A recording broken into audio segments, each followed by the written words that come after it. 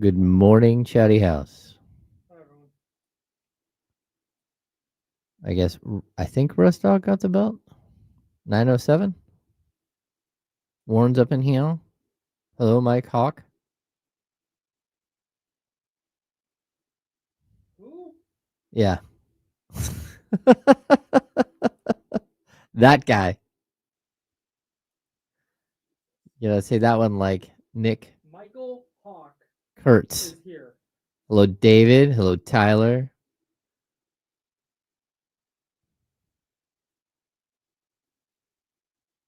Wheezy.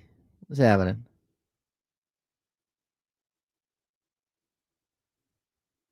Cousin Pete. Chief of Wolverine. Chris Ochoa. Greetings from Oxnard. Hello. Scooter. Good morning. Tino Lee. Good morning.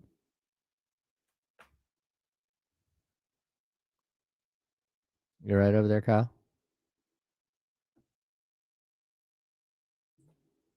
What's up?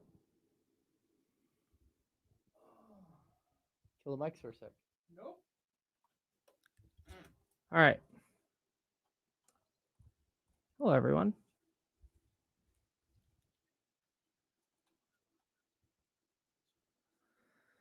Katrina, good morning. Where are we? Johnny G, hello. Adam L. Marcus. I am missing something. What am I missing? Aside from my sanity. All right, here we go.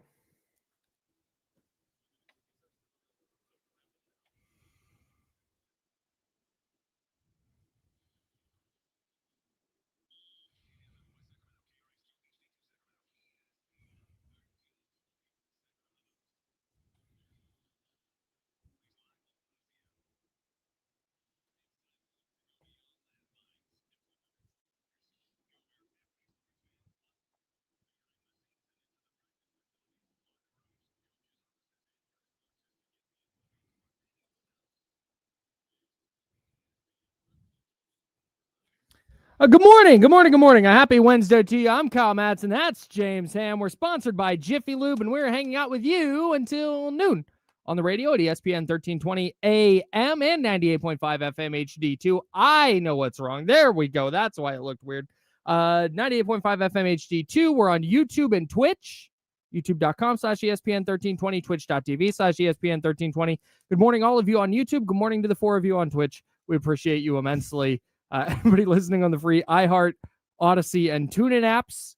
Good morning, hello, and everybody listening to the James Ham and Kyle Madsen Show. It's a podcast version of this program. It's this program just broken up into hours and then the whole show. We appreciate you listening there. Hope the future is going well. We're going to sprinkle in a ton of basketball today because it's a Wednesday during football season, and that's an awkward day when you do your show 10 to noon because the 49ers and Raiders aren't quite practicing yet. We'll get an update on Brock Bowers today and whether he's participating in practice. We'll get an update on Brock Purdy, who is dealing with the toe injury and maybe out this week. We'll find out about Juwan Jennings, what he's up to. We'll get to all of that for sure. Before we get to basketball, though, the 49ers signed a replacement for Jake Moody yesterday. Welcome to the team, Eddie Pinheiro. I am stunned that Eddie Pinheiro was still available. Why was he available? I don't know. I don't know exactly. We'll ask Matt Barrows, who's coming up at 11 o'clock. He covers the 49ers for The Athletic and has done so for many, many years. I'm not totally sure because typically I would have pointed to, okay, well, he doesn't have the strongest leg, so maybe it's kickoff related. But given the new kickoff rules, you don't want your kicker to just blast it out the back of the end zone. Nope. So I'm not totally sure. But if you're unfamiliar, Eddie Pinheiro is the fourth most accurate kicker in NFL history. Yeah, it's almost like he just got ignored because he played for Carolina. Maybe. I don't know. I have no clue. I mean, you're not going to score just a ton of points kicking for a team that doesn't score a ton of points. Sure. I don't know, man. But he was there. I want to know. I'm so interested to find out. And again, we'll ask Matt Barrows about this at 11. Why he was not in the building and Greg Joseph was during training camp? Yeah. But Eddie Pinheiro has missed 7 times. So this is so he had a up and down rookie year in 2019, missed all of 2020, the pandemic year. And then since 2021, when he came back with the Jets, he played for five games with the Jets that year, made all 8 of his kicks. He has missed 7 times from inside of 50 yards on 86 kicks. So 49 yards and in, he's missed 7 times in 86 tries. Jake Moody has missed 10 times in 50 tries from 50 yards and in. Yeah, I'll take Eddie Pinheiro. No, I mean, like, look, I don't know why he's available, but if accuracy is what you're looking for, you're right. I mean, he doesn't have a big booming leg. Mm-hmm. He's only got, in the last 3 seasons, something like 11 attempts from 50 yards or more, and he's hit 8 of them. Mm-hmm. So that's not horrible. I believe Jake Moody's 6 of 12. Yeah. No. So I guess maybe that's it, that the league has trended towards, these guys that can kick 60 plus yard field goals and just, open up the scoring a little bit. But for a team like the 49ers, we say this all the time, that are conservative inside between like the 40 and the 20, they don't typically go for it on 4th and 2, 4th and 3. This is the type of guy who steps in and you just feel confident he's going to hit the field goal. You mentioned this yesterday, and I think it hits the nail on the head. When you're the 49ers and you're Kyle Shanahan, who is a very old school type of coach in terms of he's a little bit more aggressive on 4th and short than he used to be, but still in relative to the direction the rest of the league is going, he's still very conservative in that way. I think when you look at, all right, no George Kittle for 4 weeks, Juwan Jennings banged up, Brock Purdy banged up, the run game could not get going against Seattle with any real success.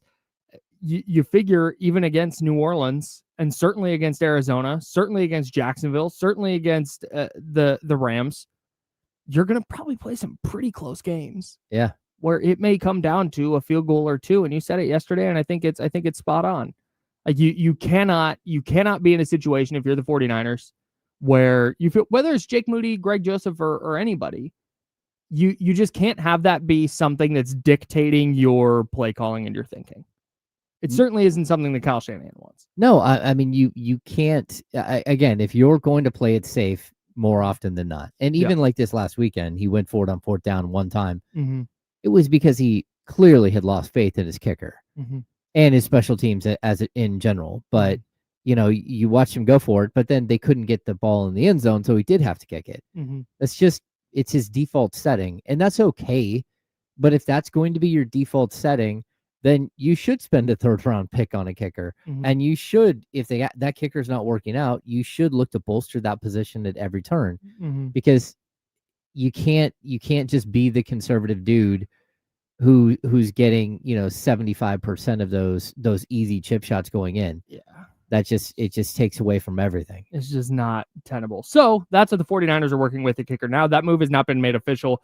I'm expecting it to be made official here in the next couple of minutes, or maybe not the next couple of minutes, but certainly before the 49ers practice today. 12:40 is their scheduled practice time.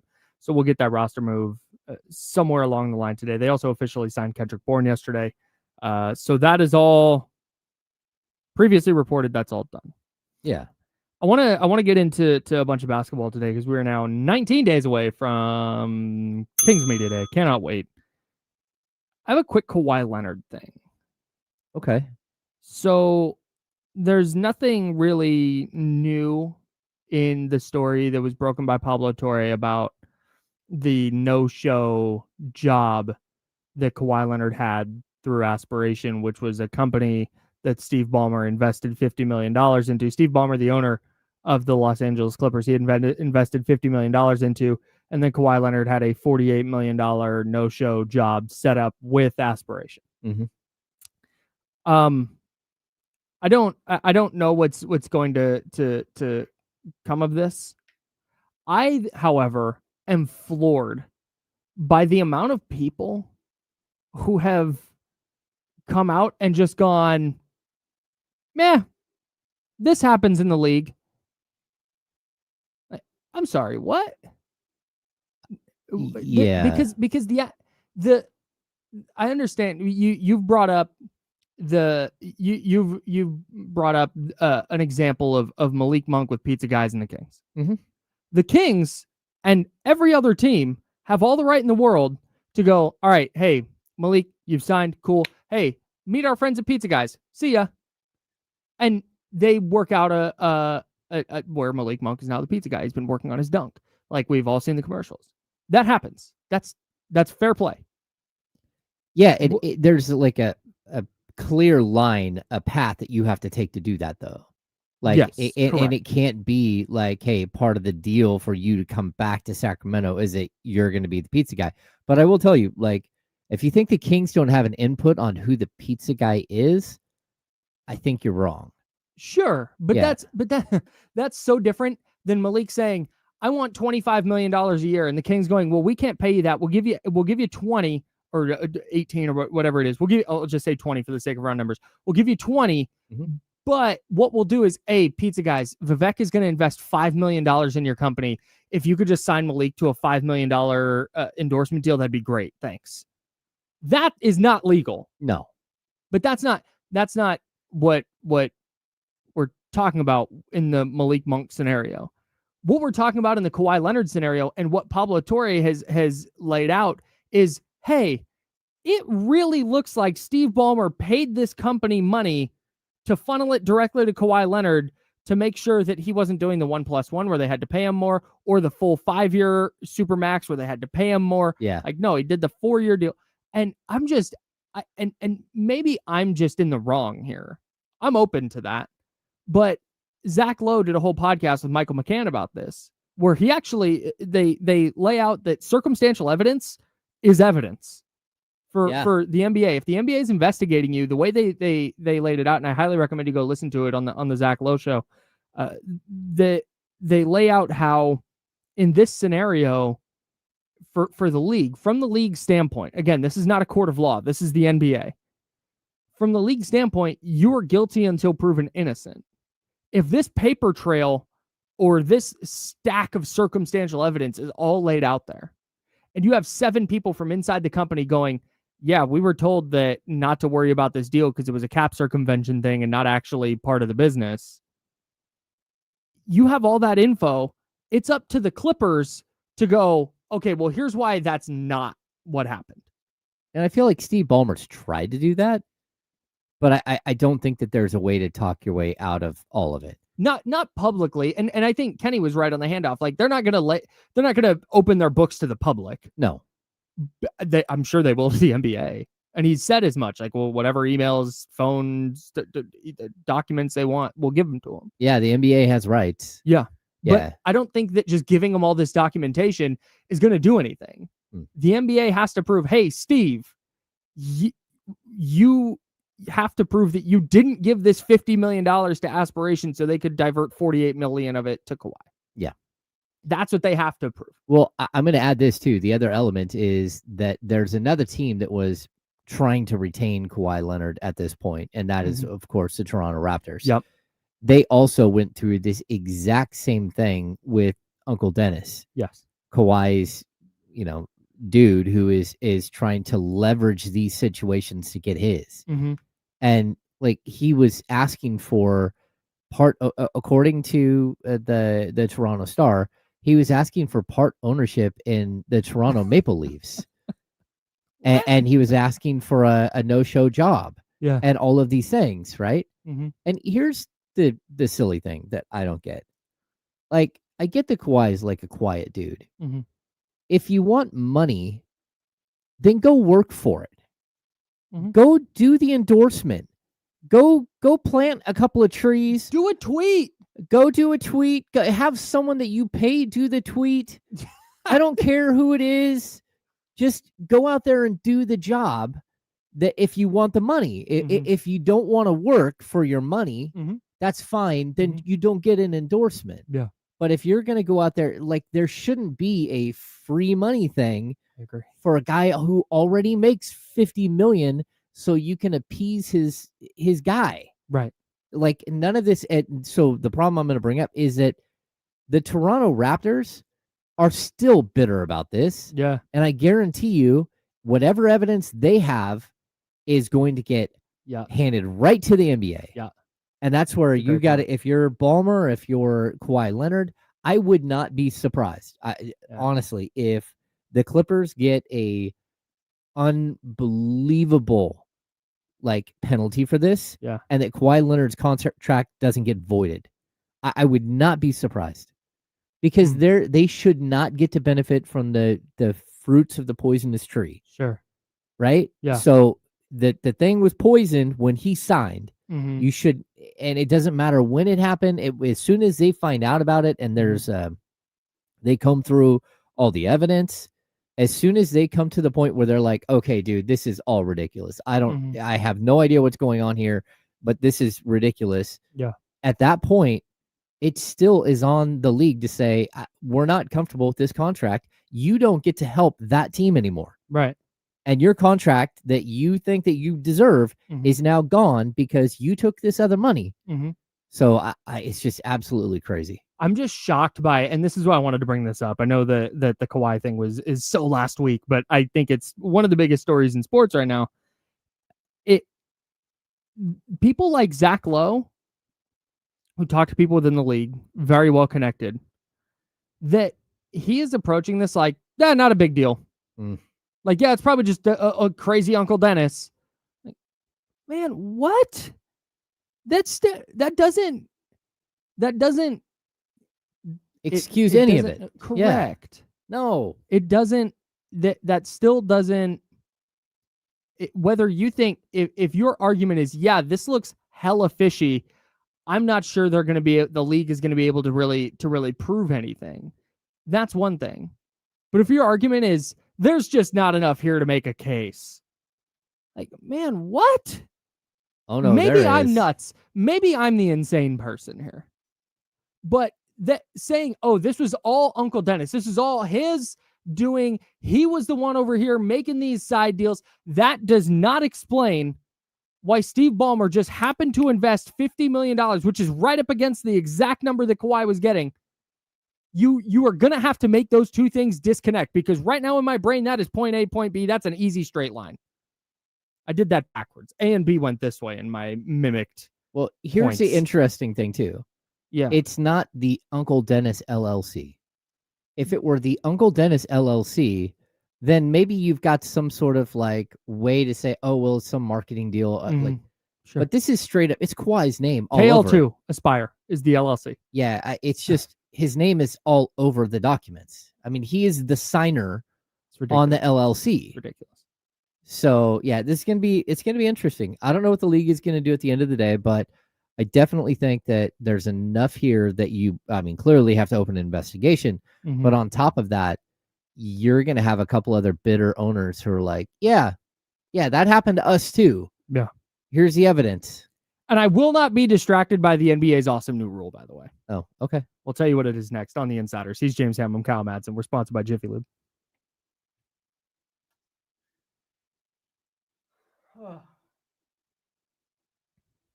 You want to mute these for a sec?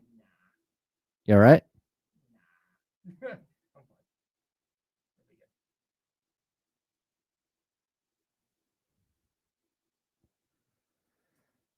Hello.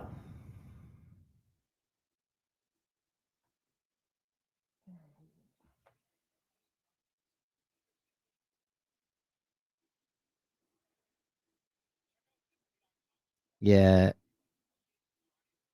I think this should be voided and count against the cap for a Kawhi contract. If you void it, it can't count against the cap, I believe. But I do believe that they chances are they'd still be above the salary cap anyways, and they're not going to be able to replace him.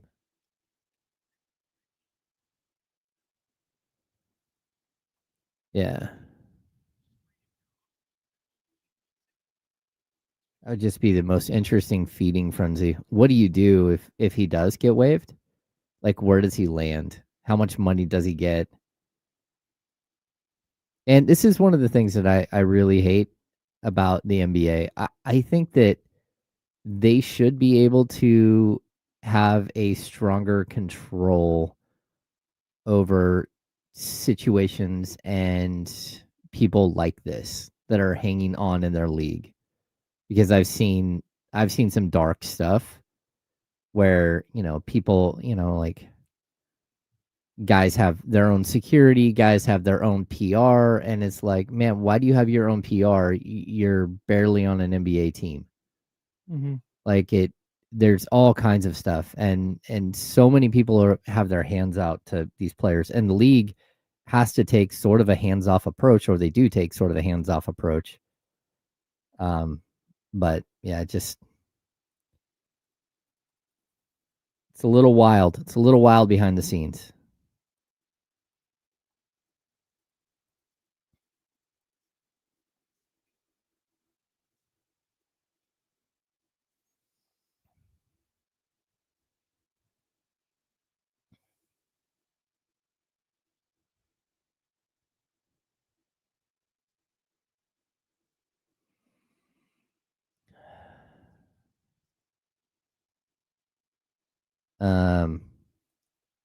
Both, Steven.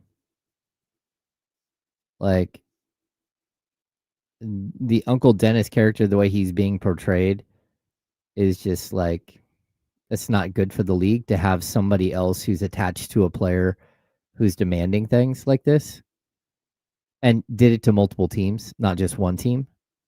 But it's also an owner's job to know the rules and to say no. And for the people around him to say, hey, that's a bad idea. So I've been in the locker room when players started talking about college money before NIL money. And literally one player is like, I don't know what you guys are talking about. I never got paid a dime to play at Kentucky. He's like, I absolutely got nothing. I was a starving college student for my 1 year there, just like everybody else. I don't care what, I don't know where that money is and how you guys got that money, if there was money, but Fox certainly was very clear, like he never got anything. Isn't that what Shabazz Napier said too at UConn? Oh, I don't remember that. That they were like playing, that they were like going hungry. Oh, oh man. There's going to be a Netflix documentary on who killed the, it's called Who Killed the Montreal Expos. Oh. Can't wait. Here we go.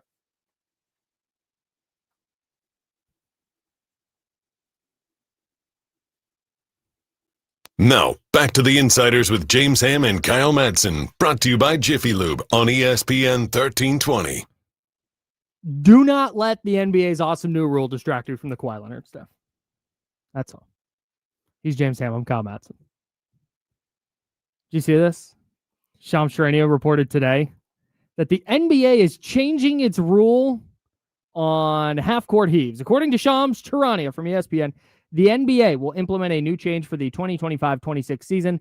Unsuccessful end-of-period heaves will now be recorded as a missed field goal attempt for the team, not the player, sources tell ESPN. Those long heaves will no longer impact an individual player's percentages. Hell yeah.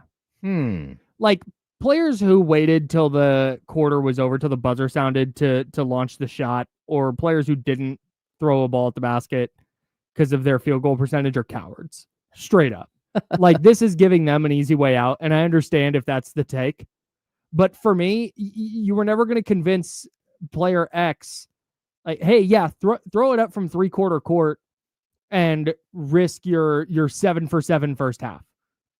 Like there were way too many guys who were just not going to do that. And so anything that gives more chances to see, because I don't know about you, but when a player throws up a shot from like 3/4 court or half court or whatever, yep, all I want is for the ball to go in. Oh yeah, it is thrilling. Oh yeah, totally. I mean, want more of this. I think Mitch Richmond in the 90s used to get the ball, and there could be 3 seconds on the clock. He would just dribble it, turn his back, and just walk the other way. He would not shoot. Oh, see, boo. At all. Boo. But then I thought we got to a point where the shots didn't count, but I guess they do. And now they definitely count. Now it's going to count towards the team field goal percentage, but Yes. not the player field goal percentage. Correct. It's like a shot clock violation. Yeah. And, you dribble out the clock at the end of the game. Well, I told you there was a situation years ago with Buddy Hield where he had a clause in his contract that if he shot 85% from from the free throw line, that basically he would get like a $1 million bonus, there's an incentive, right? And we get to the last game of the season and he gets fouled shooting a 3 and he's at like 85.1.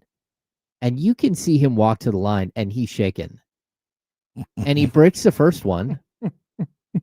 And then he hits the next 2, but the one brick dropped him to like 84.6. Yeah. He dropped below. Then the rest of the game, this is the final game of the season. He's running around trying to draw fouls everywhere. And you're like, man, buddy, I don't like the math doesn't work out for you. Brother, it's not going to happen. You're going to have to shoot so many free throws in order to make up for the one you missed. Oof. And he finished the season below. And then I went back and looked. He hadn't taken a free throw in like 4 games before that. Because you could tell he's like, hey, I got here. Draw contact. I got here. This is where I'm at. I'm I'm sure he called somebody, like the opposing player was like, bro, why'd you have to foul me? Yeah. Yeah. And then on the way down, like, dude, get me back. Like, let me get back to the line. Yeah. Yeah. Yeah, Wild. man. Yeah. It sucks that the NBA had to do it this way, but I also know why they did it this way. And I hope it means more players chucking shots before the buzzer. Yeah. Because there is nothing more fun. Like, I bet what percentage do you think we're going to remove like Steph Curry and Peyton Pritchard from this? If you remove those 2 guys who hit an inordinate amount of half court and beyond shots. Yeah. What do you think the percentage is? Like 5? Yeah. It's probably less than that. It's way down. Yeah. But when it does happen, it's just, even when it's like a 25-point game and guy connects to make it 22, it's like, hey, that could change momentum. Yeah. That could change the tide. Well, NBA. Good rule. I was there for one of the great half-court heaves of all time. It was Tyreek? Yeah, Tyreek. Memphis? Yeah. Chicago. Against Memphis. Against Memphis, he hits a half quarter to win the game. Right. And as soon as it leaves his hand, Dante Green starts walking out on the court. Is that the one where you and Zach Harper were sitting behind the basket and we're like leaning? Yeah, we're leaning into it. We're like, oh no, that's got a shot. It might go in. And then boom, the entire place. And you're not, but that's okay. So I need that to not happen while I'm in the building at Golden One Center. Oh. Because my hands would go up. Oh, it's just a react. Like, it's just, you watch a guy launch a ball from 75 feet and it goes in. Like, man, I can't make a free throw reliably. And they're making that. It's impossible to not be like, oh, like, you're not supposed to do that in the press area. So I need that to not happen while I'm there because I'll react. Yeah. Like Kramer. Hell yeah, NBA. Day 66. Let's get into it. Kuminga Watch. We don't have Jonathan Kuminga news, but we are one day closer to the October 1st deadline. And we also got some Josh Giddey news. Josh Giddey, 4 years, $100 million contract with the Chicago Bulls. And you go, man, all right. They found a compromise. Giddey wanted 4 and 120. The Bulls said, how about 4 and 88? They landed in the middle at 100. Yeah. Or somewhere in the middle, in between those two. And so I wrote last night, I said, does this portend movement on the Kuminga front? I think I'm using portend correctly. And I meant to Google that before saying it on the radio, but I'm just going to let it rip. Chatty House, let me know if that's wrong. So I wrote that last night. And then Monty Poole very handily wrote an article that asks the same question. Monty Poole, Warriors insider, and has been for a long time. One of the greats. Basically, in more words, said, this doesn't have anything to do with Jonathan Kuminga because Josh Giddey and the Bulls actually want to be together. Yeah. And I think that's the best way to put it. And the other scenario we had, well, there's Quentin Grimes, and there's mutual interest between Grimes and the 76ers. Yes. So that's not gonna. The other one is Cam Thomas. Mm-hmm. The Nets are like, yeah, hey, we don't we don't really want, like, we'll have, how about a mid-level? We're not really interested in a long-term partnership. That's not where we are right now as a franchise. Yeah, and he signed the qualifying offer. And so Monty Poole's conclusion is that it still looks like Jonathan Kuminga is hurtling towards signing the qualifying offer. Yeah, so I think it's very interesting that we lump in all the restricted free agents together, but all of their situations are completely different. Way different. You have a starting NBA point guard. You have a really nice up-and-coming defensive-minded two-way player in Quentin Grimes. You have a crazy scorer in Cam Thomas, but doesn't do a lot of anything else. And then you have just a bundle of potential that no one really, really knows what he is, but at least the early signs are that he's good in Kuminga. And then once you break down who they are as players, then you have to look at each of their situations. You have a Warriors team who is big game hunting. You have a Bulls team who wants to build around Giddey. You've got a Philadelphia 76ers team that's way over the cap and like, we don't want to pay extra money for Quentin Grimes. And then you have the Nets who are like so far under the cap and saying, hey, no, we want to be a player when anything happens because we can get assets. Yeah. So they're in asset collection mode. So all of the franchises are in different places. All the players are in different places. And I do think the Giddey thing, if I'm Kuminga's people, I'm like, I'm going back to the Kings. I'm going back to the Suns and saying, can you guys please up the offer? Like whatever it is, can you find a way to get it done? Yeah. Because you're looking at that $100 million and saying, okay, again, a 3-year, $63 million deal is not that far off of a 4-year $100. That last year is a $27 million contract. You could get closer. And at Kuminga's age, you're going to be, if you get that 3-year deal, you're going to be 26. Yeah. When you're up for your next contract, if you hit free agency again, and if you're playing well, you could be looking at a sizable payout. Real quick, putting a pin in the restricted free agent thing. Shout out to my old man who reached out and said, talking about the full court heaves, and said if the player makes it, does it count for the player? And yes. Oh. Yeah. So it's unsuccessful end of period shots, heaves, will count against the team stats, not the player. If the player makes it, it's like a and one. Yeah. If you make your shot, it counts. If you miss your shot, doesn't count. Yeah. Against your field goal percentage. Yeah, that's always interesting. Yeah. I also wonder what the line for a heave is. 40 feet? 38 feet? Probably half court. Half court? I don't know. If you're a step in front of half court, you're not going to stand there with your toes behind half court too. That's interesting. That's going to be really interesting to see. My guess is it's half court. Yeah. Because that's just an easy marker for a scorer to see. All right. Anyways, back to the restricted free agent issue here at hand. It's funny how the 76ers this time, well, not this time last year, but last offseason, we were looking at the Sixers and like, hey, they're turning over their entire roster. It's like Joel Embiid, Tyrese Maxey, and then they had no other players. Yeah. They've completely turned over their roster, and now they're way over the cap already.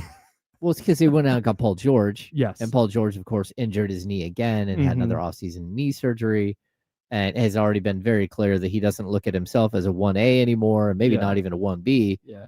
Yeah, it's really, really weird, the sort of situation there. And then, they're able to pick up Quentin Grimes on a very affordable trade, right? What do they swapped one of the Martin twins for him, right?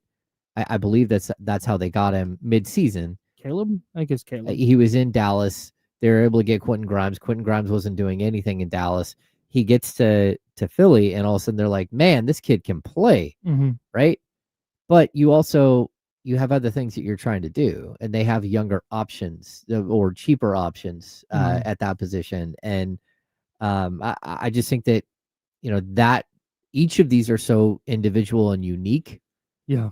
Yeah. And then, like, look, if you're the Warriors and you're hearing this from Kuminga's people, but you're also you're hearing it from a lot of reporters who are talking to Kuminga's people.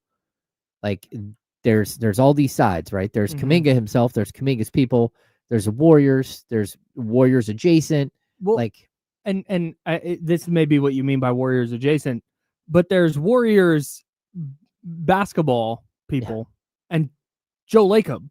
Yeah. And I think they're at odds, which creates another rift or dynamic that needs to be overcome here. Well, but if you're the Warriors and you're looking at this and you're actually listening and going, okay, his people are telling everyone he's probably going to take the qualifying offer. Mm-hmm. If you're the Warriors and you realize you're going to get nothing back, mm-hmm. that he's going to be an unrestricted free agent at the end of the season who is already bitter that he played for way less than his mm-hmm. market value, you've got to look at the Kings deal. You've got to come back around to the Kings deal and say, hey, look, can we get the Devin Carter, Dario Saric deal, which mm-hmm. only adds you can just, if you get it done before October 31st, you can not pick up the fourth-year option on Devin Carter mm-hmm. or even maybe the third-year option. You could basically not pick up his contract for next season and just make it a true salary dump, but then get your first-round pick from the Kings. Mm-hmm. And so that's where, if I'm the Warriors, I start looking at this and going, hey, I don't think I want to pay Jonathan Kuminga $8.9 million or whatever it is for this season when we could just pay $10 million, get these other two players and get a first round pick. We might as well do the swap and figure it out later. Yeah. And then the Kings would of course have to scramble mm-hmm. and try to clear $10 million in cap space on their side, mm-hmm. which I think is something like their plan A and plan B. I think they've always had this kind of in their mind. Sure. Yeah. And I'm sure at that point you might have to attach a pick or something to get off salary, but we'll cross that bridge when we get to it. The Quentin Grimes situation reminds me a little bit of Juwan Jennings. Player probably especially in the 76ers case where Joel Embiid may or may not play basketball again and Paul George, who knows? Yeah. And Quentin Grimes is a good player and was a really good player for them last year. They're going, we need you here for sure, but also we can't pay you what you're probably worth. So you're just going to have to be underpaid and probably in a role that is well above your pay grade. Well, that, and I think people forget that Quentin Grimes, he got traded there, and in his 28 games, including 25 starts for the 76ers, he averaged 21.9 points, 4.5 assists, 5.2 rebounds, 1.5 steals. He shot 37.3 from 3 on 8 attempts per game. He was spectacular, but on a horrible team. He's not going to have that opportunity, I don't think, again. But they also, you remember, they have Jared McCain, Sacramento guy, who got hurt and only played 23 games. So who was on his way to being the rookie of the year. Yeah, he was destroying it. I mean, he averaged 15.3 points per game. Yeah, so if I'm that, Quentin Grimes, 24 going on 25, he's 25 now. Man, it's just a good two-way player, everything else, but it's really tough when you're up against a cap, and you're up. I think they're up against the first apron, and so that's why we're starting to hear that they might be shopping Kelly Oubre to just get lower, so the cap hit is less when they sign Grimes. Yeah, another opportunity. Yeah, at some point, they're going to have to change the restricted free agent rules. Yeah, if you're going to have the aprons, and then you've got guys are being robbed. Yeah, that's I mean, we've said it a million times. Jonathan Kuminga is being held hostage by the situation. There's not some benefit. There's not some this sucks. Yeah. So, anyways, that's day 66. Over under, we're cruising toward the over of 70.5 days. I think we're gonna get there pretty easily. Book's moving it to 74.5. Over under now 74.5 days. Oh, really? Yeah. Monty Poole, I don't know if I mentioned this. Monty Poole said he thinks that the conclusion of this is Kuminga signing a qualifying offer. Yeah. So does Slater. Yep. So does Dalton. Yep. Johnson. From NBC Sports as well. Yeah. Yeah. Yeah. So. Everybody kind of, you're starting to feel that way. And look, if everyone's kind of leaning that way, that doesn't mean he's going to sign the qualifying offer. It means that Warriors, it's your move. He's going to have a moment where he tells them, hey, look, I'm signing the qualifying offer. Yeah. And someone asked in the chat if you can waive the no trade clause with the qualifying offer. Yeah, he can waive the no trade clause, but if he was going to do that, he would just he would waive his no trade clause on the 2-year deal with the team option. Yeah, maybe, but Because that then he would still locks him up for 2 years. He would at least, well, and I guess, and you might know the answer to this. Do you have to waive your no trade clause when you sign the contract? Or can he say, I'm going to retain my no trade clause, but I will work with you if they're going to trade him to, let's say, mid-season, they trade him to Sacramento. Yeah. And he's like, yeah, I want to go to Sacramento. Okay, cool. I'll waive the no trade clause for that mid-season. Well, or does that have to be decided before the year? Yeah, here it can be decided in the moment. Okay. But the problem that you have is that when he turns down the no trade clause and accepts a trade, his Larry Bird rights are extinguished. Which limits his maximum earning potential. Yeah, so let's say he gets traded to the Kings on either one, the 8.9 million. Well, let's just say the 8.9. Yeah, right? on the qualifying offer. On the qualifying offer. If he gets traded to the Kings on the qualifying offer, that means he has no bird rights going forward, which you get to the offseason, the most the Kings can pay him because they're over the cap is the mid-level exception at 15 point whatever million. So he's already losing tons of money. And the only way to rebuild your bird rights is to be there for 2 years. You're going to have to, and then you're an early bird candidate. So if he waits till the end of the season, even if it's on the qualifying offer, I believe the Warriors still have his bird rights, although I'm going to have to look that up.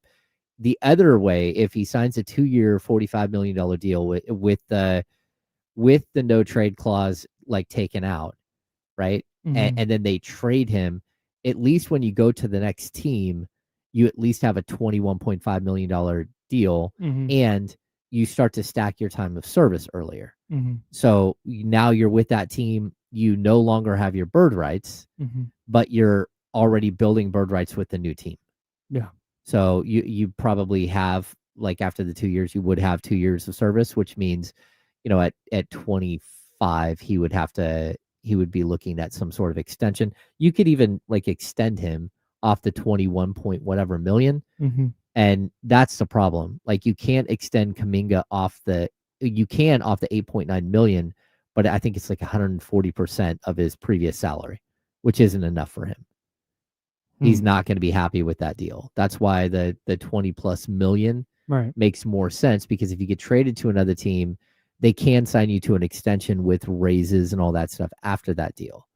And so the 20 plus point whatever million becomes, they could do a 4-year deal off of that. So the bird rights thing is different than if he signs the 1+1 with the team option, because then he would still have the no trade clause, but he could theoretically in season still work with the Warriors and say, I won't go to Charlotte. I will go to Sacramento. Yeah. Would that have the same effect on his bird rights? Yeah, it's going to have the same effect on his bird rights, but you're like, you can get an extension based off of raises that you already have off of a contract, but you wouldn't have like standard bird rights on your contract. So if he became a free agent, I think it would be different. I see. All right. It's complicated. Yeah. You want to talk a little baseball? Sure. We'll do that next. The Giants are going to make the playoffs. I'll tell you why on the Insiders.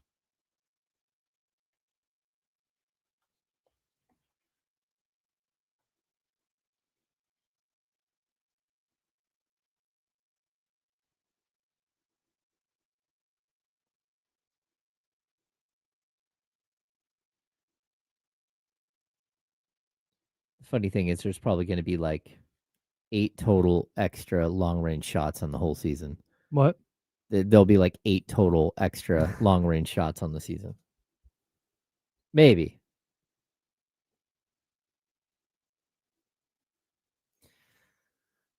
I don't know that there will be a discernible difference, but I am super over watching guys catch the ball, like you said, with 3 seconds left and just drop it and walk away. Yeah. And let the quarter end. It's like, boo. Throw a shot up. Yeah.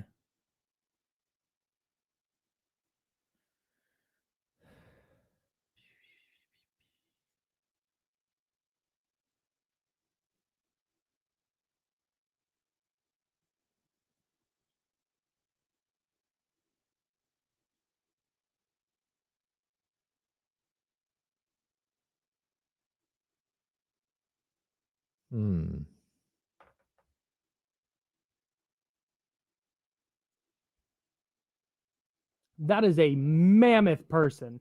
Oh, it's AQ Shipley. Oh, okay.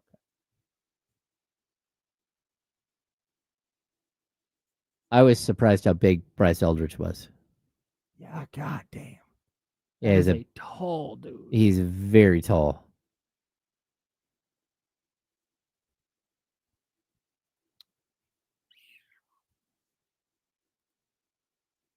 Like, I knew he was tall, but 6'7" on a baseball field just looks insane. Yeah.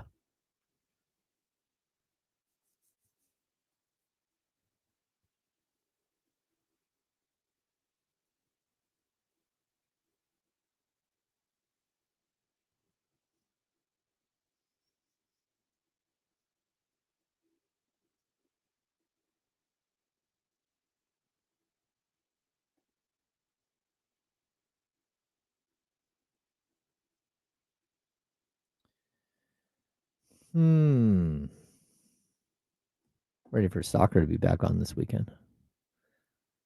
International break.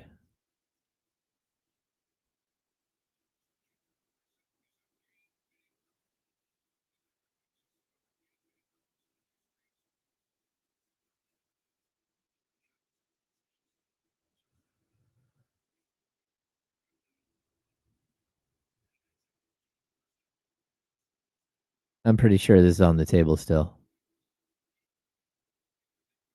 The Kings have kind of been in a holding pattern waiting for all this to happen. It's more about what they'd have to trade and whether they can figure out a way to move off of some of their contracts afterwards.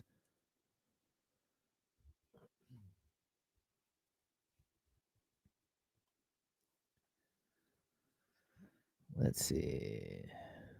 Hey, soccer people. That includes you, James. Do we make anything out of the U.S. international friendly win over Japan last night? No, not really. They ran a bunch of MLS guys out there that probably won't be on the World Cup roster. Oh, okay. Yeah, so there were a couple of guys that's like, oh no, what is he doing? Just getting pushed around all over the pitch. Like, what is happening?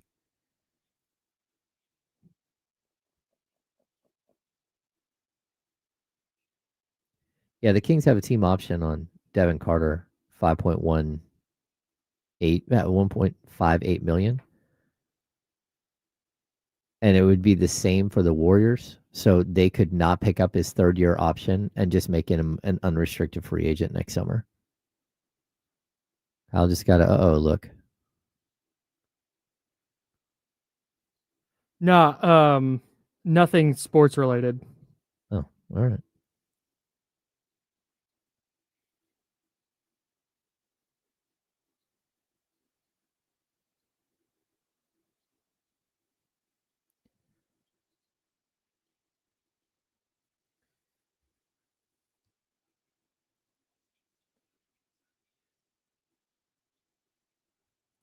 Hey, to hell with my HOA, bro. I hope they're listening. God forbid I leave my garbage cans out for one extra day. Oh, you get ticket? While the yard across the street and 2 houses down has been decaying for 6 months. Oh, yeah.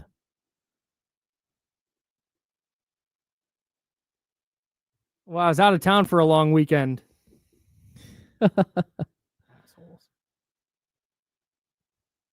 Send me a letter with photos.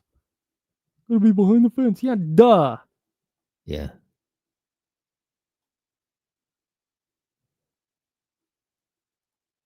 Oh, I didn't know John Poles had like multiple houses money. That's fire, bro. Congrats.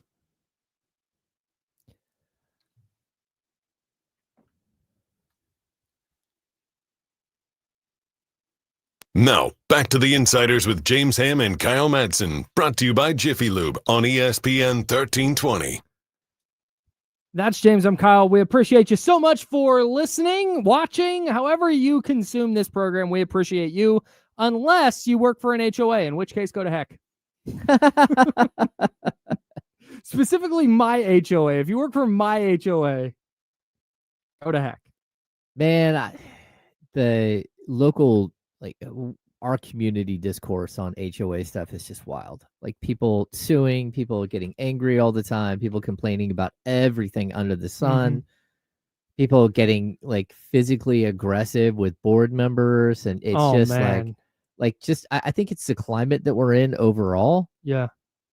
And I need to go to an HOA meeting one time and ask why I'm paying this money. Like, what am I doing this for?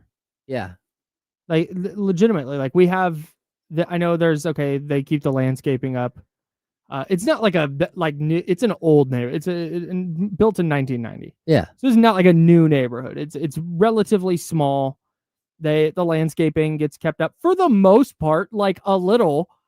There's a sign in the front, like when you drive into the development and you get immediately to a 4-way stop, and across from the 4-way stop where you enter, there's a sign that says the name of the development, and then it's like I don't even know how to describe it. It's just you can put letters in the letterboard basically. There's never been letters in the letterboard. Oh. Why is that there? It looks awful. Yeah. Why is the HOA not keeping that up or getting rid of it? Okay. I will personally send my, however long is it, a year's worth of my HOA fee to get that thing removed. Like I really want to know what it goes to. I know they say like pool upkeep. Okay, that's great. There's a little community pool. Awesome. Okay. Love that. But there's got to be more to it. There's no way that that's all it is. Yeah, our HOA is climbed, but we get things like a lake, 2 restaurants, a golf course, tennis courts, pickleball courts. We have like 5 parks. The main beach. Yeah. They just put in a new equivalent of a yacht lounge. You have a much more complicated. I do, but I bet you my HOA compared to other people's HOA, like in Rockland, we pay less. Yeah, and it's gone up. Yeah. Shut up. A couple things here. Michael Fredgren in the chatty house says, "This is why you are nice to neighbors. They will bring in trash cans while you're out of town." Here's the thing, Michael. I have a great relationship with all my neighbors. Across the street, both the ones directly next to me. Good relationships with all of them. And if I ask, hey, can you grab my garbage cans? They're going to be out of town for a couple days. They will. My next door neighbors grab them without us asking sometimes if we're just out of town for like the weekend. I do not ask somebody to go get my garbage cans when we're going to be gone like one extra day. Yeah. Because I didn't think it was going to be a big deal. That's why I did not ask. And that's it. Scooter said, if you didn't put your garbage cans away, well, if it bothers you, put them up for me. Exactly. Yeah. Gate's not locked. You do it, Bill, whatever your name is. Gosh. You can't count on much these days, James. But you can always count on Sundays with the NFL on CBS and Paramount Plus. Stream your local NFL game live every Sunday, all season long. That's how I watch the Raider game on Sunday. Starting at just $30 for your first year. That is $2.50 a month. Visit ParamountPlus.com/NFL to get started today. All right, I think the San Francisco Giants are going to make the playoffs. They're now just 2 back after their 5-3 win over the Diamondbacks last night. They're 2 games back of the final wild card spot. They're 7 games back of the division. They're not catching the Dodgers. No. But the Mets have lost 4 in a row. The Giants won 5-3 last night, and this run they're on is sick. Since August 22nd, on August 22nd, the Giants lost to the Brewers. It was their 4th consecutive loss, and they fell to 7 games below 500. They were 7.5 back of the final wild card spot. So since August 22nd, what is that, 19 days? Less than 3 weeks? Yeah. They're 13-3, and they are now 2 games back of a wild card spot. That's crazy. They have passed up. And when a while back, when I was talking to our guy Joe Brazil about this, he's like, hey, here come the Giants. They're going to make the playoffs. I'm looking, I go, man, they got to get past the Diamondbacks. They got to get past the Cardinals. They got to get past the Reds. And then they got to catch the Mets. Like, I don't know, man. They have passed all those teams. Now they're 2 games back of the Mets. And they've got 17 games, so this is that point where you start looking at the loss column. Mm-hmm. And the Padres have 66 losses. The Giants have 71. You can make up 5 losses in 17 games pretty easily. Yeah, and I do believe the Mets hold the tiebreaker. over the Giants. Yeah, I think that is the case. I will confirm that with Kenny today.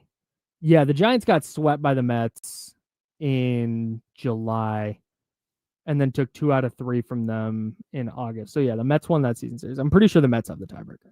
Okay. But either way, this is where if you're San Francisco, you just want to be playing your best baseball at this time of year. Mm-hmm. And that's what they're doing. 13-3 in their last 16. The Mets have been stumbling for months. Oh yeah.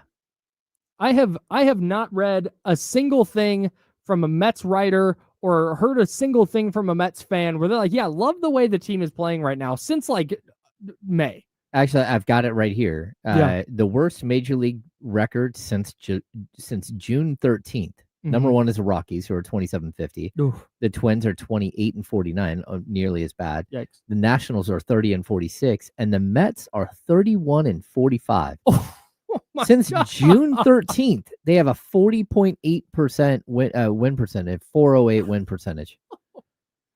Wow. Yeah, Yikes. just they're 4 games better than the Rockies over that stretch.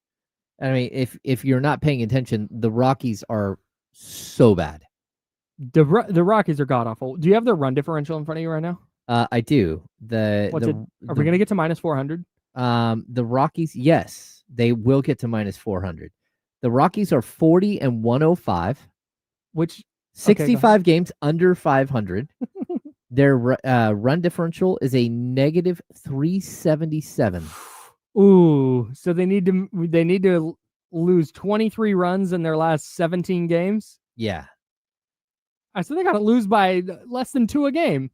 Okay, so check this out. The Nationals have given up 785 runs on the season, right? Mm-hmm. The Marlins, I think, are the A's are at 751, so that's not good either. Yikes. But 785. The Rockies have given up 922 runs on the season. God. And they have the second worst offense in the league. The Pittsburgh Pirates have scored 524 runs. They've scored 545 runs on the season. God, they're going to give up 1,000 runs. They're going to give up over 1,000 runs. Well, 17 games. What is that? Hey, yeah, it's 4 runs a game. Say, how many runs? 922. Yeah. And what's their run differential right now? Minus what? 377. To give you an idea of just how god awful that is, the White Sox, who went 41-121 last year, gave up 813 runs and had a minus 316 run differential. Oh, man. The Rockies are way worse. They're way worse, and they have 1 less win than that team did on the entire season. They still have 17 games to do better. Oh, my God. That's crazy. The Giants have 3 games left against that Rockies team, by the way. And this is where the Giants have the D-backs this afternoon. They get a day off. Then they get 3 against the Dodgers at Oracle Park in what's going to be a pretty massive series. The Dodgers have been really up and down lately. Mm-hmm. Then you get 3 more against the D-backs, who you've already taken at least 2 out of 3 from.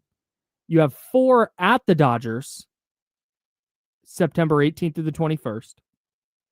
Then you come home to face the Cardinals, not a great team. You get a day off. Then you get 3 against the Rockies to end the year. The Giants are in such a freaking good spot. That's why Joe kept saying, hey, they've got a shot because they have the easiest strength of schedule remaining. Yeah, and they took care of business. They swept the Rockies. They did drop 2 out of 3 to the Cardinals in St. Louis. Lost tough. A couple of one-run games there. That loss on Saturday was just brutal. Mm-hmm. But they've taken 2 out of 3 against the Diamondbacks. If you can sweep the Diamondbacks, you have the 7 games against the Dodgers, I think, are going to be the ones that ultimately kind of seal their fate. Can you go 3-4 or 4-3 there? Yeah. Can you just avoid 1-6? That's gonna be the big one. Yeah, I have them at 5 back with 17 to play. Like, they've got some work to do. 5 back with 17 to play? Yeah. The Giants? Yeah. Of a wild card spot? That's what I've got. Uh-oh. Yeah, because the way so the Cubs lead, they're +3. Oh, no. That's the the top wild card spot. Okay. They're chasing the Mets, who are the last wild card spot. Oh, there's They're 2 3. back. Yeah, they're 2 back of the Mets. Oh, my bad. I was thinking there were still just 2. Oh yeah, no, they've expanded this whole thing. Oh yeah. So yeah, they're just chasing the Mets. Oh. So the Giants game's back. They're 2 back of the Mets. Man. Yeah, man. And the Reds are right behind them. Yeah. Game behind them. Yep. This is fun, man. I was so against MLB playoff expansion when it first happened. Yeah. And now we're just getting these awesome races down the stretch. Hell yeah. All right. Matt Barrows, what's going on with the 49ers? George Kittle going to be back in 4 weeks. Why did they sign Eddie Pinheiro? We'll get to all of that with Matt Barrows, who covers the 49ers for The Athletic. Next to open the second hour on The Insiders. It's ESPN 1320.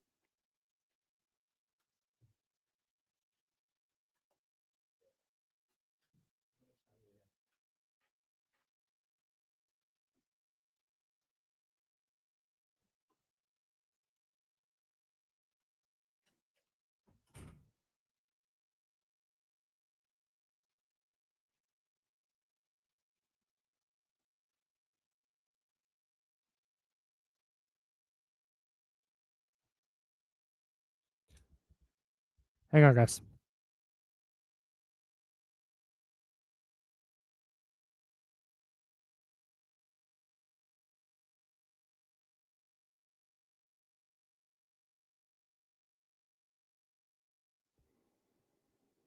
And we're back.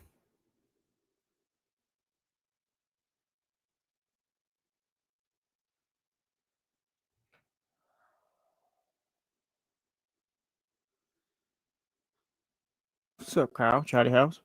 Hey, Jesse. Jesse Tapia in the building. And he is. That'd be pretty sick if that was like my jingle that played every time I walked through the door.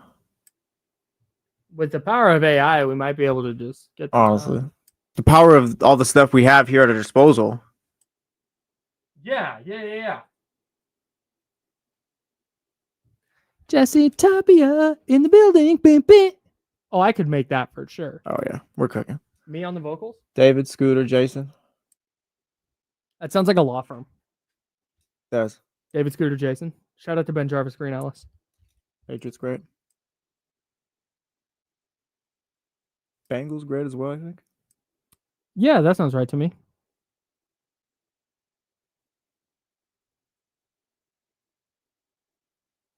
Nothing quite like just remembering some guys. Oh yeah, it's the best. That's so great. Drew Down, Wheezy, Donovan, Filthy. Look at the title of today's show, and they say we don't talk baseball. Come on.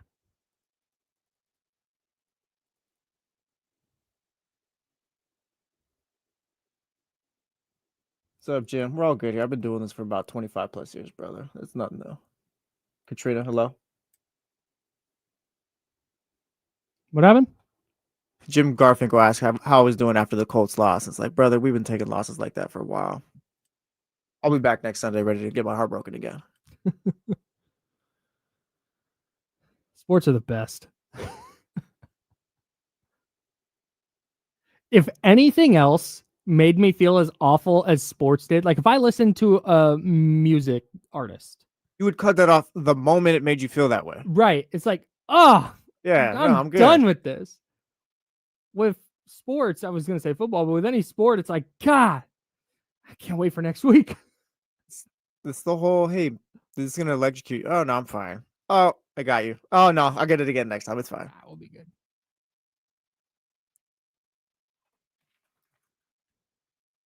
I didn't see this yesterday that Bernie Lee dropped Ben Simmons as a client. He said, I've had enough. All right, we're done here. We're all in on back when celebrating the Sharks this season, by the way. Hell yeah, we will be at are. the tank multiple times this year again. We pulling up? We're out. We're out, yes. We're pulling up? Yes. Let's go. Hey, going to a Sharks game's a good ass time. You hit San Pedro Square beforehand, get a couple drinks. It's the best. I don't think You get to walk down to SAP Center. It's the best sporting event live compared to football and all that. your light's not on. I'm like, Oh, yeah. there we go.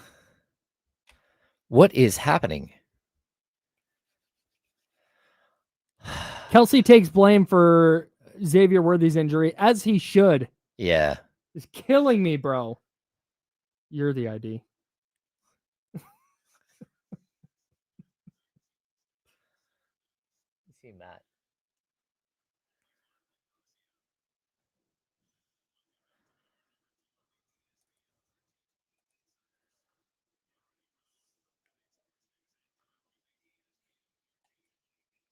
Matt. Hour number 2, I'm Kyle Madsen. He's James Ham. And he is Matt Barrows. He covers the 49ers for The Athletic and has done so for many, many years. He is an author of the book Muddy the Water. It is terrific. James, I meant to bring you my copy today and forgot you're just going to have to buy a copy wherever books are sold. Hi, Matt. Oh, hi, guys. What's going on? Hey. Oh, just hanging out. Talking a lot of Eddie Pinheiro talk today. Eddie Just Money. getting dialed. I saw his nickname on Football Reference is Eddie De Niro.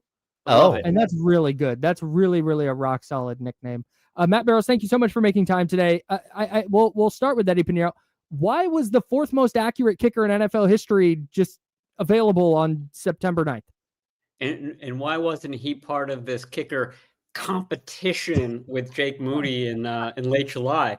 It's a great question. I don't know. We're going to hopefully talk to Eddie De Niro later today and kind of find that out. But I'm sure he's as mystified as anybody else.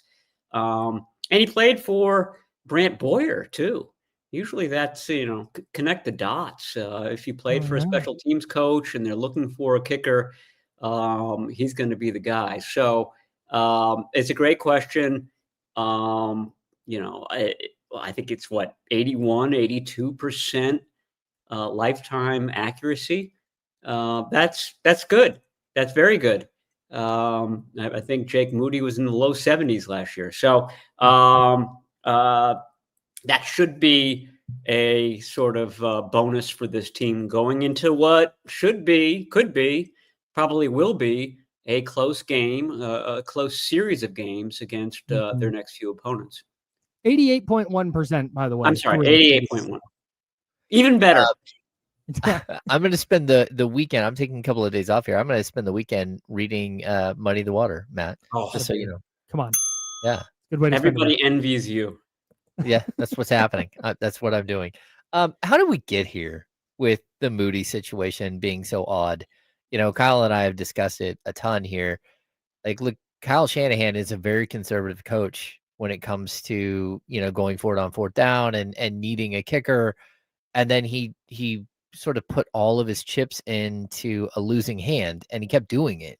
So I'm just wondering, why did it take this long? And, even like week 1 of the NFL season, he almost cost them a game.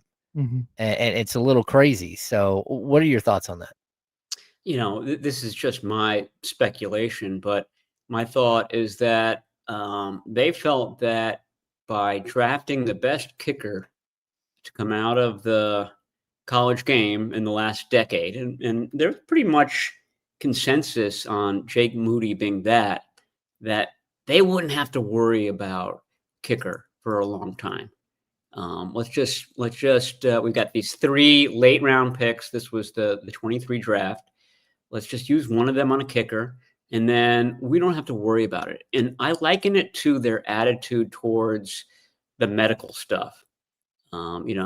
A few years ago, they decided, okay, let's just reorganize the whole medical stuff. We'll put it under the same rubric. We'll hire a kind of health and conditioning czar so that we, John and Kyle, don't really have to worry about it. Don't have to worry about the minutia of it. And, lo and behold, there have been 2 issues that have plagued this team consistently throughout: injuries and special teams. I'm not saying I know what the solution is, but I don't think that Kyle and John know what the solution is either.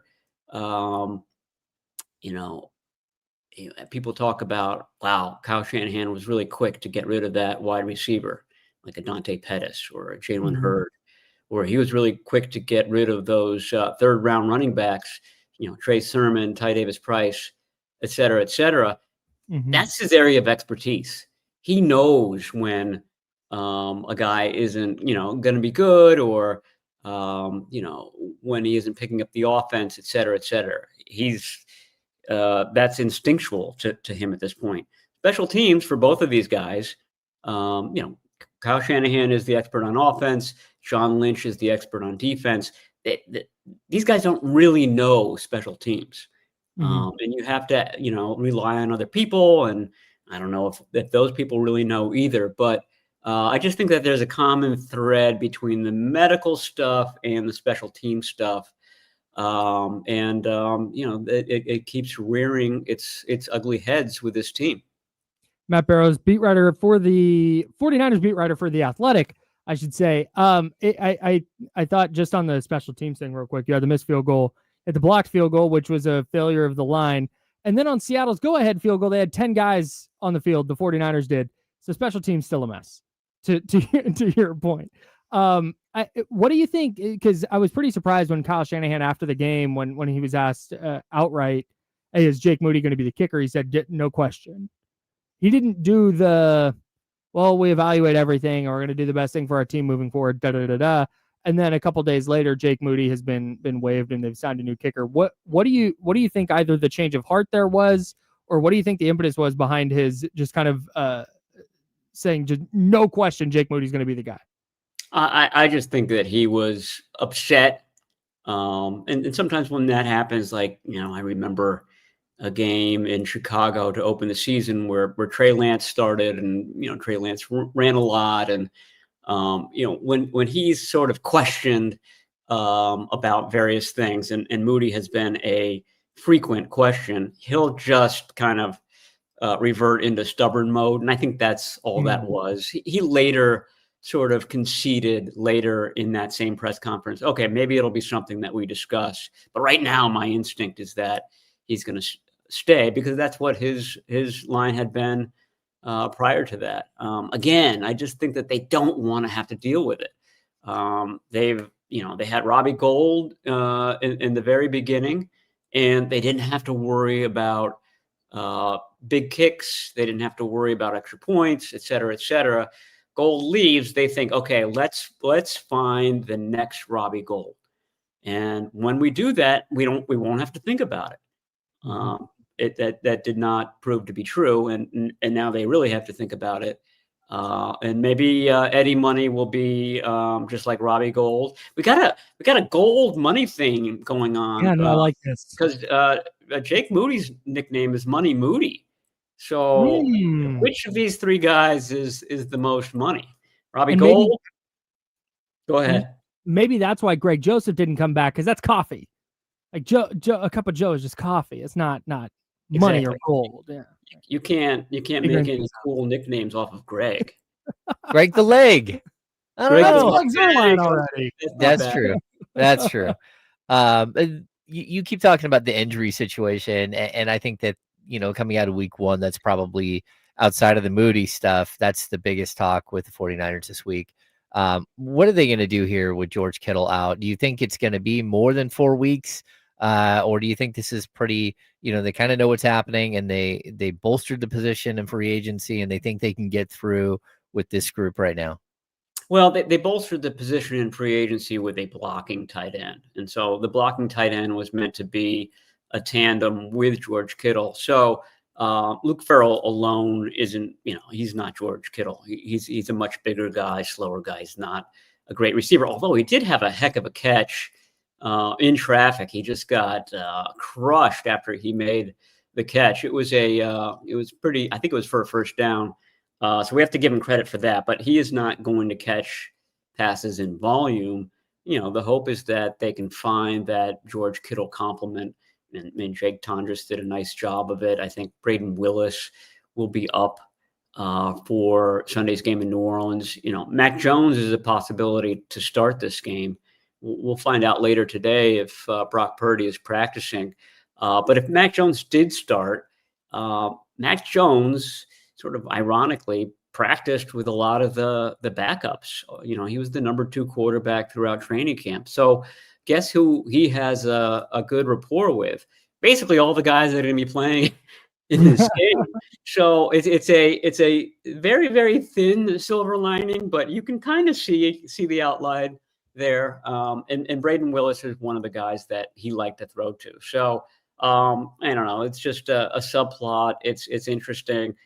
The answer to your question, though, is they can't replace George Kittle. There's no one else out there that can do the things that he does. So I do think it'll be 4 weeks.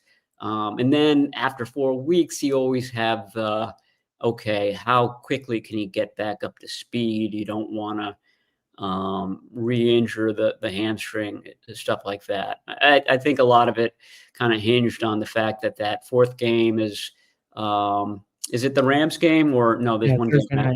Yeah. So so that's what I think. It'll be either he misses 4 or he misses 5. Okay, so I have a kind of a follow-up here with Valdez-Scantling and with Kendrick Bourne being added and the receiving core they're trying to build up right now. Is there a possibility that they might use Juwan Jennings a little bit in that situation, especially with his ability to block, his size as a wide receiver? Maybe he could slide over and play a little bit of passing down tight end? I mean, he could. They call that slot spot the F position, and you'll see George Kittle lining up there a lot too. It allows that player to block a lot because he's closer to the formation. But if Juwan Jennings is healthy, he's your X receiver, so he's your best receiver. So I just don't know. I mean, I guess there are a lot of ways to mix and match it, but I don't think that they would take away their best wide receiver at this point and have him playing tight end downs. Talking with Matt Barrows, covers the 49ers for The Athletic. Matt, real quick, do you expect Kendrick Bourne to A, suit up on Sunday and B, play quite a bit in that third receiver role? Juwan Jennings' shoulder injury, it makes him iffy. Again, he'll be somebody to look for in today's practice, but it's very possible that he doesn't play on Sunday. And I think if Juwan Jennings isn't out there, then yeah, I think Kendrick Bourne will be in uniform and he'll get a lot of snaps. MVS, Russell Gage played, healthy number of snaps. I think in the high 20s. 28 Sky for Moore, 27 for MVS. Yeah. Yeah, Sky Moore played 3, not as much. None of those guys got targeted. Right. So Brock Purdy was targeting Christian McCaffrey a lot. He was targeting Kittle early on. He was targeting Pearsall and Juwan Jennings, and he was targeting Jake Tonjes after Kittle left. I don't know how much he was looking at those other guys. So, it's not as if there's a high bar for Kendrick Bourne to get over in order to get on the field. All these other guys are newcomers, really. I know Russell Gage was here late last year on the practice squad and through training camp, but Kendrick Bourne is versed in this offense, and like I was saying about Braden Willis, he also has a chemistry with Mac Jones. They played together in New England. In fact, Jones's best season was his rookie season. And I think Kendrick Bourne had 800 yards that year. So that's another possible connection, another possible reason why Kendrick Bourne might see a lot of snaps. Matt, you're one of the very best doing it. You can read him at The Athletic. Thank you so much for hopping on with us, and we'll do this again soon. Muddy the Waters is the book. He's the author of that along with his sister. You can get it wherever you get your books now. Matt, thank you so much. She didn't do much. She didn't do much. Her name is on the book. She gets the writing credit. All right. Anytime, guys. Talk to you soon. Buddy. See ya. Matt Barrows. Check him out at The Athletic. Muddy the Water is a really good book. I'm not just saying that because I like Matt personally. I bought the book. I read it. I would not gas it up the way I do if it wasn't good. I'm going to read this. He's not even here anymore. I'm doing this because I think the book's good and I want to send out good literature to the people. I'm sorry I didn't bring you my copy. It's okay. I meant to do that this morning. I had stuff going on and just missed it. So it's all right. All right. We're going to step aside for a moment, just momentarily. ESPN had a really, really interesting piece about projecting future Hall of Famers. We'll talk about where Domantas Sabonis landed on that list and whether he can get in to the Hall of Fame eventually. That's James. I'm Kyle. We're the Insiders. Sponsored by Jiffy Lube. Let's go. See, that was that one I wasn't prepared. Son of a bee. I was prepared. All right, man. We gotta do some jokes on the internet here real quick.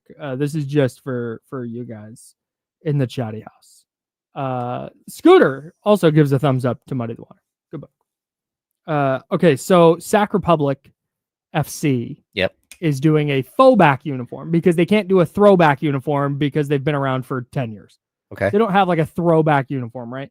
So this is their throwback, faux back primary crest.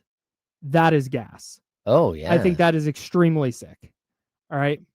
Here is the global crest. Same deal, but it's got the word mark on it. Really cool. Oh, this is supposed to look. Oh, I see.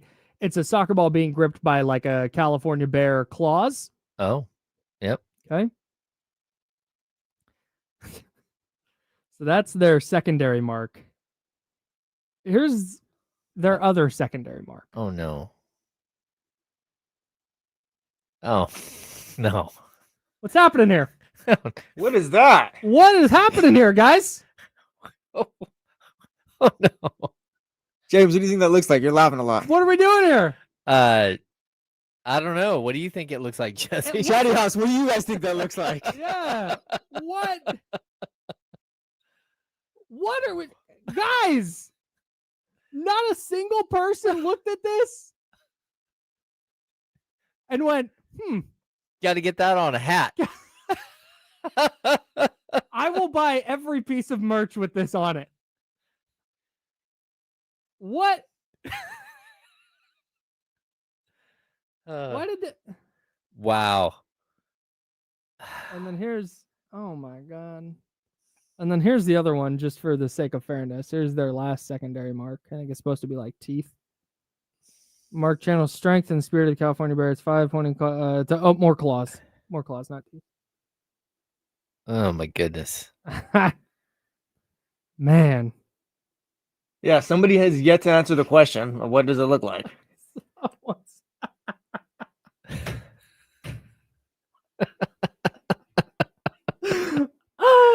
I like you guys so much. Oh man. Shout out to Sac Republic. What does that person have on his hat? Sorry, that's not appropriate. Let's hope they don't. Sir, there are kids here. Let's hope Can't wear this here. They don't make like shorts with that on there. Oh no. Hey. Yeah. Hey, Damien, it's Kyle. Yeah. I have an idea for an amendment to the Smash Them Boys t-shirt. Got a new logo. Wow. Oh man. Let's see. Oh yeah, that's gonna be on the handoff. That's what we're doing first. Okay, the National Basketball Association announced today that the Emirates NBA Cup semifinals will be played at the home arena of the higher seeded team in each conference, beginning with the 2026-27 season. Now, back to the Insiders with James Ham and Kyle Madsen, brought to you by Jiffy Lube on ESPN 1320. What happened? The NBA announced that starting next season, the Emirates Cup semifinal games will be played at the home arena of the higher seeded team in each conference. Good. So Yeah. Only the finals going to be in Vegas? Yeah, I think so.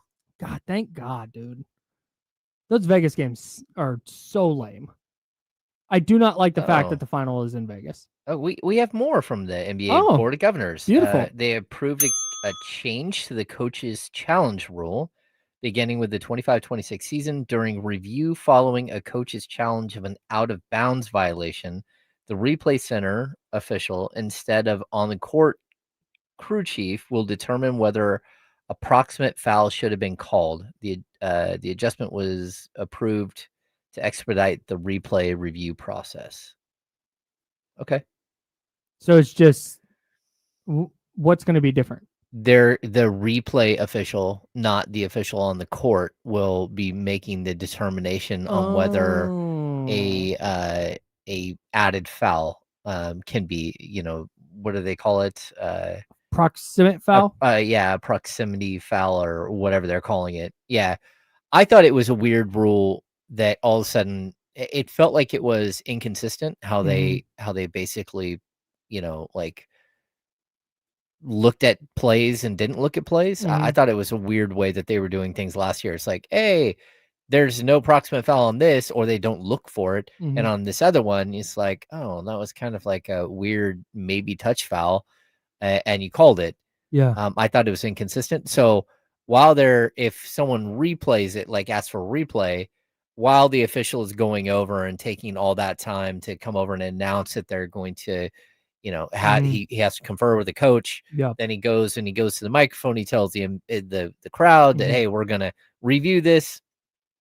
All of that time spent, there will be someone in the replay studio in Secaucus, New Jersey, who's overlooking this. And so as soon as they get the headset on, they're like, yeah, it was out of bounds, no foul. it should be way quicker. Purple ball. Yeah. Got it. Yeah. Okay. Very good. Interesting stuff. Thank God. Yeah. I still, dude, the NFL, I don't know why the NFL did away with this. When the NFL first started replay reviews, it was like 90 seconds. And once you got to 90 seconds, it's like, all right, review's over. And then they started just blowing past the 90 seconds. Now they just don't have a timer anymore. To me, if you can't figure it out in 90 seconds, it is inconclusive, dog. Yeah. From the time you put the headset on and you go to look at the replay screen.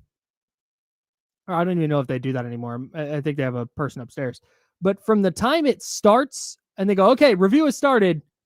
If you can't figure it out in a minute and a half's a long ass time. Yeah. To look at a bunch of replays. Because you don't have to watch the whole play.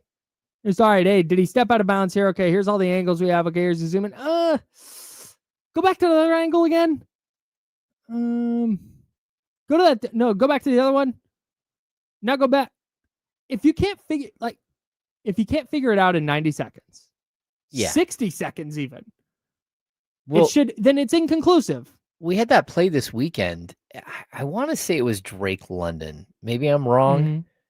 That may or may not have caught a touchdown, but they didn't have the angle from like the backside of the end zone coming in. And you're like, wait a sec, you don't have the camera angle on that? That's insane. We watched like 6 different camera angles. Like, well, none of these help us. Where's the one from the other side? Yeah. And they never had it. Oof. And like one of those things where you're like, okay, well, I don't know what we do here now. Like, I guess we'll just call it as it was on the field. Did you hear what the Titans coach said? Oh shoot. I forget which Titans receiver it was, but made this unbelievable catch down the sideline. Probably Ridley. Where he came down and his elbow hit inbounds. And then he immediately went out of bounds. Like as he was coming down, his elbow hit and he fell immediately out of bounds. Got it. And they didn't challenge. They called it incomplete. They didn't challenge it. And their coach after the game said, we didn't challenge it because he only got his elbow in. Oh no. And One elbow's elbow like is a knee. 2 feet, dog. Yeah.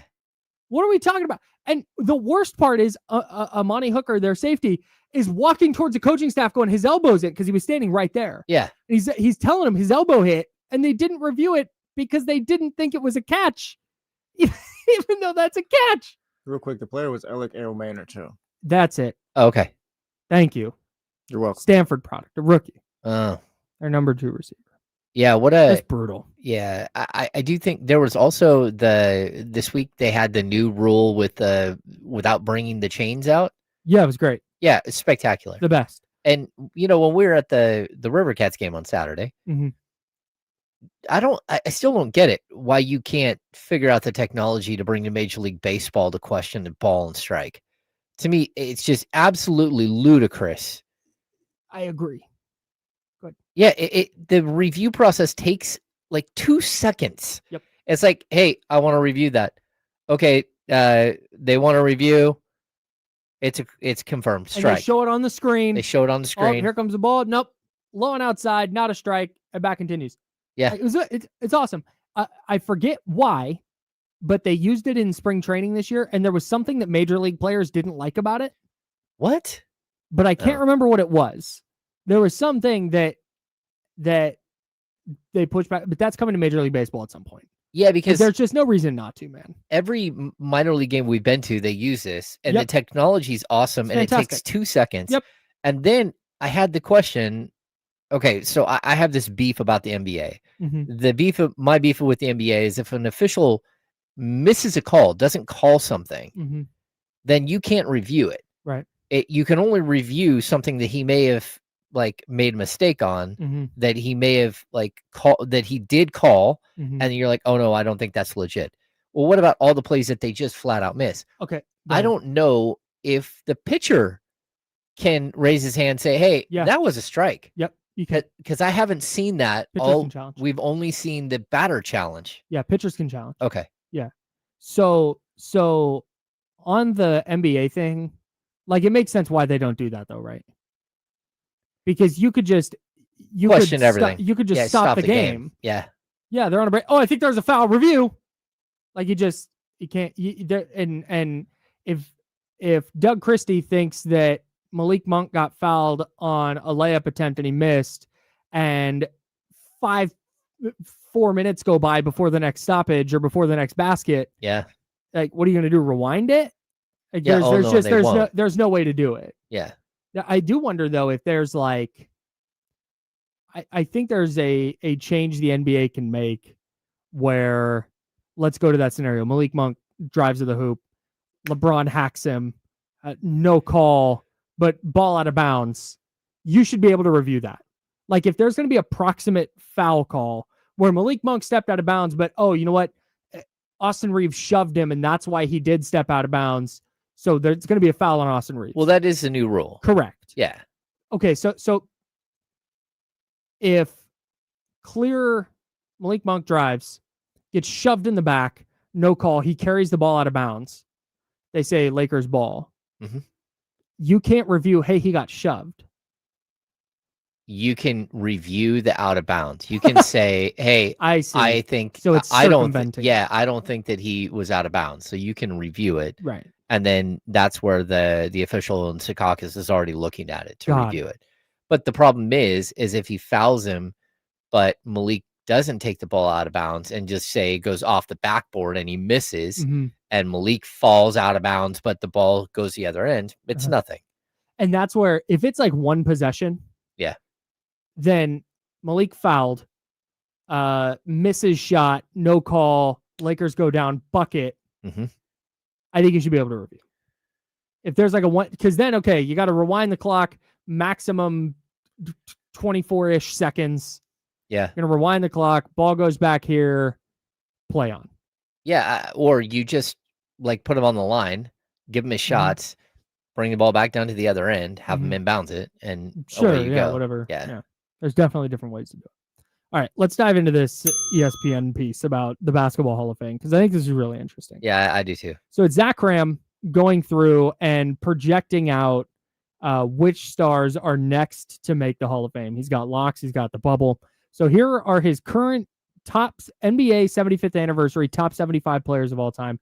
Here are his locks among that group: Giannis, Steph Curry, Anthony Davis, Kevin Durant, James Harden, LeBron, Kawhi, Damian Lillard, Chris Paul, Russell Westbrook. Yep. I have nothing to add on that list. These are players who were not in the 75th anniversary top 75, but are also locks. Okay. Jokic, Oh, of course. Kyrie, Yep.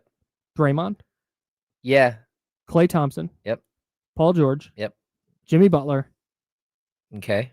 Joel Embiid. Yeah. I mean, The Joel Embiid one, SGA and Rudy Gobert. the Gobert one is the one that, like, Gobert has not been a top 5 center in the league for. But he's got all these DPOYs. That's why he's getting in. I know. Yeah. The SGA is on that trajectory for sure. I would be really surprised if SGA does not eventually make the Hall of Fame. Well, I would agree with you. I can't imagine putting Rudy Gobert as a lock to make the Hall of Fame, because, like, even if, like, a decade ago, if you would have said Ben Wallace is a lock to make the Hall of Fame, you would have been like, no, he's not a lock. And the only reason He had a title. Well, he had a title, and that's why that was the piece that put him over the top. And that's the only representation. Oh no, Chauncey Billups made it, right? Mm-hmm. Yeah. Which again, I thought, yes. Yeah. Not to besmirch the good name of Chauncey Billups, I also thought that one was like the Joel Embiid one is going to be really interesting. He just hasn't played any games. He's currently has crazy. 9 seasons under his belt. He's played 452 games, so about 50 games a year. Yeah. But in that stretch, he's led the league in scoring twice. In 23-24, he didn't qualify to lead the league in scoring, but he averaged 34.7 a game. Yep. He won an MVP, 3 top 3 MVP finishes. He is a how many time All-Star? 7-time All-Star, 5-time All-NBA, 3-time All-Defense. With the MVP, he was an All-Rookie in 2016-17. Like, that's a Hall of Fame resume, even if he doesn't. Yeah. It's going to be really weird if, let's say, Joel Embiid plays 100 more games in his career. If he's in the Hall of Fame with that few games played. Yeah, it's pretty crazy. But I will tell you. But he's a lock for sure. Ralph Sampson had a very similar. I mean, that's a good point. Ralph Sampson played 456 games at the NBA level. Wow. And made the Hall. There's precedent for this. Yeah, so he again is a 4-time All-Star, All-Rookie, All-Star MVP. He was 1-time All-NBA and the Rookie of the Year. And even like Chauncey Billups is one of the most interesting cases I've seen because he's a 5-time All-Star, 3-time All-NBA player, 2-time All-Defensive Team. Mm-hmm. He won the 2004 NBA championship and was a Finals MVP. But he only averaged 19 points per game one time in his entire career and finished at 15.2. Like he didn't even get it going until he was 26.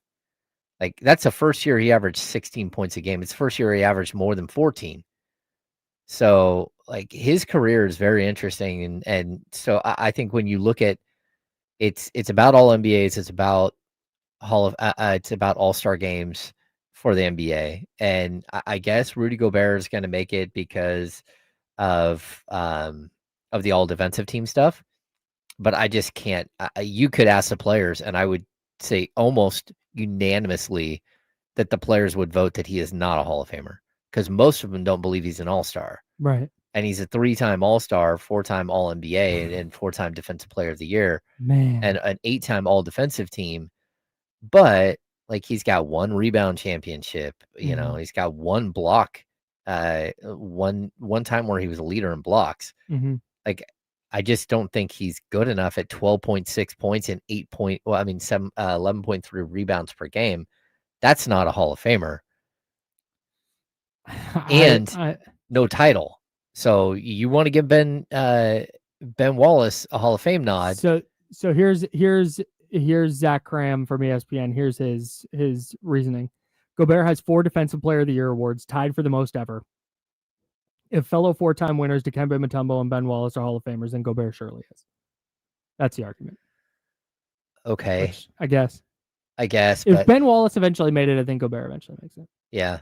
Maybe. But you got to remember, Gobert is not calling him embraced. A lock is crazy. I agree. That's where I really draw the line. And if you're going to call him a lock, and then we get down to, the young stars well on their way, right? This is, okay, I'm glad you brought this up. Go ahead.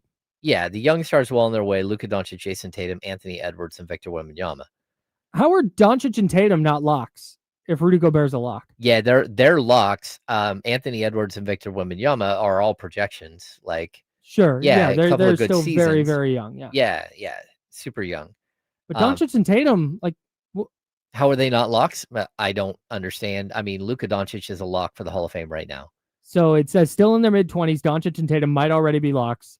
Their former has 5 first-team All-NBA selections, while the latter has 4, plus a third-team nod.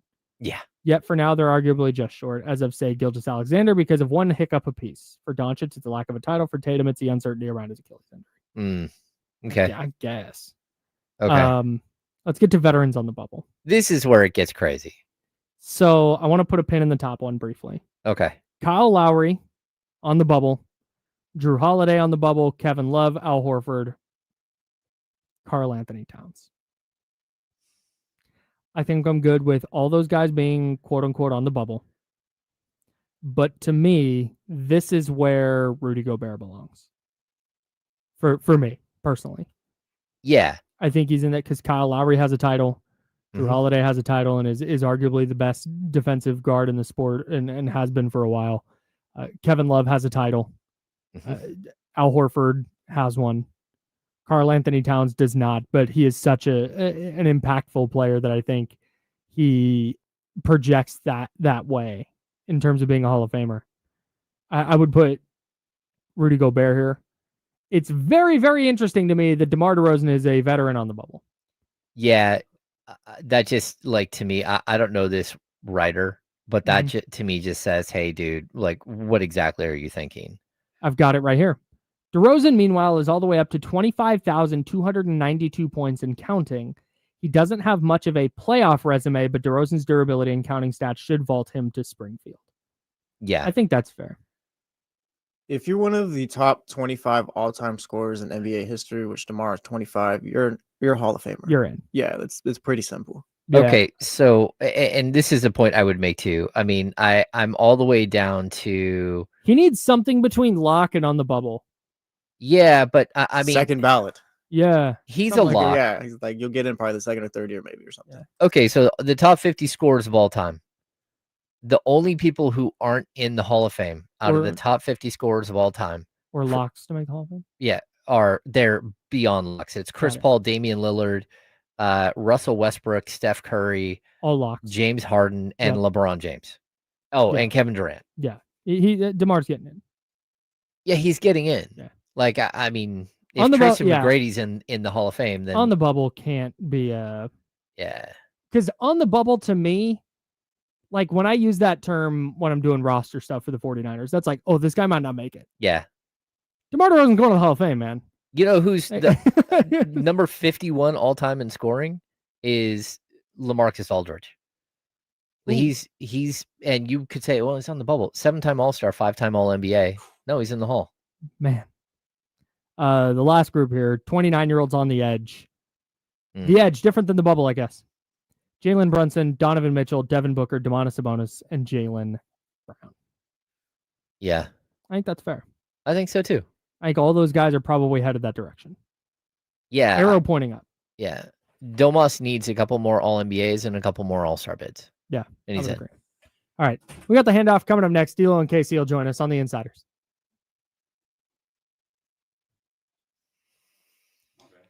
No, you're good. No, we're checking out anyways.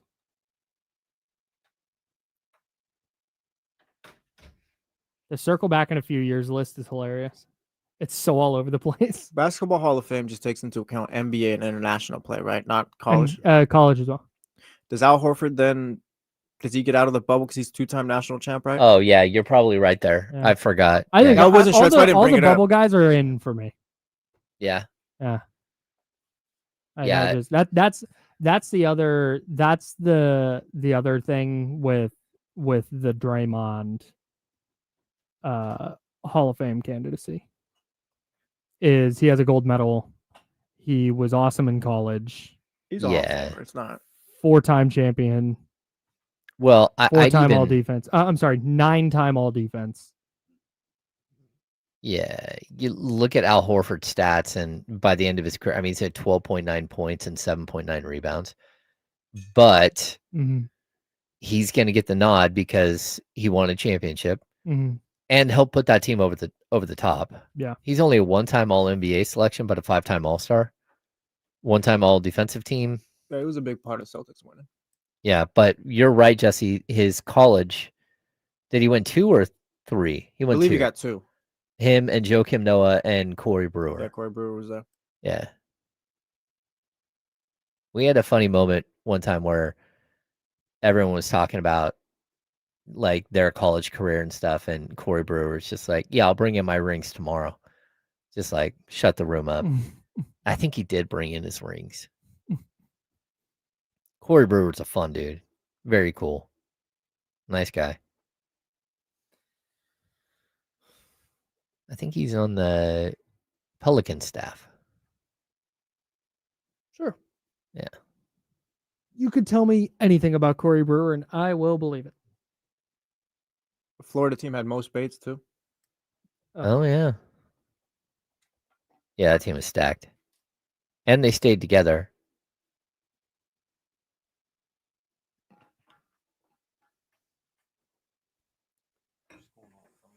What's happening? I cannot wait to talk Sac Republic FC with you guys.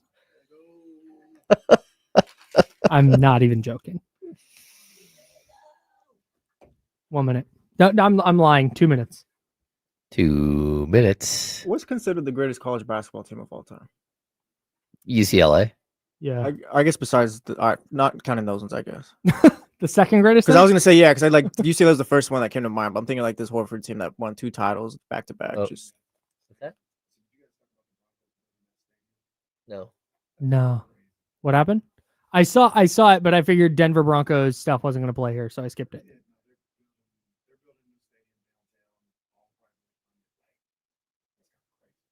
Yeah, that's wild. That's Walmart money, dog. Yeah. It's that Walmart money. Under Miller, Corey Brewer, or Tony Delk. Which is the most random? That feels disrespectful to Andre Miller to me. Andre Miller could hoop. Yeah. I think probably that. Didn't Corey Brewer's happen like super late in his career too? I can't remember. I think I've got it right here. Game highs. Points. No, it was early. Oh, The okay. 2013-14 season, he put up 51 against the Timberwolves. Against the Timberwolves. I was like, wasn't he playing for the Timberwolves? It was against the Timberwolves. Well, he played for the Timberwolves that.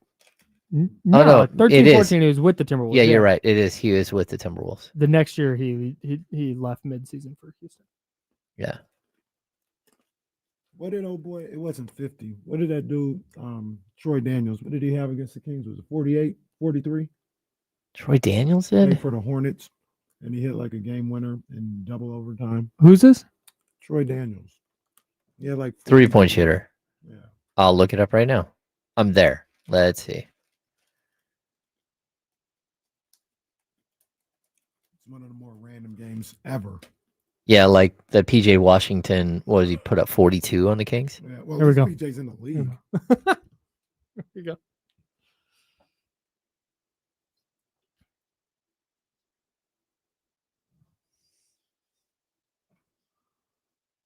Now, back to the Insiders with James Ham and Kyle Madsen, brought to you by Jiffy Lube on ESPN 1320. James Ham, Kyle Madsen, D'Lo and KC. D'Lo and KC coming up at noon. It's a handoff. I am so what? Wait, where are we? There we go. Hey, there they are. Hey, oh, get that. All right, no, you already got it. All right, very good. Oh, I just messed it all up. Fixing things on YouTube. Hi, everybody. Oh, no. Oh my God. What the hell is going on with everyone's this first day camera? here. We'll continue. Welcome into the first day of ESPN 1320. Did we switch cameras? Yeah, why does it look weird? Yours looks weird. Did we? No, yours is the only one that's Why off. is yours so zoomed in? Yeah, yours is zoomed in. I think somebody moved that camera from over there to over here. oh, I did.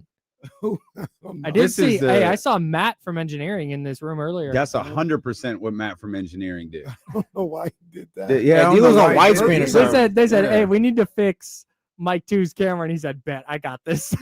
Awful. Did Like, you it do the? works. Did you do the? No, thing? it's not that. It works on Kenny. It works where Kenny and James sit because there's more room behind them. right. It doesn't work like this over here. Yeah.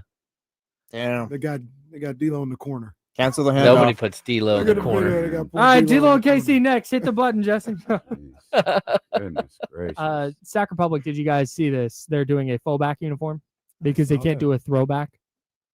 So Why- they're doing a fullback. Oh, yeah. Yeah, you because can't they've been throw the around for ball, right? Is 10 that what it is? Can't No. throw, can't touch.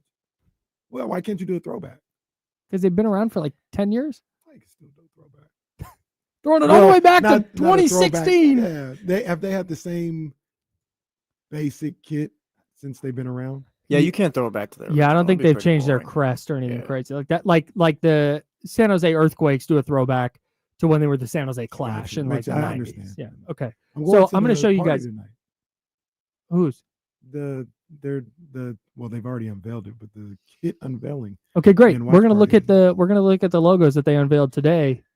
On that's nice that you're making it out to their party, by the way. Turn Yeah. down Steph Curry, but Maybe you can ask some questions while you're put there. out there. Yeah. Okay, so I'm gonna show you guys their new crests for their throwback jersey. Mhm. Here is the primary crest. That's a good one, right? Yeah, I like it. That's solid. Yeah. Yeah, I really like that one. It's called the Global Crest. It's just the same crest with the word mark. Like that too. Sac Republic FC. Very cool. I like it a lot. Here's the other one. It's like a bear claw gripping a soccer ball. Oh, here we go. It's like a bear claw gripping a soccer ball. I do like that. Okay. Fire. All right. Yeah. We're cool with it. With the stars on there too. I see the stars in the fingers. Yep. claw. Yep. For sure. Here we have a secondary mark. Sac Republic claw. Mhm. It's like A little unnecessary. You can but I see like some it. Sac It's fine. Republic See- guys doing like the arm, the tribal yeah, band. a little on the band. Yeah. Gotcha. I'm gonna need your guys' help with this one. Mhm. What is this? What is this? Well, What was that noise, Damien? What is it's a this? star. It sure No, is. it's a star. It's a star. What are they doing? I need somebody to review these. Don't put it on a shirt. It's a star. Yeah. When I think my man Connor was having a little fun. He was like, hey, when they make the shirt, are you guys getting the shirt? You let's guys put this when out they make there. a I'll shirt get the with just shirt. that. Yeah. Well, I got Yep. the perfect slogan that could go with it. Oh yeah. No, I Don't make me say it. Oh my. already said I Don't make called. me say it. I already did a fake phone call in the air where I called you. Oh, about yeah. this, yeah. Yeah. I'll lease it. You guys can have it. It actually isn't mine. I'll wear it. Be careful what you. All Indomitable. right, man. Be careful what you say, because Someone- it can turn into a t-shirt really I quick. forget who it was in the chat. He says that looks tight. I mean, cool. Oh. Oh, that was Polo L. Oh. Polo, yeah. You're Oh, that's a laughing. good ass joke. Ridiculous. That's a great joke. We were talking about. Did you guys see this piece in NBA about projecting out the NBA Hall of Fame? Mhm. I did not see that. Can we go over this Yeah, with you absolutely. guys right now? I'll go ahead and take this out of the 3:00 hour. Go for it. Oh, my bad. Nah, different audience. No, it's perfectly fine. This well, is what happens when I don't check James your is going. rundown. No, that's not it. James is going to Tahoe, so I was kind of scrambling to fill the 3:00 hour, and so I dug into my Chris Biederman bag or my Kyle Madsen bag and got Chris Biederman, but I got him for tomorrow. So, but let's talk Hall of Fame here. Are you sure? I'm positive. I've got other stuff. No. Let's talk Hall of Fame. Okay, great. You don't want to talk about the A's? Was the Red Not Sox on that? particularly. Ew. Someone say Red Sox? Hey, the only reason I threw the A's in there is Jacob Wilson is super close to. He could win a batting title. Hell yeah. Could get swept in 3 Bat- hours, too. 319. Damn. Damn. Giants probably going to make the playoffs. Okay, well, You got to I'm- take. You got to get those 7 against the Dodgers. You got to win 3 of them. Okay, Maybe this is say where I have to 4. draw the line. This is literally our open. Okay, Let's go back to the Hall of boy. Fame. Hey, how about this butthole star, huh? oh. Yeah, I think Cowboys expected to spend about 15 minutes on that. We're not spending 18 minutes on that damn star. All right, so I Drew- think it's different audience. the It's very fun. Cowboys need to just steal that. Yeah, oh, Well, absolutely. that, yeah. man, Oh, that it well. does kind of look like Jerry Jones in the face. Am I wrong? even after, yeah, well, Whew. Troy's And my that's gonna be our quarterback. logo. The NBA. Jerry is the most easily mimicable character in all of professional sports. He's like you guys probably aren't familiar with the show. I think you should leave. No. Tim Robinson. It's a sketch show on Netflix. It's like alt comedy. I wouldn't expect anybody to like it, but I love it. He reminds me of I think you should leave character. It's just this very like out of left field, like everything's kind of weird about the show. He reminds me of a character from that show. It's just like, you're not a real person. Nobody acts the way you act. I'm gonna say this. I said this about LeBron too. Mhm. We gonna miss Jerry when he gone. Oh, 1,000%. We gonna miss Jerry when they don't make him like Jerry Jones nowadays. No. Everybody's so literally corporations are taking over these teams in all sports. Yep. They don't. Cowboys fans might disagree because he's like part of the reason why they can't win, but as far as entertainment, stories, bringing excitement to the league, bringing entertainment to the league, they don't make him like that. And No. when he gone, we gonna miss him. That's how I feel about LeBron. Like when LeBron's gone, Yep. it's gonna be Was tough. it Eddie Gonzalez on your guys' show talking about how the league is going to be way less funny when LeBron is no longer in it. Yeah. That's so true, man. Yeah, they got to figure. I mean, you got Ant. So he might be able to do that. And like I always say, what it's not the same. Yeah, but, Ant. Yeah, go ahead. No, I was gonna say what you need is somebody that is polarizing and then can get people to feel one way or another. Mm-hmm. And I don't know if these young guys have it right now. Only reason why most guys are scared of that. How much did I don't think Wemby is. Did John Morant stunt that? Was he next, and then he ran into his issues, and then because I feel like people were like kids were buying his shoes, just everyone was Ja everywhere, dad, whatever, and then too. He might be back on that too.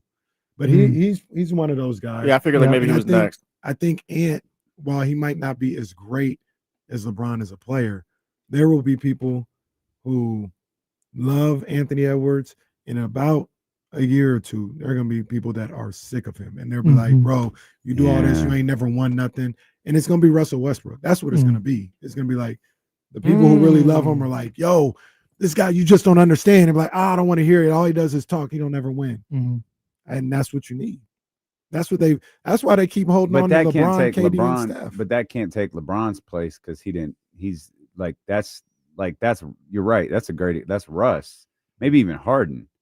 Like LeBron wins. It has to be someone who wins. Like you brought up Wemby. If Wemby wins a couple of titles, it's like Steph's heel turn was quick. Like it was literally that second season. They went from not just Steph, but the Warriors. They went from fun, loving, and cute. No, we love this to like, wait, they can't be beat. F them. Yes. And like that was quick. You have to win for that to happen. For sure. I think the two people. Otherwise, you'll always be discredited. Because I don't think Wemby can do it. Because I just don't think people care about a 7'4" guy that passionately. Like they don't really care about. But that. to Damien's point, let's say in 2027 they win the title, and then they win one in 2028, and he's a defensive player of the year, and he's averaging 30, 15, and 6 with 5 blocks or something. I don't know. I'm making numbers up, and he's out there because I mean, in his rookie season, he's having this amazing rookie season. He's like, it doesn't matter, we're losing. I think he's one of those guys that is like about that life very much. And I think there would be a very, very easy heel turn for him where they're winning too much. He's too dominant. We need to see him knock down a peg. But he'll have to do something. Like he'll have to talk. He'll have to be flamboyant. He'll have to go night. He'll have to do something that infuriates people. Because if you're hating on someone just because they win and they're not really doing anything else, then it's just jealousy. Steph runs around like gleefully and skipping, and he does it in the first quarter, in the second quarter, in the third quarter, all of that. And if you're a fan of the opposing team, you just, oh God, I hope they lose. No doubt. I remember the game that turned the whole season. The Kings beat the Warriors' ass. But in the second quarter, Steph's running around, skipping, and he's doing all this stuff. And it's like, all right, yeah, we beat your ass at the end of this. Now, things changed a little bit after that game. Fine. But it's like as an opposing fan, like it's like you need something to root against. If Vic just goes and does 30, 15, and 8, and doesn't have any mannerisms or personality to him, it's just like, crap, this guy's really good. I agree 100%. But and the other thing is, I don't see Wemby being a lot of people's favorite player. That's the other thing with LeBron and Steph and KD. They have legions of people who will die on the hill that this is my favorite player. This is who I pattern my game after, my fandom after. I don't know if Wemby has that. Just as centers, Shaq was like that, and that's really about it. Like nobody was like, Dwight Howard, I love that guy. Like that. That's just not in the nature. Two people that I think are like that, for a couple of different reasons. I think Ant is like that. So that's one. And so I should say 3 people. Ant is like that. I think Luka and I think Cooper Flagg are like that. I think they'll have that ability to be great, to where we magnify whether or not they're winning or losing and pick that apart. And they'll have legions of people who will say, this is my favorite player, and I will fight you to the death if you talk bad about him. I'm going to add one more. I think Halliburton He's such a media darling, and we don't know what he's going to look like because of the Achilles. Yeah, but he'll piss you It's off. a great quick. point. Yeah. But He'll he's piss you got off quick. that little bit of rub it in your face thing. Mhm. And he likes it. He knows how to do it. He's a He's a wrestling villain. fan. Yeah. Yeah, he knows how to play Yeah. the role of a heel. He did it beautifully at Madison Square Garden. Did you read the? Yeah, I'm sure you guys didn't. Did you read the plan for, like, there was a storyline written that if they had won the championship, if the For Pacers had won the WWE? championship, yeah, I didn't see that. if the Pacers had won Game 7, SummerSlam was it SummerSlam? That was at MetLife. Yeah.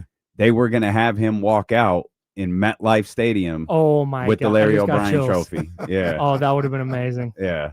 Now there are multiple things went wrong. He couldn't walk. Sure, big problem. That's big one issue. Yeah, And though he was a part of the event, and I think they used his crutch. Yeah, I've seen it. I think they used his crutch as a weapon at one point. And then of course they didn't beat the Thunder in Game 7. But You but the imagine he point goes being out on is that scooter with holding his Larry O'Brien trophy. the point is, like, he relishes that environment and he loves it. Like, he can absolutely do it in the NBA environment. Yeah, I agree. That's a good call, Hammer. Yeah. I was thinking about how you were talking about LeBron, and I feel like LeBron just stepped into the league and was polarizing because he was on Sports Illustrated as a sophomore in high school. Mm-hmm. And so that was just like from the jump, everybody had some thought on LeBron. Mm-hmm. Either he's going to be Michael Jordan or he actually sucks and there's no chance. And the fact that he got close is crazy, right? I was going to say it's going to be a while before there's another player like that. For sure. Like that guy who just comes into the league year one and is rookie of the year, taking a team to the finals. When was it, year 3? Yeah, 3 or 4. Yeah. Or 3 or 4 that they went to the finals. I think it's Wemby, if there's going to be that player, just because we knew about him. I think the blood clot clearly derailed season 2. And so we don't have sort of the buildup. Sure. But he's the guy that can really take it to another level and just like expand. Just like you are listening to the KIFM West Sacramento, KRXQ HD2 Sacramento, ESPN 1320, Sacramento sports leader, always free on the Odyssey. After the fake handoff, he did a good job of tucking the ball in, and then he has it actually. That was really good. He's been in the film room. Yeah, that was nicely done. I don't think people care enough about Wemby though. But what I was gonna say is well, and Wemby didn't grow up going to high school here, where his games were on ESPN, and he's the chosen one, and he's the next Michael Jordan. It was just like, hey, here's this 7'12" guy who can shoot threes and handle the basketball, and he blocks everything that comes within a 50-foot radius of the rim. It's like, oh my God, like what is this? It's not. There wasn't that direct like Michael Jordan comp. LeBron got drafted like 5 years after Michael Jordan's final game. It was not that long of a time where there was no Michael Jordan in the league, and then LeBron came in and there was that new comparison. And so maybe it won't be that long before we see a guy. Maybe not the buffer and the unique situation of that, and that's where I think maybe Luka might play this role. Not to sound like Macho Man out of nowhere, but maybe Luka might play this role. Is between Mike and Bron, Kobe was there, and Kobe is one of them ones that I will fight you if you say something bad about Kobe Bryant. That's what I'm talking. It's not talent. It's not Wemby's got the talent. Sure. There's a number of different guys who have the talent. Halliburton has the talent and the charisma. I don't think anybody is fighting you if you say something bad about Tyrese Halliburton. And that's reserved for LeBron, Kobe, Steph, Kevin Durant, and that's it. One person that he's not going to get there now, but might have been able to get there because he has all those other elements and he's one of the greatest we've ever seen, was Joel Embiid. And he hadn't won anything. So now it's going to start to become a question of, yeah, you do all this trolling and everything, but you can't even get to the conference finals. And the microscope gets even bigger on every game and everything he does in the playoffs. And to your point, Luka might be that guy. Cause like we on this show at the time, 1,500 miles away from Dallas, we would spend 3 segments about Luka. Is he a winning player? All this other stuff. He might be that type of guy that you have that invokes that type of emotion and discussion. And he's on the Lakers, so you just automatically there's that polarizing aspect of it. Absolutely. Yeah. Tatum,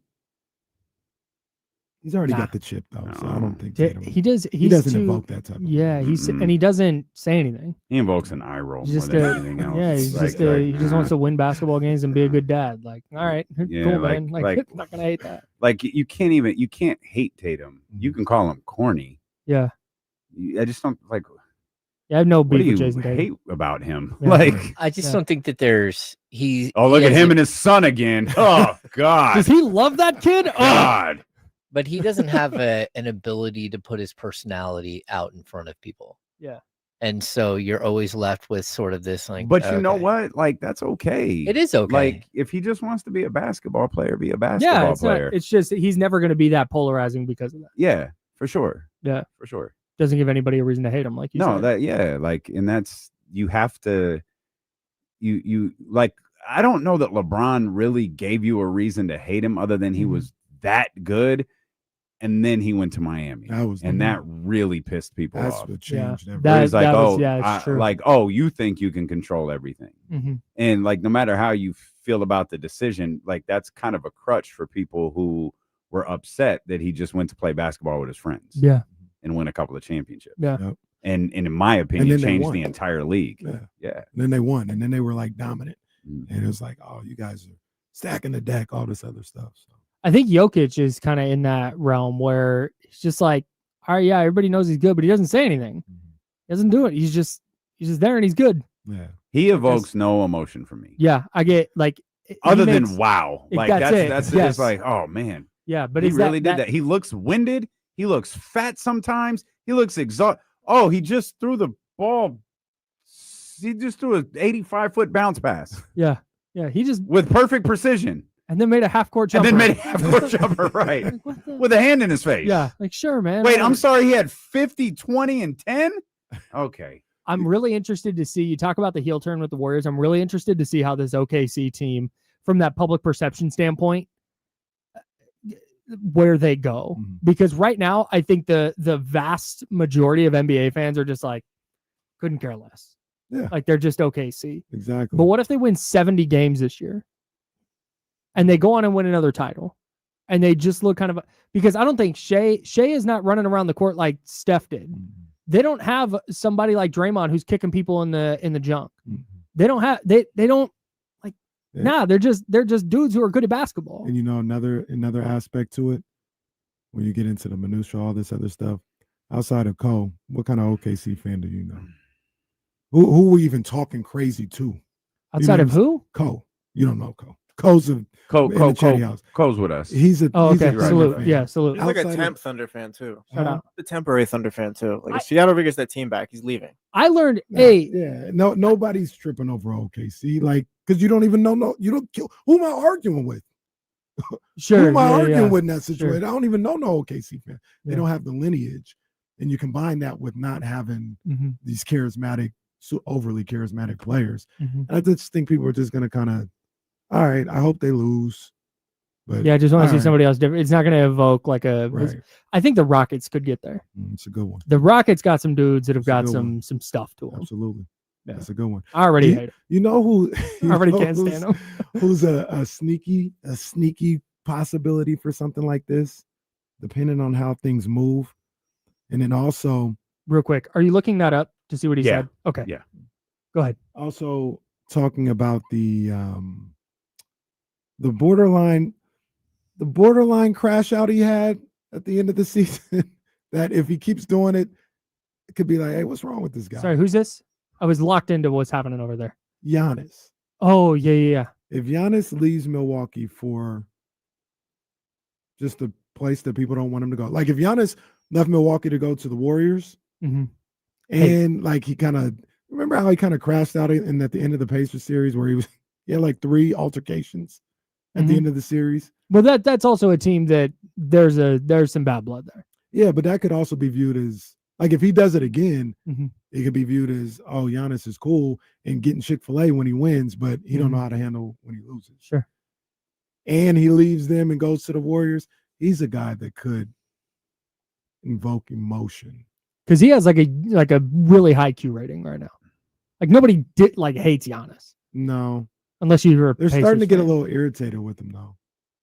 With this, I'm not. I love Giannis, but I'm starting to hear all right, what are you doing? Why do we do this every year? Mm-hmm. Like, why are you holding this team hostage Is that his fault or ours though? They blame it on him. It doesn't matter. The people who are complaining blame it on him. Sure. That's fair. And if he does that and then leaves for a place, like I said, Lakers are always an easy one. But I say Lakers, Warriors, Knicks. Yeah, some people seem to hate New York, even though they haven't won anything. Of course. They haven't won anything. That's what I think kind of stops that. Boston, maybe. If you went to Boston, yeah, that might piss some people off. OKC right now. Yeah. I think if you just go to the team, because that was a big thing behind the Kevin Durant issue. Is he didn't just leave OKC. He didn't just leave OKC for a bigger market. He left OKC to join a 73-win team that had knocked his team out the previous year. Yeah. So that would be the other. If Houston wins the title this year, and Giannis is like, I want to go to Houston, that I could see being. They become public enemy. Yeah. The leader in the clubhouse though is Luka. I think Luka fits all the components. I agree. He checks all the boxes. Yeah, I was trying to think if there's anybody else in that. He's kind of a jackass too. Like he's a little whiny. I wish he would clean that up. He's my least favorite player to watch. Go ahead. Yeah, I wish he would clean up the whiny, erraticness. You know, you're like, hey, dude, just play basketball.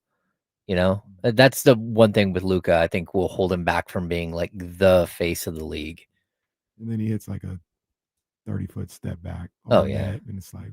It's so frustrating. It's like, damn. He's one of those players, and maybe this is it. Maybe this is trying to kind of distill it down. It's a player that you want to see fail individually. Like, I don't like the Lakers. I want the Lakers to lose all their games, but they don't. Luka, just even when he was with the Mavs, he's like, something. God, I just want him to lose. And then he's just like, 38 points, 12 boards, 19 assists, like, whatever. And then he's a jackass. He'll talk crazy to people courtside. Does he?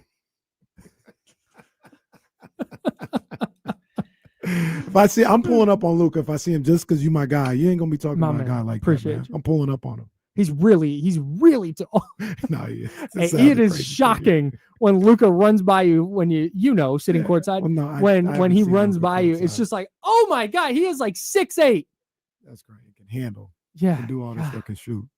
Chico. We got anything happening? There's a couple of interesting things. So real quick, just so I can, ESPN, which is on the television now as per our contract. That's not true.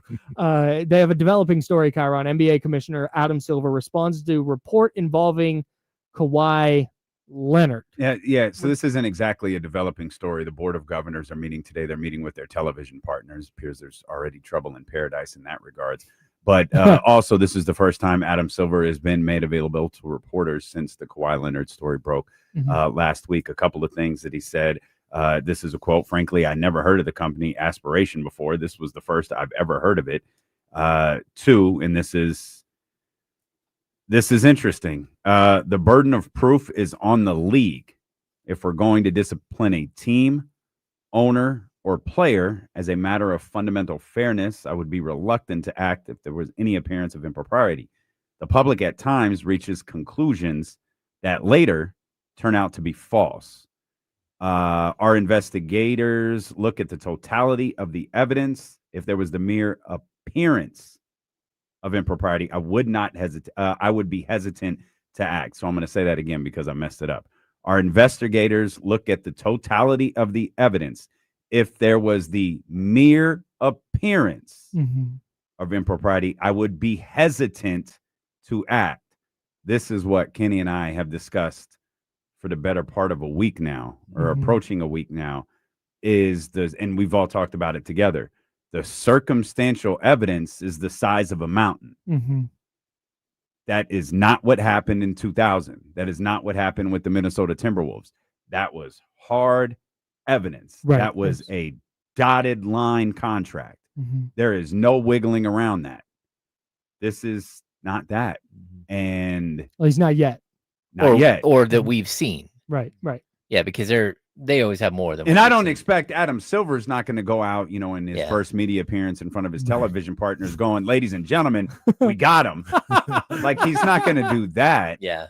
But he's got to. I think he handled this as best he could, but I thought that line, and again, I'm pulling quotes from Twitter because this was happening while we were doing the show. That line, I would be hesitant to act at the mere appearance, paraphrasing there a little bit. To me, that's a telling line that we should all kind of put in the back of our head. I remember, sorry, Kyle, I remember the day it happened. Shams was on Sports Center or something like that. And I know we had speculated, just people talking around like, hey, this isn't the court of law, though. They just yeah. I said that today. Yeah, and Shams was like, I remember him saying, like, it has to be without a shadow of a doubt for the NBA to do something. He said it has to be no doubt about it. Like, it's more than circumstantial to get them to act the way people think they should act in this situation. Which is really interesting. Did anybody listen to the Zach Lowe show where he had Michael McCann on? I didn't listen to it. I saw the clips though. Yeah. The way it was laid out there, at least as I understood it, is that circumstantial evidence did play according to the CBA, and it was basically written in the CBA like the team is guilty until proven innocent. If there's this mountain of circumstantial evidence, it's on the team to say, no, here's the proof that we didn't do something. At least that's how, but in Silver just said the opposite of that. So I might have to go back and really, I may have misunderstood that, but I don't think I did. Silver could have just changed the rules. Sis league. Well, no, maybe there's a little more David Stern to him than we realized. Like, he's like, I'll do this my way if I have to. Yeah. David Stern, became one of the, no pun intended, sternest commissioners in professional sports, certainly American professional sports, because that's what he did. And there's also a big difference between Glenn Taylor and Steve Ballmer, which is another thing that we've, like, there's about 9 figures difference. I still think the answer is Silver and Ballmer sitting down together, and it's like I can't. Yeah. Here's what I have. Yeah. What would you do if you were me? Can you explain all of this to me? And the Toronto stuff isn't helping. You're probably going to have to do something about Uncle Dennis. I don't know if I've ever heard of a family member being permanently banned from the league, but I mean, that could be a situation where your uncle cannot partake in any singular discussion with an NBA team, and if we find out they do, you will be punished and that team will be punished. And I mean, is about as far as you can take it. It's not like we're going to arrest them. Like, you can't do that, but okay, you'll feel it and that team will feel it. So you'll have to decide how much old Uncle Dennis is worth to your future. I have 2 quick things on this.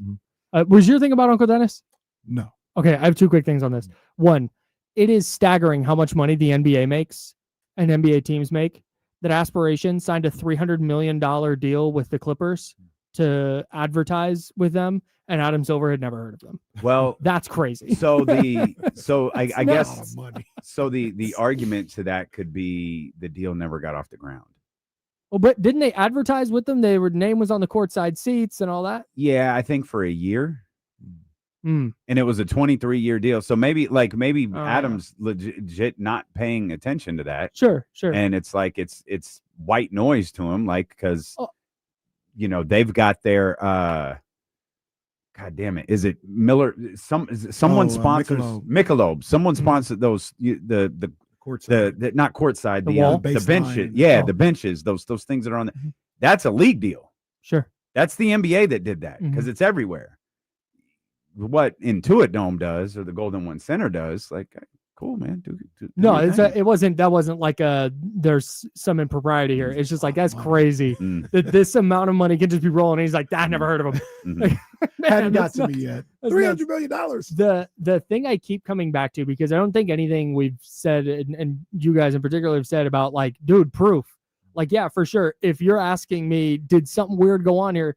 Yeah, but for the NBA to do something, there needs to be a contract, an email, text messages, some kind of hard record that the NBA can say, yes, 100% sure you did this. Not 75%, not 90%, not 99%, 100% sure you did this. The thing I keep coming back to is something that Pablo Torre said in an interview. I think it was on David Sampson's show, where he's like, so staunchly, he's like, I will stand by this reporting. I will debate anybody on this on any platform. And he keeps bringing up these 7 sources he has inside Aspiration. And the way he keeps leaning on that leads me to believe that as of right now on September 10th, that there's a smoking gun in those 7 people where they go, hey, we fear for our lives or our professional career, whatever it is. So I can't tell you anything, but I've got an email that lays out the whole plan or something like that. Because I don't think Pablo would go out this way. And maybe I'm just wrong about him. I think he is a smart enough and well-organized enough journalist that if he's going to come out and defend his reporting and just make it so, because he's not now going, well, I just laid it out. It's up to you guys to draw conclusions.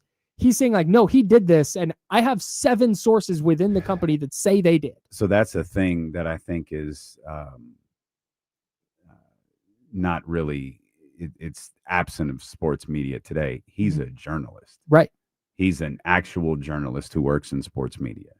And that is like not a shot. Stephen A is not a journalist anymore. Correct. He was. It's what got him to this point. That's absolutely what he was. Skip Bayless was a journalist. 1000%. Michael Wilbon. And a good one. Michael Wilbon, Tony Kornheiser, all of those guys. The journalist. That's what Pablo is right now. He's not doing this to get a spot on Get Up or First Take or Pablo Talks or whatever. Like, that's what he is. And that's what the whole basis of this podcast that he does is about. It's about journalism. And we're so absent-minded of that today. Like, no, there are actually people who are reporting. Yes. Not people that are reporting for clicks, not people that are saying something to get retweeted or to get your attention or cutting the 90 seconds of a 60-minute, First Take episode because it's what's going to get the most engagement. It's a guy who studied a craft and is adamant about protecting this craft. And you can almost hear his frustration in this. Like, I'm hearing you little bitches talk about me. Me. I did this reporting for 7 months. Right. You guys sat up here and talked about Jerry Jones. Yeah. You guys sat up here and talked about LeBron James on July 30th. But you're questioning what I do? Yeah, you can hear his agitation when he talks about his reporting. And like, I'm 100%. I have sources. I know who they are. And my reporting is solid. Yeah. Well, but he also has, I mean, he's going up against Steve Ballmer. To forget about the NBA. Ballmer has so much money that he can bury you. So you better be right. But I disagree a little. Well, okay, sure. But Ballmer's not going after him. Right. No. I thought like Ballmer's thing, he was really, really careful that he didn't attack Pablo. He didn't discredit Pablo's reporting. He said, here's my side of that same story. And he presented it in whatever form ESPN gave us. Right. And I believe Pablo. I believe that he's right. I believe that he has these sources. I'm with that. Is it in writing?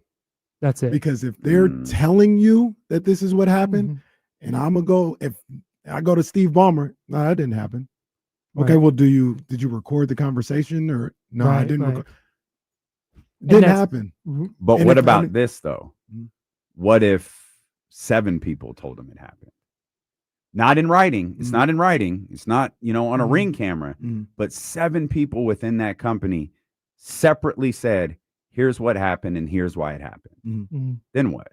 I believe it. I already believe it. But I mean, but I mean, what if you're Adam Silver and you're talking to Steve Ballmer? It's like, hey, okay, you know what? We couldn't find a document. We couldn't find an email. We couldn't find security footage. Here's what we do have. person A, B, C, D, E, F, and G. They all said a version of the same thing. Mm-hmm. What's your retort to that? Adam Silver, he can do what he needs to do. I want to point out the last time we did this, you sent like 3 people to jail in the first 30 yeah, seconds. That was crazy. I would say, how do we know these 7 people don't have an axe to grind, and they're not collaborating together? Somebody's got to give me an email. Somebody's got to give me something outside of he said, she said that I can stick the Clippers with. 7 eyewitness accounts is enough to bear. Like if it's legit and Adam tough. Silver sits down and goes through. So, but if I'm saying like, okay, what if 7 people said, "Yo, we're going to bring this guy down and we're going to lie"? But yeah, and so to side with Kenny a little bit, I am getting the one thing I am getting concerned about is the language. The language is getting repetitive, and it's like, who introduced the term circumvent the cap into this conversation? Was it Pablo in his conversations, or did someone bring that term to Pablo? Because when was the last time you heard the term circumvent the cap?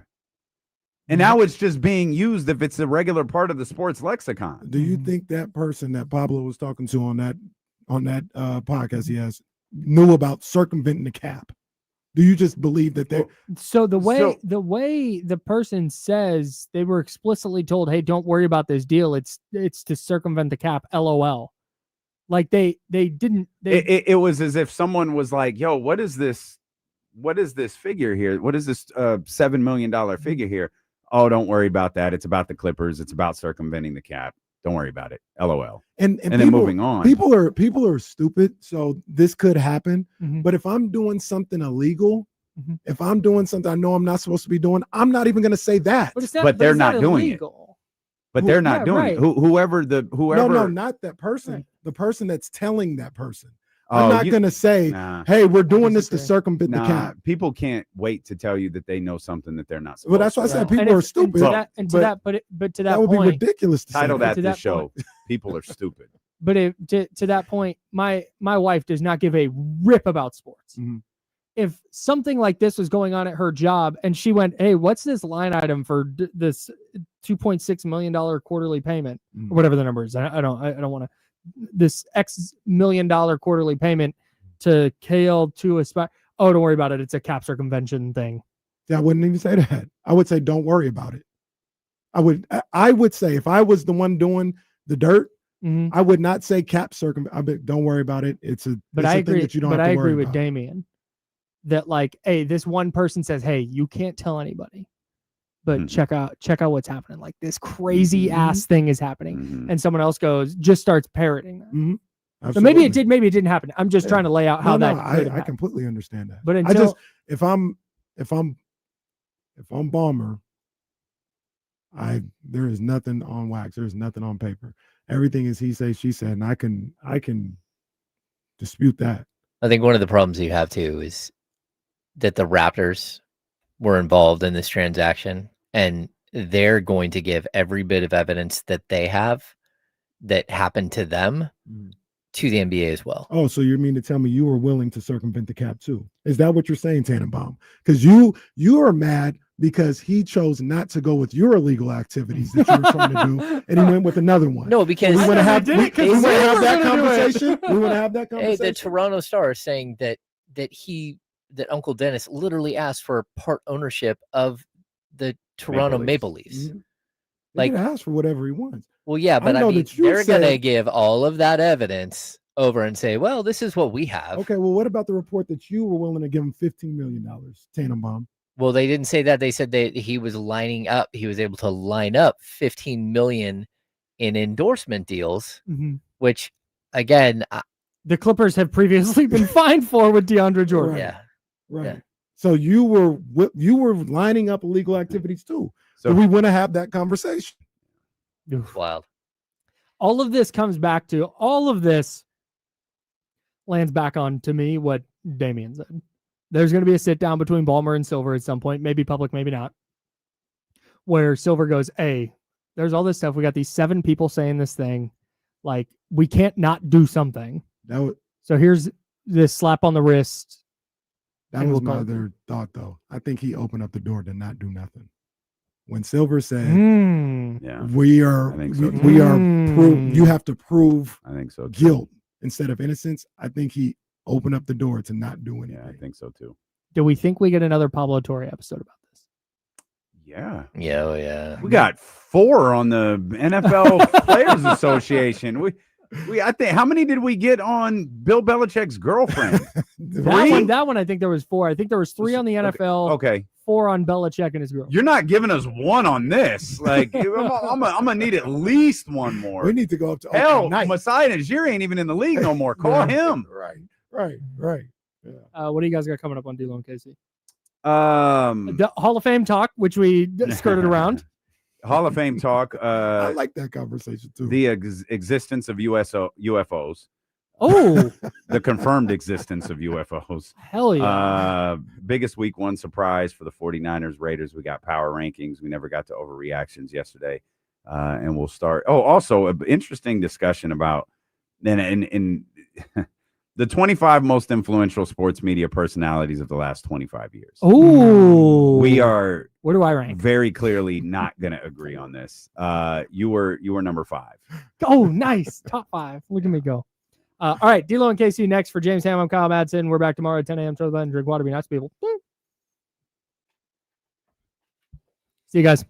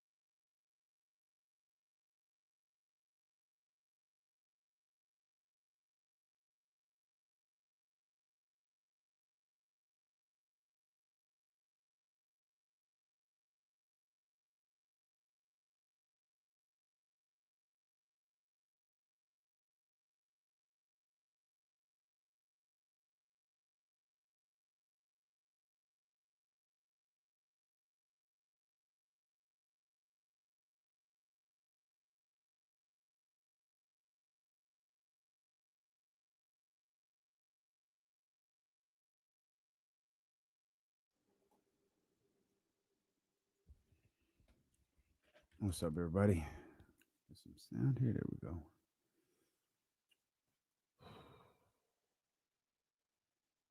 Forgot my bottle of Sriracha today for lunch. Checked the one in the fridge. That one's expired. Oh no. Whoever's been putting Sriracha on their food out here, that bottle, like, good luck.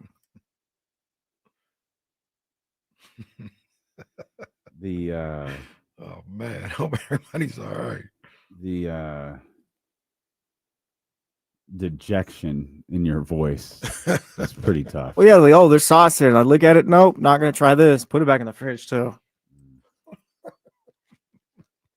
Somebody else do it. To be honest, I don't know that I knew Sriracha went bad. So now that I look at you, it looks like your camera's the way it always is. They didn't move the camera. They just made that camera look different.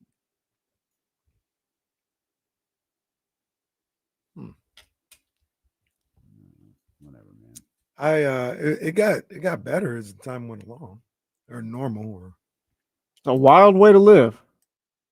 yo. Yeah. We got them screaming D-Lo, KC, D-Lo, KC, D-Lo, KC, D-Lo. We got them screaming D-Lo, KC, D-Lo, KC, D-Lo, D-Lo. We your number one spot. We your number one spot for some sports, huh? Got the city going crazy when we work, huh? We top two, but we ain't two, we in first, huh? And when you need the real, we is who you search, huh? D-Lo, KC, D-Lo, KC, D-Lo, KC, D-Lo. We your number one spot. Let's go, baby. Hey. Let's rock it one more time. We welcome you in here to the Wednesday, September 10th edition of D-Lo and KC. I'm Damian Borland. The ultimate needle mover in God mode himself. He's Kenny Caraway. Yes, sir. Acknowledge me. And we are live. The worst slums of Sacramento. Alongside executive producer. What are you doing with him? We appreciate you so much for being with us. We'll pull some sound as the day progresses from Adam Silver today, as he just spoke not that long ago at the Board of Governors meeting. I actually have some questions. I mean, I know Kawhi Leonard is the stuff that is first and foremost on everybody's mind, and I completely understand that.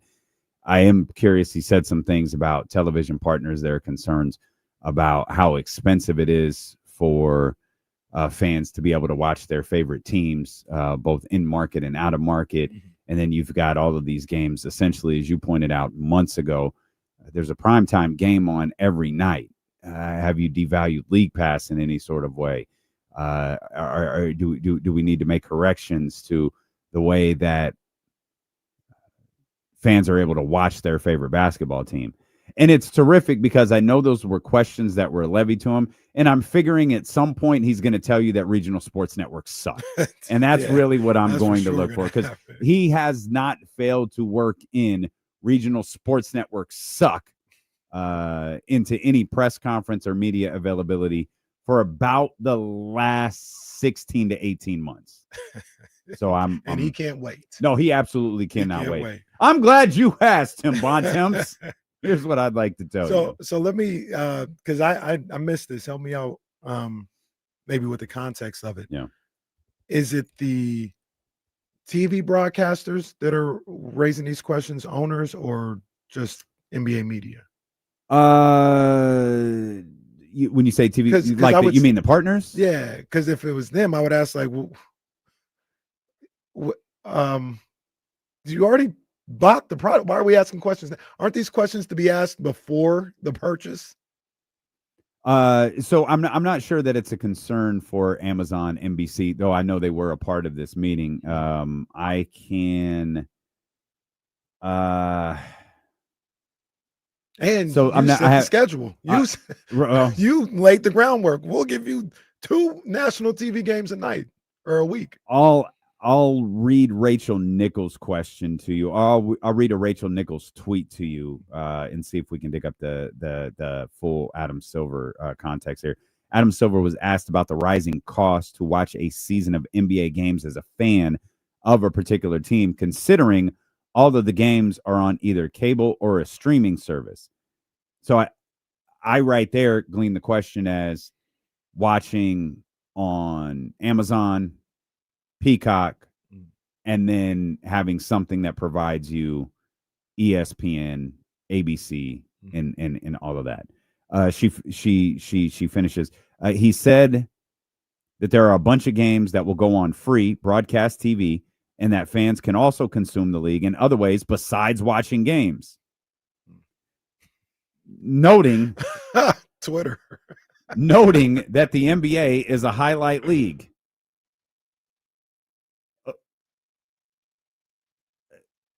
All right, Adam, I'm not sure that's the route you wanted to go. Let me read this one more time. Adam Silver was asked about the rising cost to watch a season of NBA games as a fan of a particular team, considering all of the games on either cable or streaming services. He said that there are a bunch of games that will go on free broadcast TV, and that fans can also consume the league in other ways besides watching games, noting that the NBA is a highlight league. Talking about World Wide Web. There's a huge amount of our content that people can essentially consume for free. I mean, this is very much a highlights-based sport, so, Instagram, TikTok, Twitter, you name it, any service, the New York Times for that matter, to the extent that your content is not behind a paid firewall. There's an enormous amount of content out there. YouTube, by another example, that is advertising based that consumers can consume. There's a huge. So here's what I take from that and what he's saying. Okay, good, because I missed. It's not. It actually doesn't answer her question necessarily. He's kind of skating around her question a little bit. But I believe and I understand what he's saying. You can follow the league without subscribing to any of this stuff. They got highlights moments after things happen around the league, World Wide Web, House of Highlights, Bleacher Report, all this other stuff. Like if cost is your concern, and once again, I kind of disagree, and I think he kind of skirted her question a little bit. But if cost is your concern, you can do nothing but follow all the free content and be up to date on the league. Why wouldn't you want fans watching your games, though? Why do you want to make that more difficult? That part. Anyone? Well, I don't get why. Either. So the games, and this is general terms, like the games are only for people who can afford it then, and everyone else who can't. Yeah, go catch us on TikTok. Like flexing, you can, and this is one thing. This is one thing we have constantly praised the NBA for, and I think rightfully so. And this is a frustration, or has been a frustration with Major League Baseball. They gatekeep their highlights, and House of MLB highlights doesn't exist, and they don't want it to exist, and they don't allow it to exist. And they've gate kept that, and it's been difficult for younger fans who do rely on TikTok, who do rely on Instagram, whether right or wrong, as a primary form of entertainment or even scary enough news consumption. Mm-hmm. But one thing that we've praised the NBA for is that they've allowed that to happen, but they've allowed that as part of a way to follow the league. Mm-hmm. To say that there's a free way to watch the league in addition to all of these other services does come across like what Jesse just said. No, if you want to watch the games, maybe you need to make a little bit more money. Maybe you need to be higher up in the tax bracket. And to me, that's insulting. Understandably so. And again, maybe we're misunderstanding what Adam is saying there, or what point he's trying to convey, but hearing it versus reading it, it sure sounds like that's what Jesse's I was going to say assumption. That's not the word. Breakdown of what Adam's saying is correct. I also think that in a roundabout way, and I don't mean to defend him. I'm also trying to make sense of what he said. But the way they embrace social media aspects and their highlights and all this other stuff, without saying it, I think he embraces the dark market. He might have just said it. Yeah. I think Adam Silver looks at it as any way you can consume our product, we ain't gonna stop you, or no, we're not gonna make a big fuss about it. And whether that is by paying for it, whether that's by Twitter and YouTube and Instagram, or whether that's by Stream East. However you want to consume it. Just told yourself. There are, well, it's not is it not in existence anymore, Jesse? Allegedly. That's a smart answer, Jesse. I thought I was going with a good answer right there. I was going with the defunct. There's been many times where it's been gone. Things have been gone, but I don't know. A defunct source. But I think he's a believer in that. I think he's a believer in that. And without saying as much, it's like there's a number of different ways to consume the product. Also, it could also have been a situation where if you're worried about paying more, like for more services, then if you don't want to do that, there's still ways that you can consume the league. Not and what I put the emphasis on more for was because if you're already paying ESPN, Peacock, you were already doing that last year because you wanted to watch the game. Mm-hmm. Now you're worried about, now I got to pay for Amazon Prime too. Mm-hmm. You don't have to if you don't want to. There's other ways to consume it. You can still stay on your regular plan that you were doing. Once again, I honestly, I think he skirted the question because he didn't answer the question. He said, "How do you watch your favorite team?"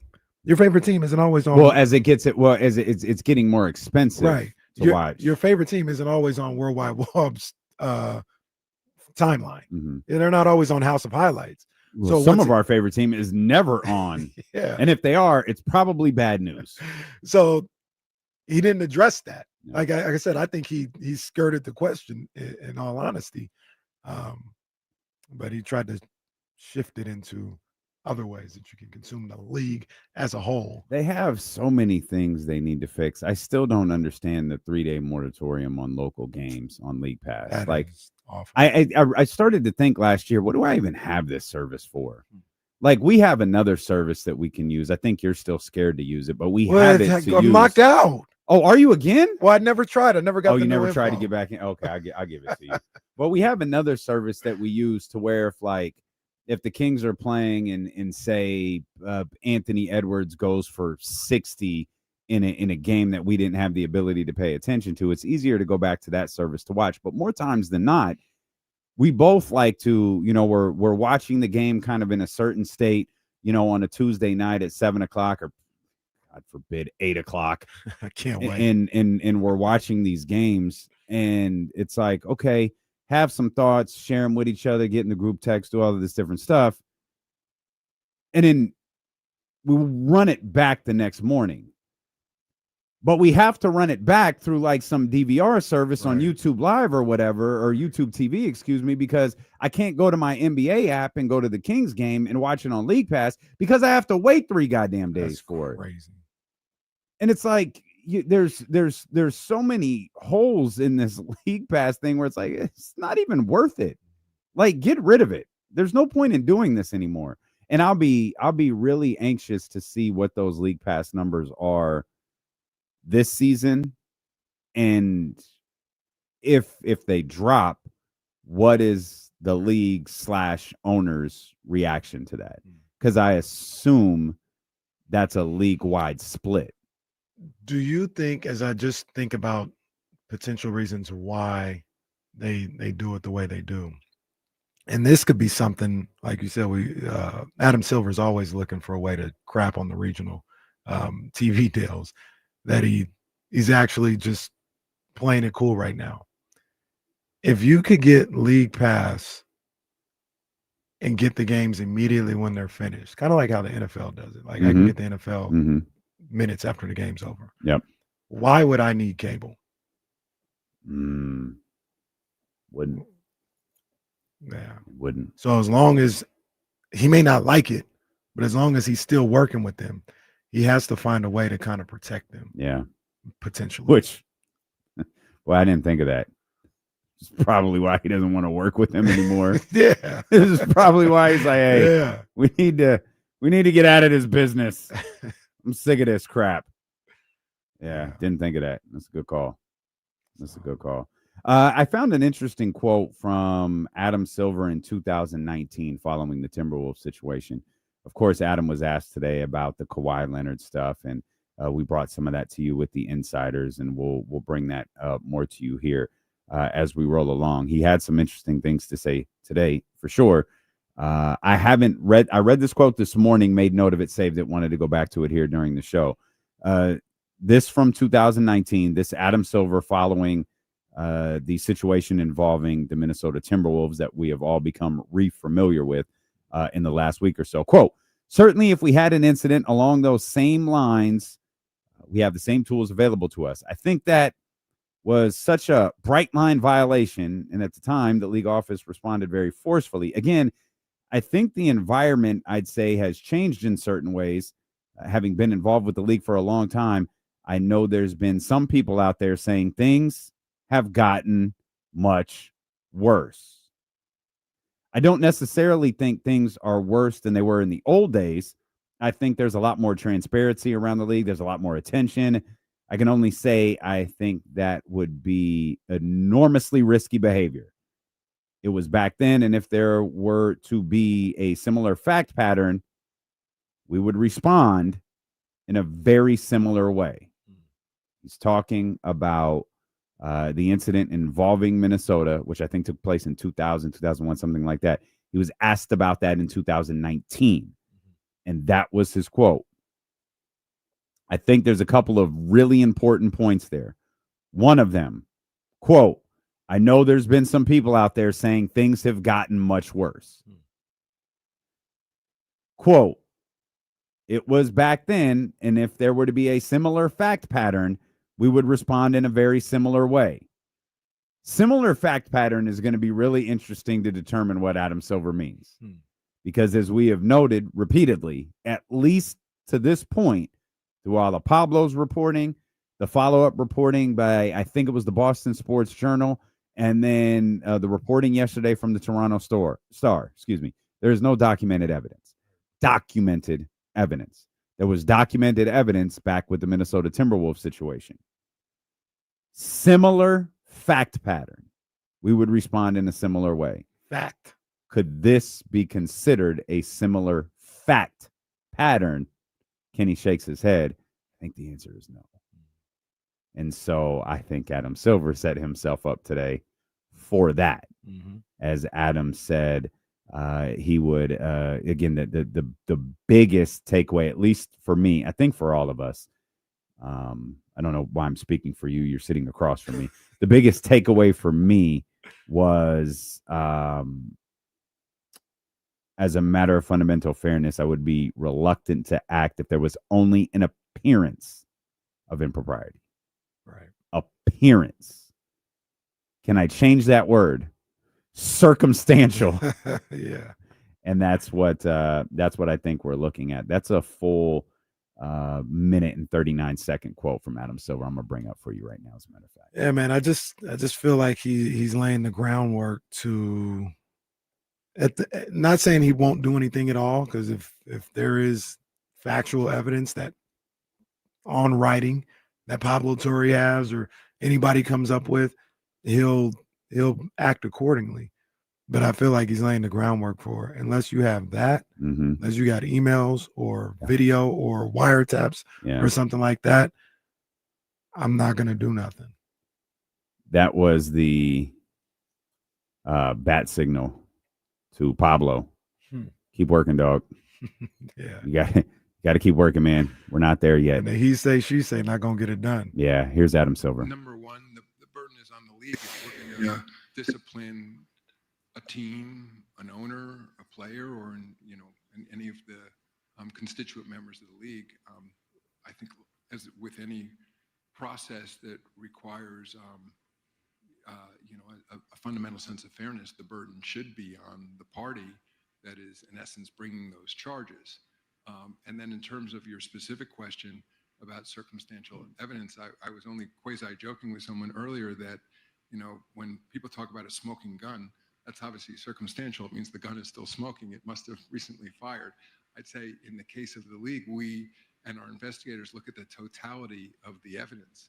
So I think whether mere appearance, like just by the way those words read, I think as a matter of fundamental fairness, I would be reluctant to act if there was sort of a mere appearance of impropriety. I think that the goal of a full investigation is to find out if there really was impropriety, because also in a public-facing sport, again, the public at times reaches conclusions that later turn out to be completely false. And so I would want anybody else in situation Mr. Ballmer is in now, or Kawhi Leonard for that matter, to be treated the same way I would want to be treated if people were making allegations against me. So the answer is, we're not a court of law at the end of the day either, that we have broad authority to look at all information and to weigh it accordingly. Get ready to deal with it, everybody. Yeah, he's not good. I don't. They better find something. Yeah. Otherwise, I don't know. And I don't know who's going to be upset. Like, there's no reason for me to be upset. Right. I'm not tripping. There's no reason for Kings fans to be upset. There's no reason for Laker fans to be upset. There's no reason to be upset about it. Right. However, it didn't cost me any money. I don't know that the other owners in the league will feel the same way. Mm-hmm. And Adam's job in this situation might be, I said he has to have a sit down. I feel like you've got two choices. The one we've already talked about extensively. Mm-hmm. You have a sit down and a one-on-one with Steve Ballmer. Alternatively, you sit down and you have a one on the 29 other people, and you have a conversation with those other owners and explain to them why you most likely haven't done anything in this regard. And I think those things are happening as we speak, or happened this morning. There you go. Like, because I think, to your point, I don't mean to be so flippant about it, but like, I don't care if the Clippers get punished or not. Like, I truly don't. It's a hell of a story. Yeah, it's a great story. Like, it's scandalous. This is Olivia Pope at her finest right here. It's super intriguing, super interesting, but that's where it stops for me. Like, if he says we're not going to do anything with the Clippers, I'm like, all right, whatever. Like, I don't really care. But to your point, if I'm Vivek Ranadive, if I'm James Dolan, if I'm Joe Lacob, you got to explain this one to me. We got to figure this out. Like, how you came to this conclusion, and more importantly, how are you going to make me feel better about everything that just potentially went down? Yeah. And like we said, those conversations may have already happened. May be happening as this next couple of days go on. A couple of really good messages here in the chatty house over. These are all YouTube messages. Let's start with, and this is probably going to require a lengthier conversation. Toronto would disagree. No, you're 100% right. I think all of the teams would disagree. Mm-hmm. Can I pause real quick with Toronto? Toronto, you disagree with what? Because you allegedly were willing to participate in illegal activities as well. He just got more money than you. Or did he really want the Maple Leafs? Maybe Maple Leafs. But I'm going back to when the first day the guy said he had $15 million lined up for Kawhi. And he went and got 28. You were, don't talk to me, Toronto. You were about to do the same illegal stuff. He's just got more money than you. Peyton's asking, our brother Peyton says, why are we assuming guilt? Why would we be talking punishment? Sweetie. First of all, Peyton, you're cute. Second of all, Peyton Ballmer over here. What world do you live in where we collectively assume innocence? We've said this repeatedly. We've said this since the start of the story. Conversations will always be had through the prism of presumption of guilt. We can preach innocence until proven guilty all we want to. It's a fun little tagline. I don't even know where it lives, but it's a cute little tagline that's non-existent. Guilt is a presumption of an allegation 9.5 times out of 10. That's why we were doing this. And I think we've been pretty clear. We're always going to work with the assumption of guilt in these conversations, because if we work with the assumption of innocence, there's nothing to discuss. Guilt, there's a rabbit hole there. And this leads to what Tyler said. I said, as a Kings fan, maybe you don't like, I don't care. How's it affect me? Tyler says, well, here's where I disagree. Because I'm going to learn to talk. I'm not having a stroke. I'm fine. Perfectly healthy. I disagree. It puts the Kings at a disadvantage compared to a Bomber team. Tyler might be on to something. We'll discuss that. We'll also talk about your San Francisco Giants. Come on, man. Well, do you have the game on right now? Absolutely not. I swear to God, I'm playing on this one. Put it on. I need to check what's going on. I don't have it. Come look. I don't have it on. There's some funny business going on in San Francisco right now. Reverse the curse. Well, we'll talk and check in. I guess it can't get any worse if we check in. It's D'Lo and KC here on Sacramento Sports Leader, ESPN 1320.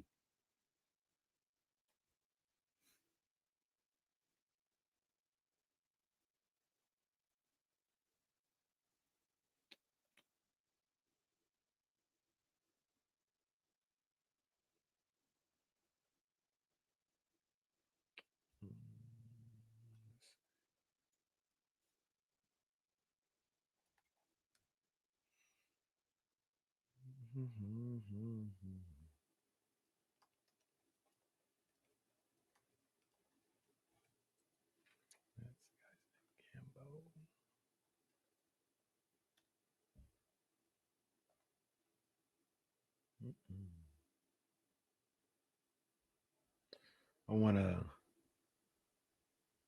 address what my man said real quick, but I want to make sure I read it correctly first.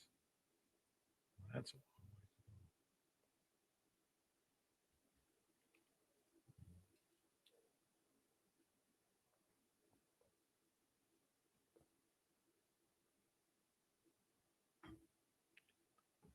So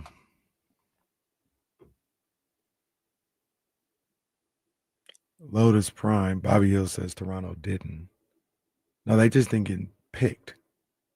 They were absolutely willing to circumvent the cap. Lotus Prime says that's not cap circumvention. My understanding is yes, it is. If I am directly going, because if that's the case, what Steve Ballmer did isn't cap circumvention. That didn't come from the Clippers. That didn't come from him. It was a different company. Now he invested however X amount of dollars to him, but then that could be the ultimate issue though. Yeah, but then how do I know you use Ballmer's money to pay Kawhi? They had what, $300 million? Yeah.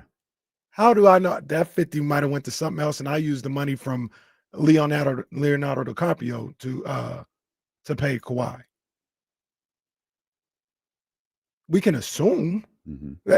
Common sense says yes, they did, but you don't know for sure that Ballmer's $50 million paid Kawhi's thing. And we can say that about, that's my whole point is I can say that about the Raptors and the $15 million they were gonna use.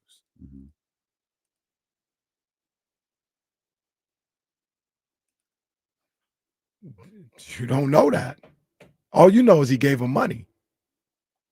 I think he did. I agree with you. I think that's what happened. But how are you going to prove that, Lotus?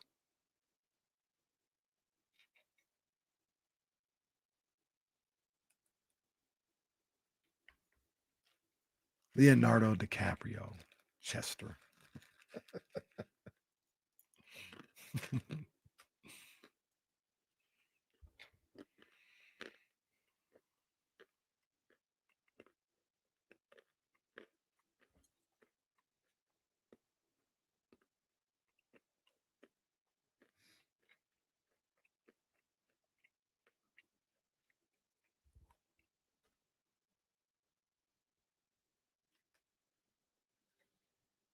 Jokic and Shea neck and neck for the MVP next year.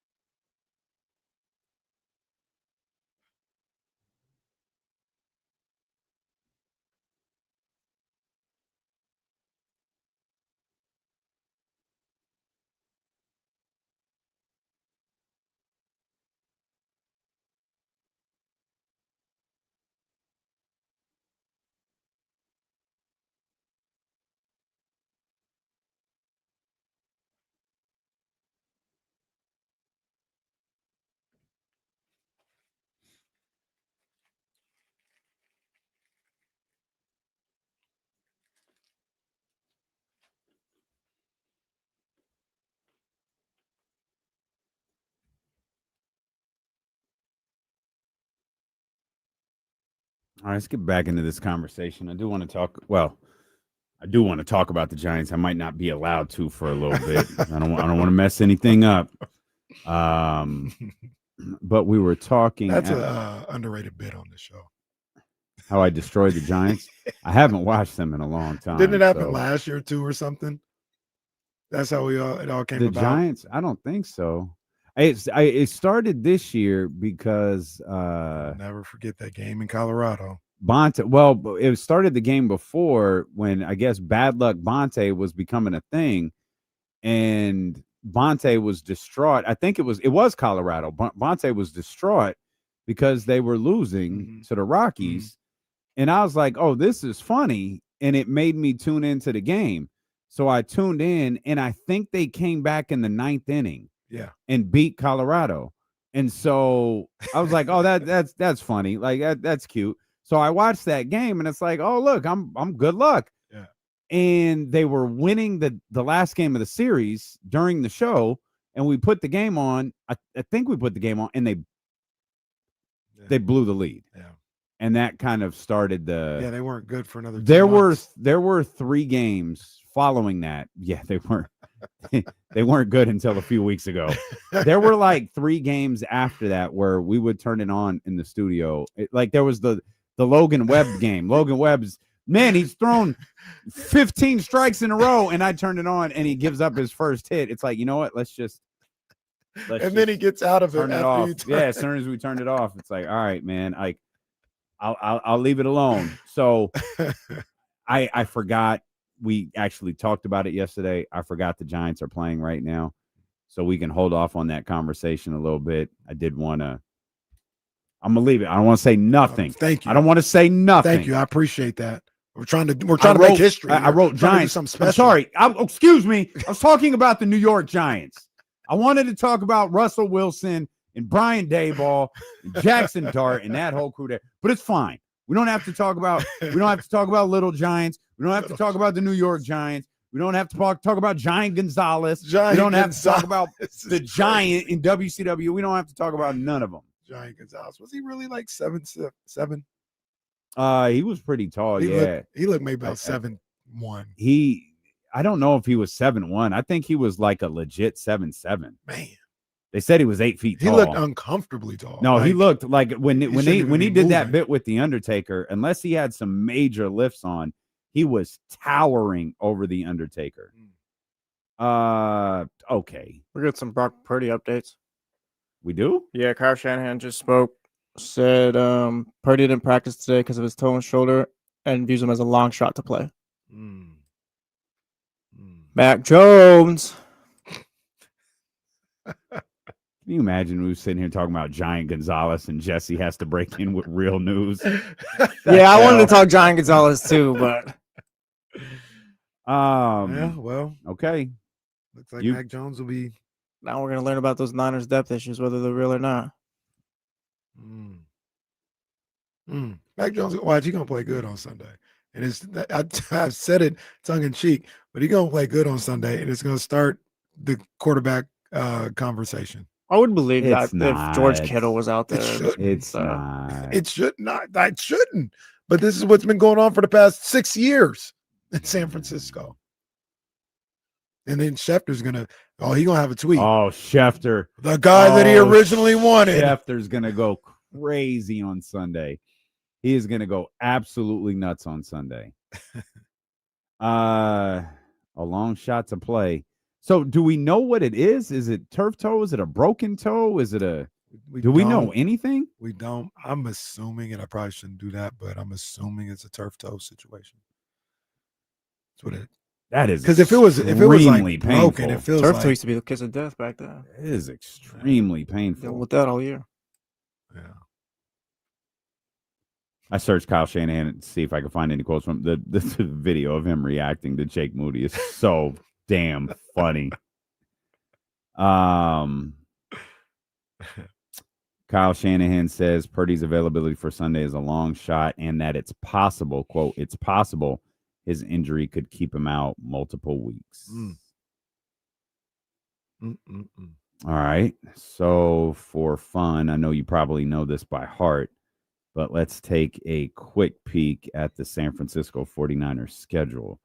Obviously, we know that they've got New Orleans coming up in New Orleans on Sunday. They're going to be home for the first time against the Arizona Cardinals on September 21st. And then they'll close out September against the Jacksonville Jaguars, also at Levi Stadium, before going on the road. But the road in this situation is LA. And that's just home. Pretty much. Yeah. If I, right now, Levi Stadium South. Right now, my gut tells me he's out until Tampa Bay. That's what I'm feeling. Wow. Okay, so that's your mini bye theory again that you laid out. Well, you laid it out prior to George Kittle being put on injured reserve. Now that is the first day. 1, 2, 3, 4. That is the first day he could actually return, or the first game he could actually return for is that Tampa Bay game. Of note, that game is in Tampa Bay. They're back on. It's a primetime game against Atlanta. At Levi Stadium. Yeah, I just find it, at the very least, I find it hard to see that if he's not playing this Sunday, that he'd be ready to go the following Sunday. So maybe the Jags game might be the game, but if he's not able to go in a week, I don't know if he'd be able to go in 2 weeks. I would use that next week to kind of get him back in shape. Feels like a 2 to 3 week injury. Although he hasn't don't really been know ruled what out. the injury is. Yeah, he hasn't been ruled out. I'm just going off of Shanahan's quotes of it could be a multiple week injury. Yeah, right. Yeah. Again, we don't know what it is. But I guess we'll. Yeah, I guess we'll see. So Kyle Shanahan, again, Brock Purdy is not ruled out. He's labeled, though, as a long shot for Sunday. My guess, you use a term like that, you're preparing this upcoming week for Mac Jones to be your starting quarterback. And it's probably best to approach it that way. It's probably best to tell everyone in the building, Mac Jones is going to be our quarterback this week. We're going to adjust our play calling a little bit, or we'll do whatever we have to do, whatever you do when you put a second string quarterback in there. I don't know. I guess I'll die with this line. Like I'm not like overly concerned about this for the San Francisco 49ers, partly because the Saints aren't good, but second of all, I don't think Mac Jones is awful. And I think when you have a skilled play caller like Kyle Shanahan and George Kittle's status notwithstanding, you still have a skilled offense. This is a better situation than Mac Jones was ever in New England. So I think the 49ers are in. They're okay. They could survive this. I think so too. It's not the worst thing that's happened. Yeah, I think so too. I feel the same way about Mac.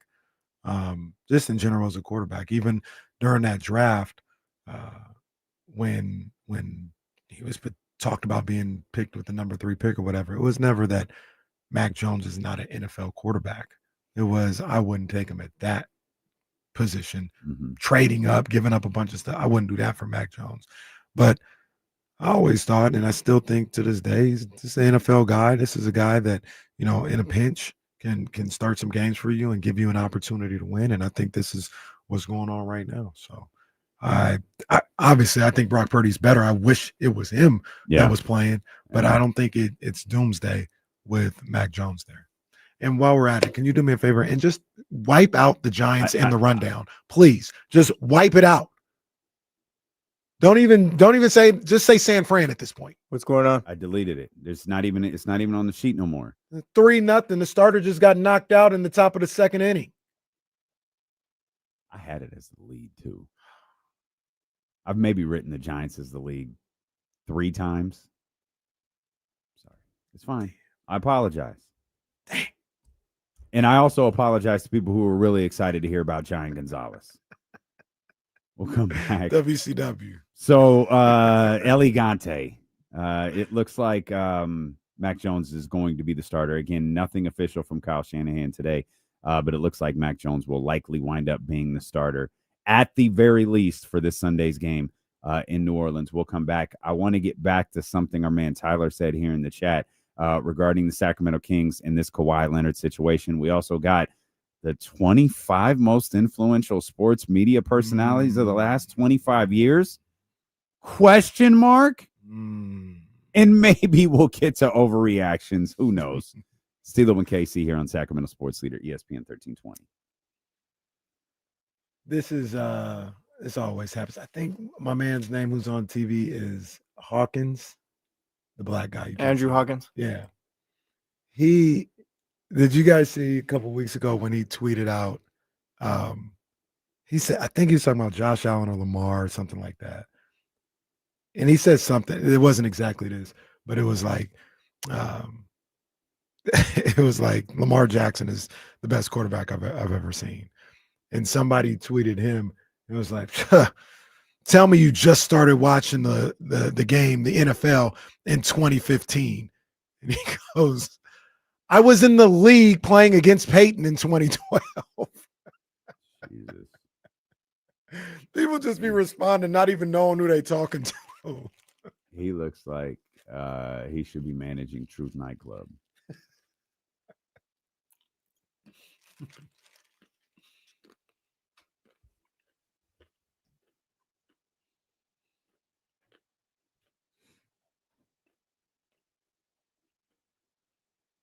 What was Mac's name? McCorkle? Yep, McCorkle.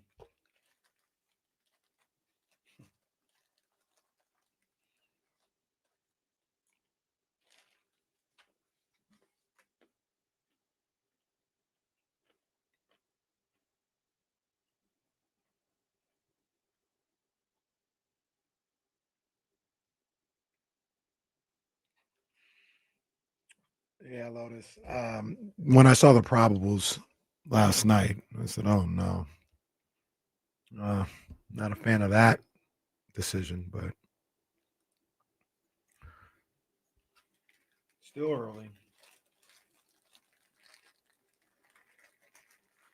Giants will hit another home run today.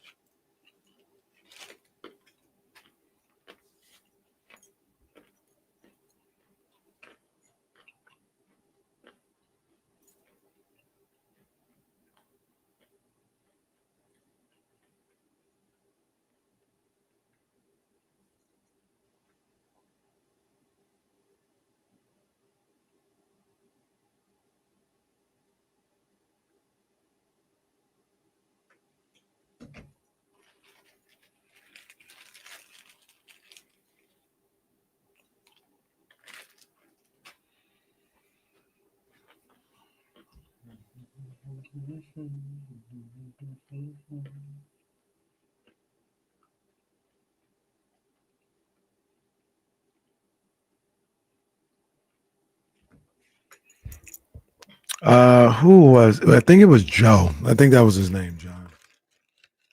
I think Joe will call in. That's right. That's right.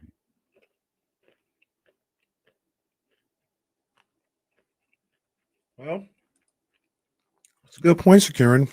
Like Jesse said, reverse the curse. Reverse the curse.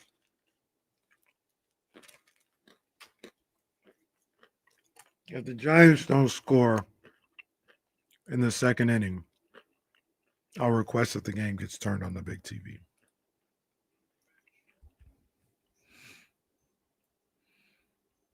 Now we're rationalizing when we can turn the game on inside the studio. Now 4-0. This is the only sport where this works, by the way, too. Like baseball is very superstitious. Yeah. Oh yeah. NFL, basketball, yeah, it doesn't really matter. Baseball, it's like, yeah, don't step on the foul lines. I'll play along. I take responsibility. I take personal accountability for the Giants' struggles, and I don't want to be a part of anything that could prevent them from. We appreciate that, Damian Henry. Derrick Henry said, "This is on me. I take responsibility. I should have held on to the football." Lackadaisical. Yeah. Okay. Well, wait a minute. I'm not taking complete accountability. Like, wait a second. They sucked for like 2.5 months. Don't put all that on me. Like, I'll take a stretch where it's like, hey, look, that's my fault. Superstitions. All right, I get it. You ain't gonna put all of this on me. You can't count on much. They are fighting for their lives to get out of this second inning. Jesus. You can always count on Sundays with the NFL on CBS and Paramount Plus. Stream your local NFL game live every Sunday all season long, starting at just $30 for your first year. That's like $250 a month. Visit ParamountPlus.com/NFL to get started. And that's for Sunday's game. Monday's game, there's 2 of them. Make your plans to be with us. D'Lo and KC, Sky River Casino, 32 Brew Street. This Monday, it's the Raiders and the Chargers live in Las Vegas. Come through, hang out with us. It's the second game of a doubleheader. It's the Bucs and Texans to start things off.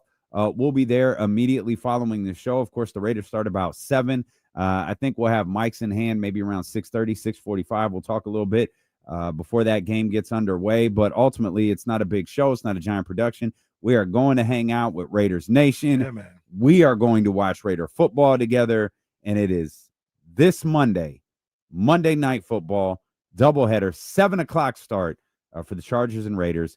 Come hang out with us. Yes, sir. Gonna be a good time, man. Indeed it is. Sky's the limit at Sky River Casino. Sky might be the limit for what Steve Ballmer can pay potential free agents as well. And we were talking about Adam Silver's remarks earlier today. Let's see if we could find some other video here. But Adam, one thing that certainly caught my attention, as a matter of fact, I don't even know what the complete context of this one is. This is the line about him not knowing what aspiration was.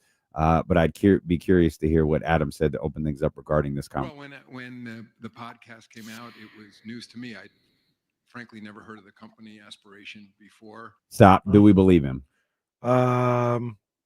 Do we believe him that Pablo Torre or someone from Pablo Torre's team didn't reach out to him or people associated with him to potentially get comment on this episode? No, I think or make them aware. Yeah, I believe that Pablo did. At the very least, Pablo did. If he didn't already know what was going on in this league before that. Right. Did Pablo reach out to his publicist person? Maybe they didn't tell him about it. That's certainly possible. Because you're not going to have a direct line at him. So, given what Pablo has done recently, that's a bold strategy. If you are Adam Silver's PR person, personal assistant, whatever, it's a bold strategy to not tell him, hey, Pablo's on the stove. You might want to talk to him. Yeah. More from Adam Silver. And I'd never heard a whiff of anything around an endorsement deal with Kawhi or anything around engagement with the Los Angeles Clippers. So it was all new to me. I heard it. I saw some of the follow-up information. We spoke internally. Rick Buchanan, our general counsel, is here, who oversees any investigations. Don't say anything stupid, pal. Rick had a conversation with Steve Ballmer, and we quickly concluded this was something that rose to the level that necessitates an investigation. In fact, interesting. That's interesting. Mm-hmm. He said they spoke to Steve Ballmer right away and determined, okay, we need to investigate this. Mm-hmm. Interesting. One that's done outside of our office, and Wachtell Lipton, New York law firm that we've used in the past for for investigations like this, is overseeing it. And again, I would also say I've been around the league long enough in different permutations of allegations and accusations that I'm a big believer in due process and fairness, and you need to now let the investigation run its course. And there we are. There's Adam Silver. I said, I don't care what the result is. Like, it's not gonna. I'm not gonna be fired up if Steve Ballmer doesn't get punished. I imagine there's gonna be teams that might be fired up, because this was pointed out by our man Tyler, who's getting a lot of run today. He said the Kings fans should be upset because this puts a team like the Sacramento Kings at a disadvantage. This puts a lot of other teams at a disadvantage because, again, it's connecting dots, whether it's reality or it's our imagination. Connecting the dots of a $50 million donation to a company that ultimately resulted in a essentially $48 million payout to a player who plays for that same donator's team. That's tough to reconcile. You pointed out earlier, maybe the two had nothing to do with each other. Maybe they didn't, but it looks funny. Absolutely. And that's a thing we brought up, before, is this disadvantage that other teams who don't have the ability to donate 10, 20, 30, 40, 50 million dollars to companies to ensure companies who might not be able to give endorsements that high can give that endorsement that high. It's like we use the example, if Vivek Ranadive had invested in Pizza Guys right before signing Malik Monk, and then Malik Monk gets announced as the new pizza guy, and we find out Vivek donated $10 million and Malik got $10 million from Pizza Guys, Vivek he'd be crucified already. In fact, someone else would own the Kings. In the last 6 days, Vivek would have been thrown out, team would have been sold, someone else would have bought him. Hell, maybe they would have even moved by now. But like they would not find this. Yeah, sorry, Vivek, it's over for you, pal. Steve Ballmer is not Vivek Ranadive. Steve Ballmer, there aren't many. I mean, Lakeup is probably up there. Kroenke's probably up there. There's maybe Josiah is up there. I don't know as much about him, but there aren't very many. And even in that, when you talk about wealth of owners, even at that, Steve Ballmer is still at the top of all of them. And he's a good owner in the sense of he built that stadium with his own money. He built that arena, with his own money. And he brings attention to the league. Completely unintentional. Did you happen to see during all of the games on Sunday the 60-minute season promo? Yeah. There's Steve Ballmer. Yeah. and I feel bad for him because there's the story was what, 4 days old at that point. It's obviously not about this, but they're going to have to do a disclaimer at the beginning of it or do a follow-up that says, yeah, this conversation with Steve Ballmer was done before these allegations involving aspiration and so on and so forth.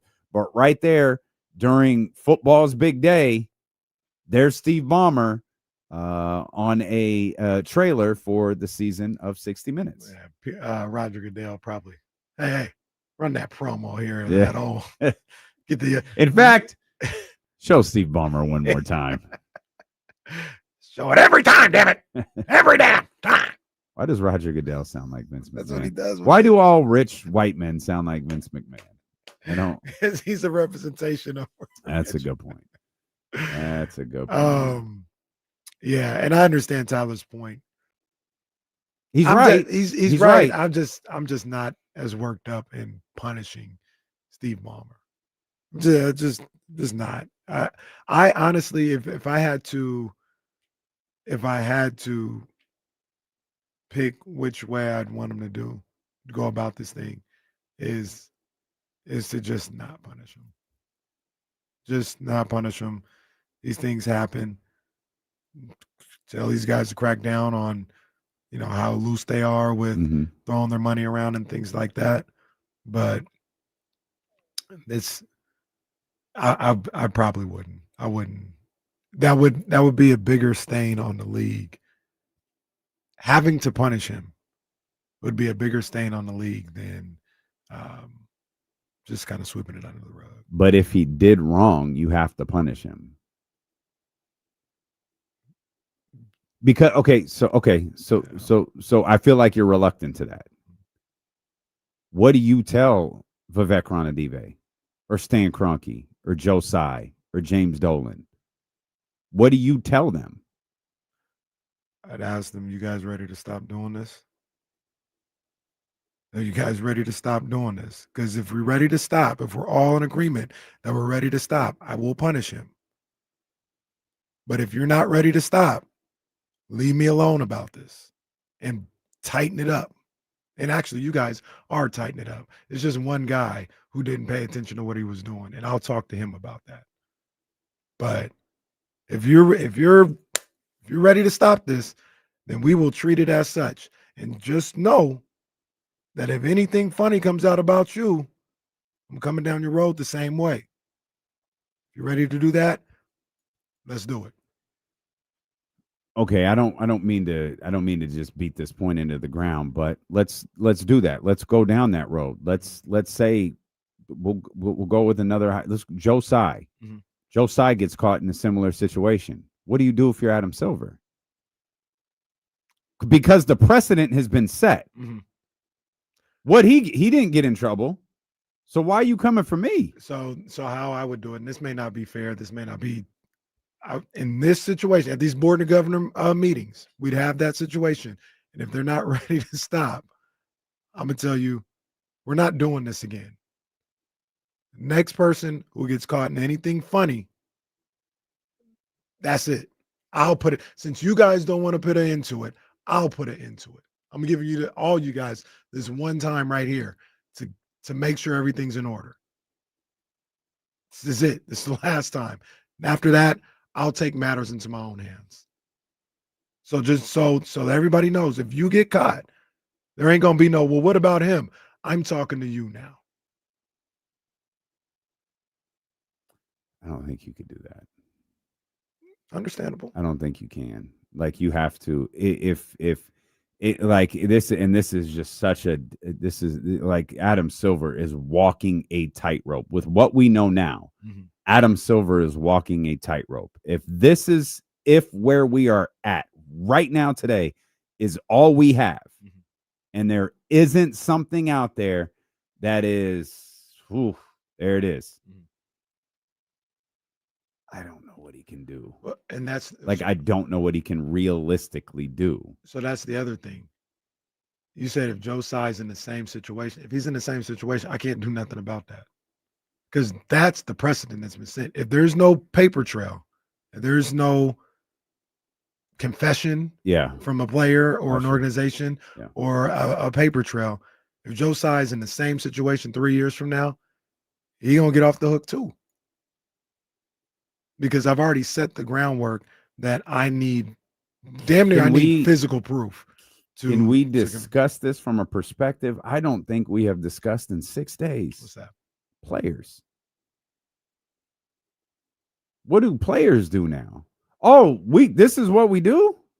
Oh, okay. Because I'm sure some of them have heard about it. The DeAndre Jordan thing was, I almost get how it happened. In the grand scheme of things, it's kind of small, right? You're talking about a sponsorship worth a couple $100,000. Mm-hmm. Again, not to look down, that's good money. But when you're talking about contracts worth tens of millions of dollars, it feels significantly smaller. And it's like, okay, here's what we can offer DeAndre, but we also have the ability to get him a sponsorship deal. It looks like it's don't make me look stupid. What Adam was pissed about is that took place in a negotiation. That took place in a formal setting, in a formal room to negotiate a contract. It wasn't a, after hours over at, SR Prime talking about, hey, what could we do to make up this money that he's going to pass up to sign with you? Mm-hmm. Well, we got this deal with Lexus. They love DeAndre. I mean, it's a pretty easy connect. We could connect you with Lexus, $250,000 right there. And we're off. I don't even think there's a tie that the Clippers paid them $250,000. Like, there's nothing like that. Right. It's just the way that deal happened that seemed to piss the league off a little bit. And it was, again, the don't make a fool out of me. Yeah. And I think Adam Silver saw that as you're making a fool out of me moment. And that's why they got the punishment they did for that, which I ultimately think was a fine equal to what DeAndre got, which was like $250,000. Yeah. I don't know. As a player, like I'm asking, what's this piece of guy's deal worth? Well, Mercedes of Stockton's got Kyle Draper. They ain't got me. I'm asking questions now as a player. I'm like, Sky River, they're building football stadiums. They're paying D'Lo and KC. What are they paying me? Right. They got their name all over our building. What about me? Where's my cut? I'm asking questions now as a player. And my thought is, you already know the answer to those questions as a player. Do I? This ain't nothing new. You already know the answer. So I got a couple million for you. We're confident. Let's decide as a group. We're confident this is normal. Yeah. This is everyday NBA business. And let's I'm gonna break this down into two parts. We're confident this is everyday NBA business. Mm-hmm. Yes? I believe it is. Is the dollar figure in which Kawhi Leonard got abnormal? I think that's the top of the top. That's what it sounds like. Yeah. That it sounds like maybe this isn't everyday NBA behavior, but maybe it's not as rare as we're hearing about. But the specific Kawhi Leonard deal is not everyday NBA business. The inclusion of Steve Ballmer in the company that paid him is what's really throwing a wrinkle into all of this. Mercedes of Stockton can pay Kenny all that they want to because Odyssey didn't invest in Mercedes of Stockton. But if all of a sudden Odyssey is like, wait, how did this happen? How do we wait, what? And it doesn't, the DeAndre Jordan sponsorship, the different rumblings, the different things that you hear about, even some of the stuff from Toronto. Toronto was, at least the way that it read in the Star, was setting up a sponsorship deal. Whether that's okay or not, they're setting up a sponsorship deal. What I don't know is if the Toronto Raptors' money was being funneled to the sponsor. So there's two big wrinkles in the Kawhi Leonard thing. The dollar figure and Steve Ballmer's involvement. Man, two things. Number one, I agree with you 100%. I think that the Kawhi money just blew everything out of the water. Because if I go back to what the guy Gambo in Arizona talked about the day it came out about Toronto seemed like they had more, if you believe that story, they had more than a generous, more than a healthy promise or whatever of $15 million. Like, it was almost like, it sounded as if it was like, we're going above and beyond. $15 million ready for you. And then these guys come with damn near 30. Like, whoa. I know, counting ownership stake, I think it was 48. Yeah, right.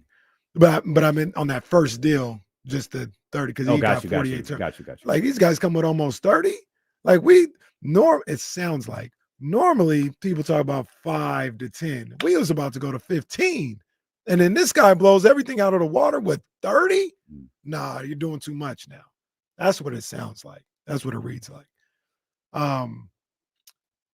The other thing about this, I think it's one and the same. I'm just kind of thinking out loud. But does it matter? Does it matter that Steve Ballmer donated to this company and not the Clippers? To you? Like, legally wise. Like, it's not like the Clippers LLC. Yeah. Put $50 million. It'd be hilarious. It'd be absolutely hilarious. $50 million. It's worse than Kawhi Leonard Aspire LLC or whatever it was. No. Yeah. No, because Steve Ballmer's the Clippers. He is. For better or worse. But he's not legally. No, I understand. And that's what I understand. Mean by that. But and he's absolutely not, because he's made, $100 some odd billion doing other things. Mhm. But in the scope of this conversation, Steve Ballmer is the Clippers. Mhm. So Vivek Ranadive is the same thing. Tech companies, all of these different things. He's got baseball now, all of this stuff. Vivek Ranadive is the Kings. If Vivek Ranadive is involved in something shady, the Kings get brought into it, whether fair or not. I chuckled because the A's would pay Malik Monk $50 million, but not their own players. Oh my God, that'd be hilarious. It'd be hilarious to find out Fisher paid Malik extra money when he signed last year, and now they can't get rid of him. They've tried all offseason to trade him and can't. Oh man. Yeah, this is doesn't feel like this is going away. We'll go back to the highlighting to the highlight thing before we move on from Adam Silver's press. Can I ask you a question? This is a D-Lo and KC question here. Mm-hmm. This is what you get here on D-Lo. Seems like an appropriate time for this. Looking at Adam Silver, mm-hmm. How much you think his suit costs? It's a real basic bland He got it suit, on sale, but that's probably It's a couple grand at least. Yeah, a couple grand. I was gonna say 5 racks. Yeah, not more than 10, not less than 1. I was gonna say that's 5 racks. That's You think that's a $5,000 suit? It shouldn't be, but I think it is. I'm gonna go 2. I'm gonna say that whole outfit he's got on costs at least 2. Yeah, I'll say the whole outfit. There's no way that Adam Silver is renting the same suits that we can wear, buying the same suits we can. He didn't go to Burlington. Yeah, Men's Warehouse. I got a press conference coming up. Can you guys get me a suit rented for the September 10th? And then you think it's called Tuxedo Den. Tuxedo, shout out. We call it Have we booked George Zimmer yet? He's busy right now. He had to help Adam Silver. It looks like a basic suit. I don't know that it's open anymore, but I feel like he could have got it from that flagship Macy's down there. Sure, that's what it looks like. But that's not a flagship. Macy's is not going to sell. That's what it looks like.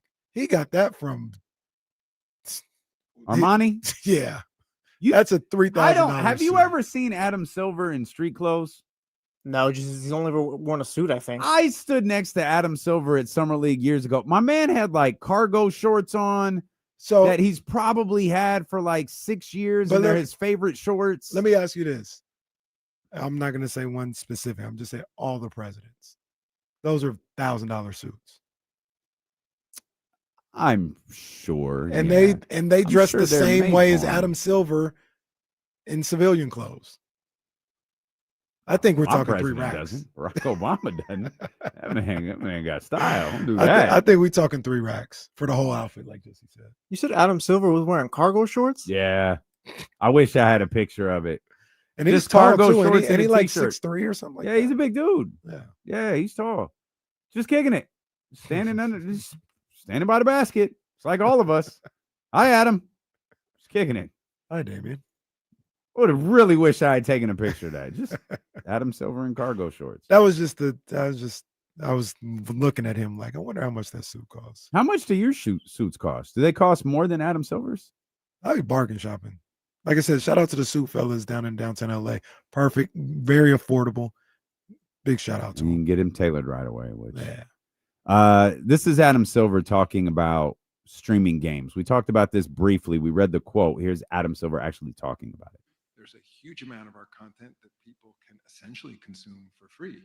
I mean, this is very much a highlights-based sport. Instagram, TikTok, Twitter, you name it, any service, the New York Times for that matter, to the extent that your content is not behind a paid firewall. There's an enormous amount of content out there. YouTube, another example that people. I think I played this already. Yeah, Adam. I thought you just said it. No, we played it too. Yeah, we did. That's me. Yeah. Adam said, "F your poor ass." So essentially what he said right there. So a lot of people, understandably, not a lot of people. I've seen 2 or 3 people upset about that. Mm-hmm. And I'm looking for the tweet. Our guy Matt George. I saw that. Can you hold on to it? Yeah. Okay. Oh, yeah, I got you. Yeah. And also, we're going to have an interesting discussion ahead. And look, and also, go ahead, turn the game on. Turn it on. Oh, okay. Turn it on. All right. Steeler with KC. Desperate times call for desperate measures. Steeler with KC on Sacramento Sports Leader, ESPN 1320. As Yogi Berra once said, it's getting late early. On Monday, because the Giants were on FS1, they were on the multi-view. Oh, all right. So I got to watch Monday Night Football and the Giants. Double play as soon as we tune in. See what I'm saying? See what I'm saying? Reverse the curse. The curse is over, people. Reverse the curse. Yeah, shout out Tuxedo Den, man. That hit home right there, baby. Shout out Tuxedo Den. Shout out to Oxford Street. Oh yeah, hell yeah. Oxford Street had me dressed like Yogi Bear. I still remember the girl that worked there too. I used to always say, because I think it was Oxford Street. No, Oxford Street was down there. There was another spot where there used to be some baddies that worked in there. I'd be like, man, if I ever own a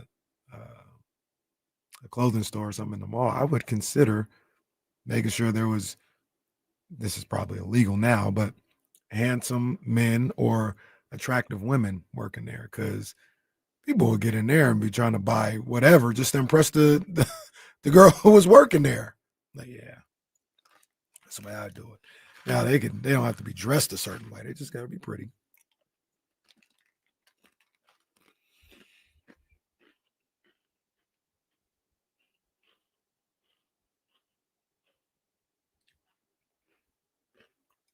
Really, Dr. Dave, I haven't watched Seinfeld. A buddy of mine swears by Seinfeld. He's like, it's hella. What's a Seinfeld bit? Having attractive people work in these department stores, I guess. Huh.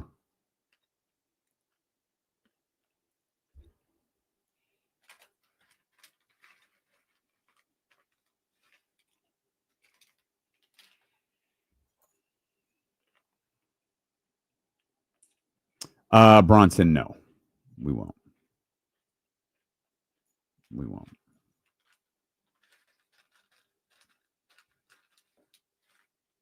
We won't.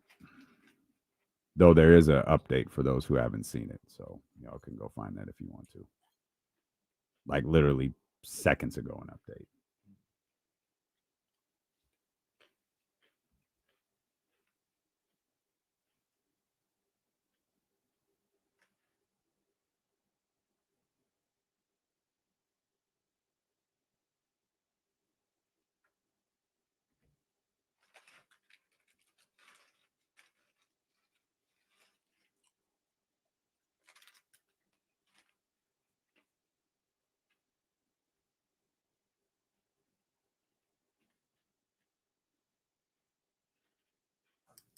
I've never seen Seinfeld either. I don't think I'll ever get into that.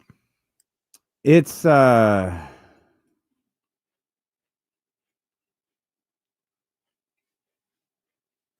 you know what's funny?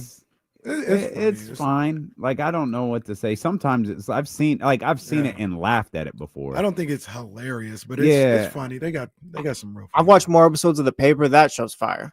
Okay, yeah, The Paper's hilarious. hilarious. Yeah. Funny. Yeah. Oh, yeah. The Paper's funny. It doesn't like it has nothing to do with The Office. No, right? yeah. And once you, it's a show shot like The Office, but nah, it's very funny. We were watching it last The night. dude that was in Snowfall and this one's pretty funny. Yeah.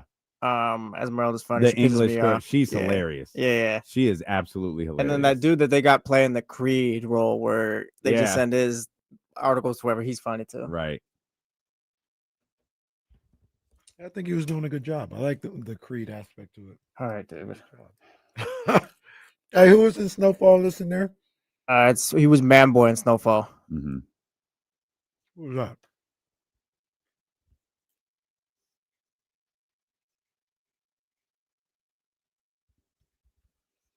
All right, tune the Giants on. Double play right away. Giants up. Come on, let's make up this 4-run Let's see what deficit. Rafael Devers does right Let's go, baby. now. Home run. Nope, he swung and missed. All right, well, we're not perfect.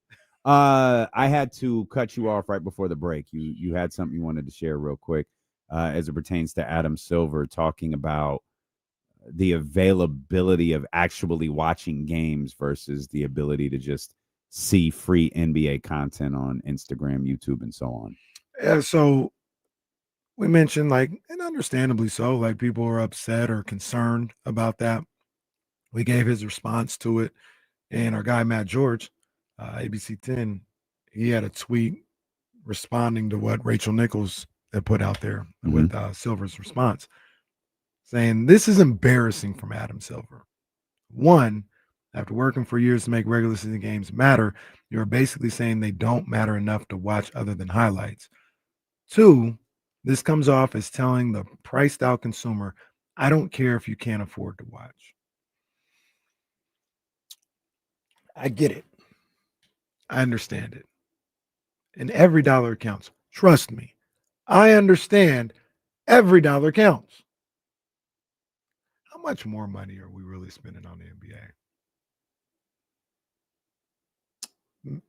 Maybe $5? Well, we don't know who has what streaming services, though. Someone who was watching the games on TNT, like cable and stuff, like now you got to get Peacock, you got to get Amazon Prime. I mean, you can also assume that there's someone out there who has none of these things. The biggest games aren't on TNT anymore, which is, something people were paying for, that now they have to pay for something else. And again, I think we sometimes, and I'm being generous with we, because I actually mean you, operate under the assumption that everyone has all of these services. We do. To a certain degree, we have to. Like, we can't just go, well, I can't watch the game tonight because I won't pay the $10 for Peacock. But like, I understand the idea of, one, I don't want to pay for another streaming service, but two, what's happened with Peacock lately in preparation for their first season with the NBA? It's gotten more expensive. And we just saw ESPN launch this brand new app, and WWE fans are like, wait, how much is all of this going to cost me now that I have to get this? Also, I have to pay for Netflix. Netflix keeps increasing their price. None of this stuff is helping us anymore. Right. And while this isn't your point is the cost of the NBA. I think a consumer frustration is the cost of everything is just getting higher. Right. Meanwhile, companies are telling their employees, can't help you, dog. Right. We're kind of maxed. Here's a 3% increase for you. That's about what we can do. That's what the cost of life is not matching up with absolutely what we're being paid to live. Right.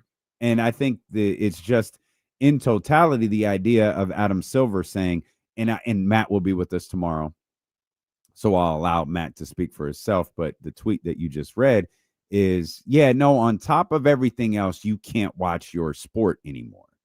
You can't watch the thing that helps you get away from all of this anymore without spending a couple of more dollars.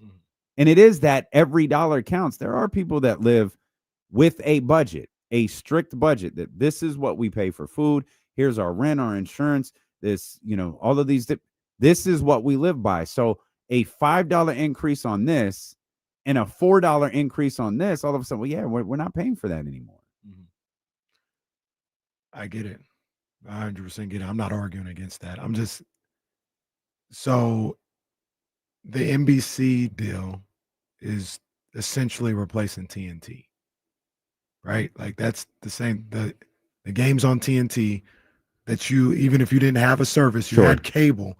Now you have that on NBC. Sure. So that wipes that out. The Peacock games on Mondays, there's one game that you can't see. If you want to see Pacers Pistons, and that's the Peacock game, you'll miss out on that unless you spend another $5-6 a month.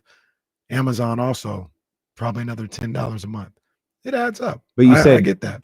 But you said Pacers Pistons, and I think because we didn't get the actual question, we got the framing from Rachel's tweet, but we didn't get the actual question in the video. What if you're a Pacers fan? Yeah, you can't watch that game and now. I'm not sure. I know where you're going. I don't know because either. It may be on locally. Sure.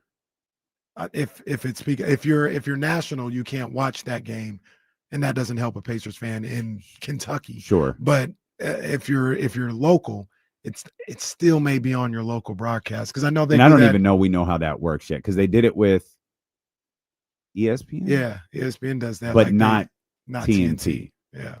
So, yeah, I just look at that, and it's also it's the way of the world. Unfortunately, there's not anything that I'm happy about or I'm defending. Does it have to be though? The NBA doesn't have to put everything. Like, they can still make money and make games accessible. To me, this is, we're gonna make our money here, and if you could watch it, cool. If not, whatever, because we're still gonna get ours. Like, the NBA doesn't have to put all their games behind this. It does feel like greed. Absolutely, it's all greed from everybody. Yeah, It's all and we're greed the from ones who everybody. suffer for it. Yeah, fans are the ones that suffer for it. Like, fans are getting priced out of going to the arena. Mm-hmm. And now they're getting priced out of being able to watch this team. And I think, though we've never got a clear, definitive plan on what the hell he's talking about, I think if Adam Silver had his way, you would pay a certain amount every season to watch the Sacramento Kings play. Mm-hmm. You would pay a certain amount every season to watch whoever your favorite team play. And I'm going to stick with the Sacramento Kings because he's talking about locally. You would pay $50, $20, whatever dollar figure a year to watch your favorite basketball team play, so you didn't have to watch them on NBC Sports California anymore. You could watch them on the NBA app, or you could watch them on a special channel on Amazon or YouTube or whatever. The NBA isn't looking out for its fans. I'd say that. Well, and that's long been that's long been the knock on the NFL too. Mm-hmm. That's what the Sunday Ticket lawsuit was all about. Mm-hmm. The NBA, I think this is the case. And once again, I think in local markets, it might not be accessible. But don't they still have the team pass? Like, instead of getting the league pass, if in the NBA, I think games, they just rolled that out, a couple years ago. Mm-hmm. And I don't know. That was the thing that NFL fans were demanding, is I don't need to pay $400 to watch every NFL game. I'll pay $100 to watch every Dolphins game, right? Because I live in Sacramento, California. So they have for it's not saying this is cheap, but for $14 a month, you can watch just the team that you want to watch, as opposed to, I think it's probably up to $30 a month if you pay it that way for League Pass.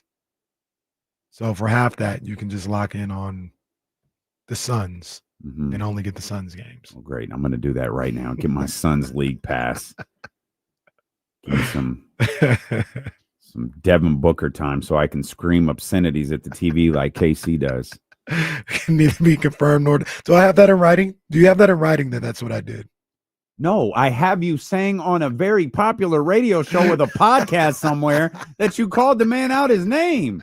You do know there are people listening to this, right? I got about 1,000 people in the chat right now that'll back me up. So, I mean, it sucks. There's no good way around it. It's just, I just think that unfortunately, this is the cost of doing business. It feels like, yeah. And we lose as consumers. We lose as fans. We do every time. You know? Didn't you say? Yeah, because you're definitely right. I went to look something up and it's not here. Didn't you tell us the other day NBA League Pass is only available? Is it Prime. Amazon? Yeah, the Prime. Yeah, because I'm looking at my YouTube subscriptions. Mm. It's not there anymore. Yeah, it's Prime. Gone. And I think, once again, this is an assumption. That's not right either. But I think you can still get it through the NBA app. But if you're trying to go through TV services, well, I'm sure you can. Yeah, I'm sure that it's on. If TV services, I think it's because you used to. If you had DirecTV, you could get it. If you have YouTube Live, you could get it. If you had Hulu Live, you could get it. But yeah, I just went to look to see what the per month cost was to have it, and that whole NBA logo is just gone. You can't get in anymore, pal. Doesn't exist. Get ready to learn Chinese, buddy, because yeah, it's gone. It's tough, man. Being a sports fan and feeling like your league isn't looking out for you. Of course, you get frustrated. You take it out on your team, and it's your team's fault. Like this is a bigger, picture business. What would a solution be? A realistic solution for everybody? They signed this new TV deal. There isn't one. We live in a different world now. Like the reality of this is just not the same anymore. Right. And you talk about everyone wants in on this because they realized, oh, this is all it takes to do it. There's I always mention the Fubo thing. Fubo was a great service. One glaring problem is that they couldn't come to an agreement with, I call them the Turner networks. I don't know what they're called now, but the TBS, the TNT, all of that stuff, which also includes CNN. So Fubo now, great sports packages, all of that stuff priced about the same, I think, as YouTube TV. But you go to a service that doesn't have CNN on it, but it has Fox News and Newsmax. What do you immediately think? Oh, I can't subscribe to this. This isn't for me. All right, I can't get everything I need with this. And this is where they're slick. And you pointed this out a couple of weeks ago. We did a live taste test and figured this all out. Is everyone offers something slightly different, and you have to determine what you're looking for. YouTube got the big push because they got the Sunday ticket thing. And now Amazon's getting the big push because they're getting League Pass. And ESPN's getting this big influx of people because there's wrestling fans. And so NBC made their big thing, not even with Peacock, or not even with WWE on Peacock, the WWE network. They got The Office. And the second they're able to get Seinfeld back from Netflix or wherever it lives now, oh my God. They gonna have it oh on my popping. God. They're gonna have it on and popping. The solution to me, and look, this is what it should be, right? But the solution to me would be, and Matt George, he'll be with us tomorrow. We could talk about it some more if he wants to, is Matt George and others like him telling the NBA, do not take the Amazon deal. Leave that open so I can still watch my games. And that would be telling the NBA, don't take another $4 billion, which is fair. The way I look at things, you're getting $7 billion. You'll be fine without another 4. You'll be fine. You've got it. But what happens when I always say, hey, this player, come on, man, what do you need another $10 million on this $200 million contract you get? People be like, no, take every dime you can get. It's different. It's billions and millions. So like, it seems even more unfathomable or more understanding for us to be like, hey, just leave a couple billion on the dollars or on the table. But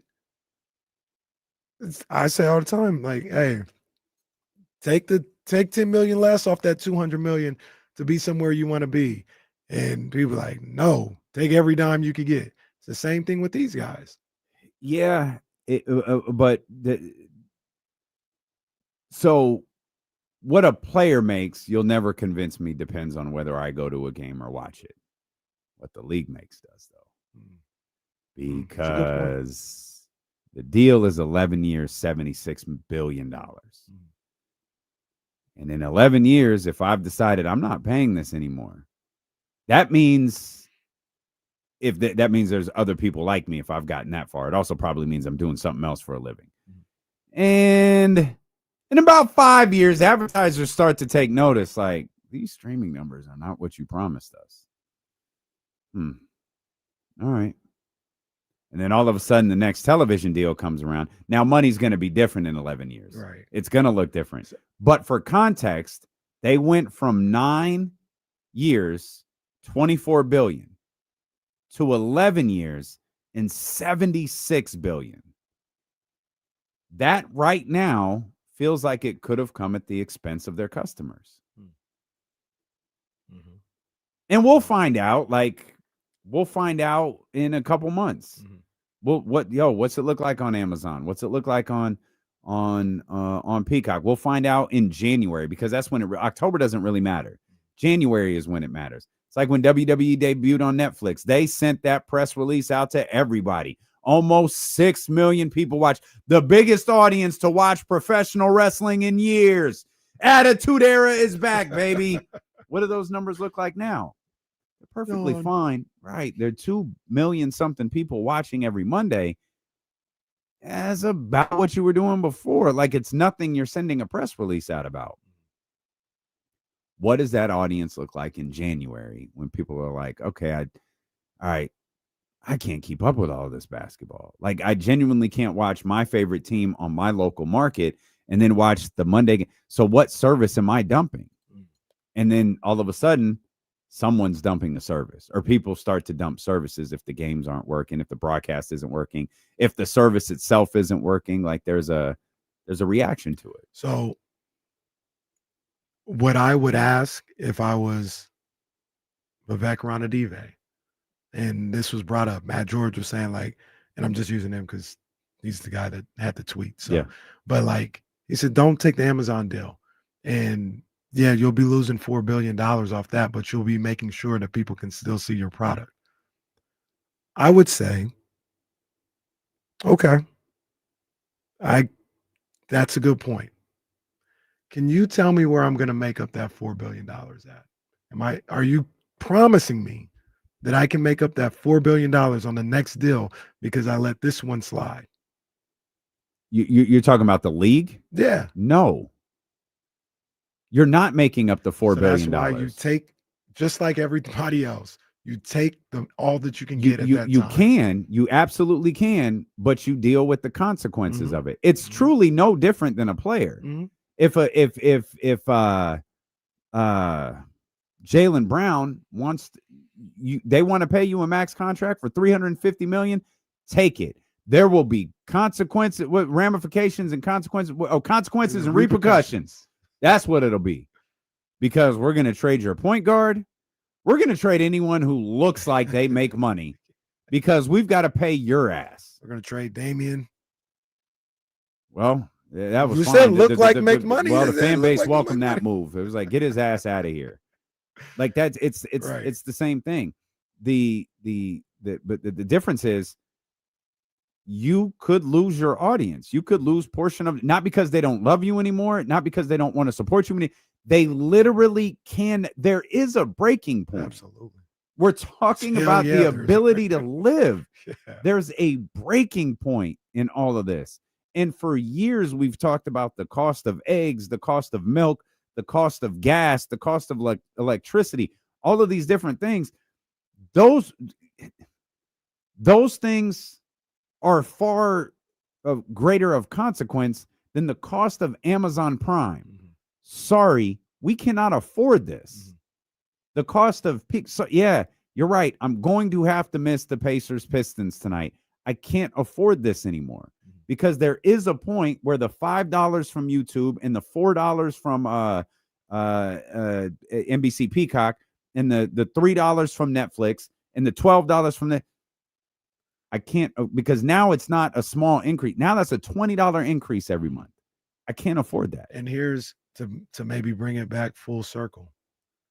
Here's where, and he delivered it didn't sound right, but where Adam Silver said is, if you get to that breaking point, the good thing about our league is you can still consume our league. See, that's the thing actually that's not a solution, though. Yeah, now that we're talking through that a little bit more, it's pissing me off. Yeah, he delivered it in a terrible way. You're telling me to go to Instagram to consume this league?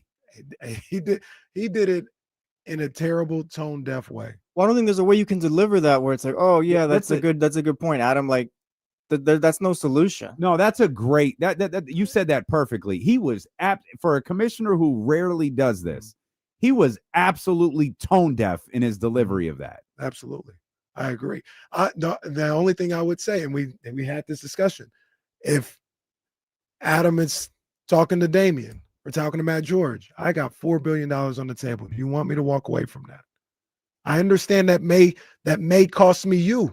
You may walk away from these. I understand that, but you're telling me to walk away from $4 billion on a $76 billion deal. What I'm asking, because let's talk about what this ultimately means.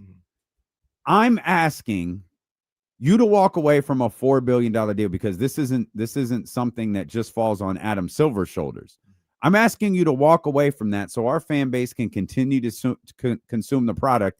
And maybe Giannis Antetokounmpo signs for a $250 million deal rather than a $257 million deal. That's what I'm asking. As a consumer or owner? Because I don't. As a consumer. Oh yeah. As a consumer. As an owner's like, do whatever you can to make me stop paying these players. Yeah, that's why I asked. I was like, the owners, they do whatever you need to do. It's just I agree with you guys. I'm on your guys' side. I'm on everybody's side. It's just acknowledging the NBA's greed, I guess. But yeah, go make every dollar, but you're gonna push people out in the process. This feels like a real football story. Mm-hmm. But the NFL hasn't done this. The NFL's games are mostly accessible. Yeah, but now they're telling you can only watch playoff games with a peak. They're adding $6 to what you're doing. That's true. At $10. The most important game, you have to subscribe.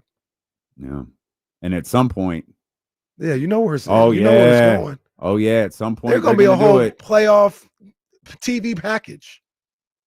To get the one game that's going to be available on one service because they paid the most ungodly amount we have ever seen for a television broadcast to do it. And they're going to do it. Right. It's just a matter of when. And I guess maybe that's where I'm coming from. Like, sure, the NBA could have done God's work and looked out for us, but ain't nobody looking out for us. So I don't know why that's at the feet of the NBA and Adam Silver. It's not. In the end, it's not. It's a bigger issue that this country is facing right now. That's likely only to get worse. And I'm not sure how it's ever going to get better.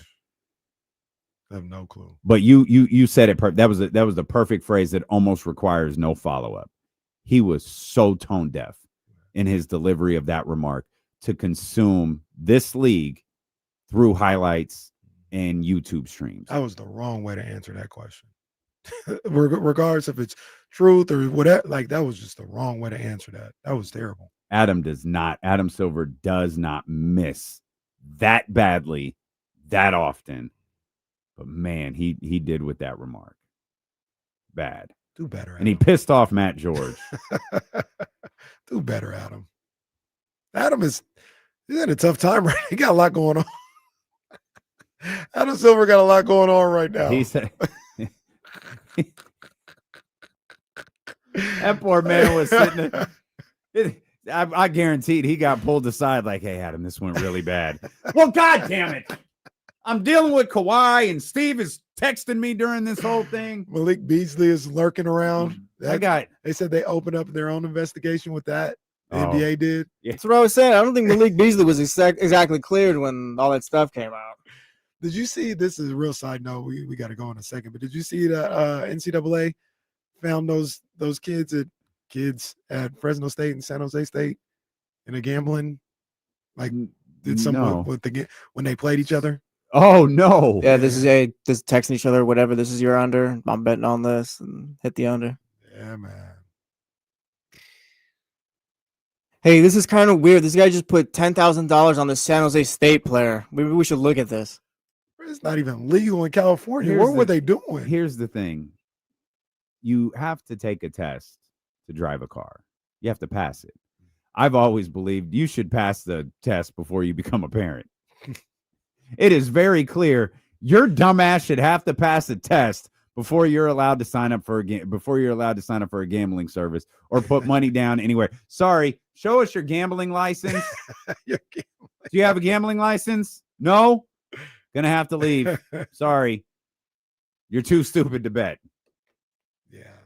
Wait, they're playing each other? This is... Yeah, let's look into this a little bit. And once again, put it on wax. Why would you do that? This is not a long investigation. It's like, no, we have the group text right here. I guess, what are you talking We got about? the IG DMs that you guys sent each other. What do you mean?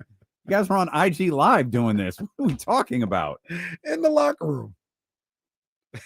Interestingly enough, this show is brought to you by Sky River Casino. Stilo and KC on ESPN 1320.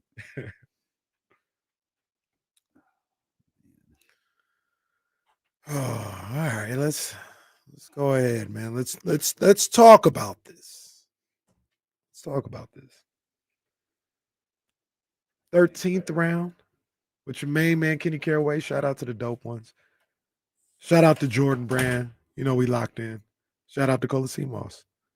We've got a fight on Saturday that typically, normally, in a regular state, I would center my whole life around.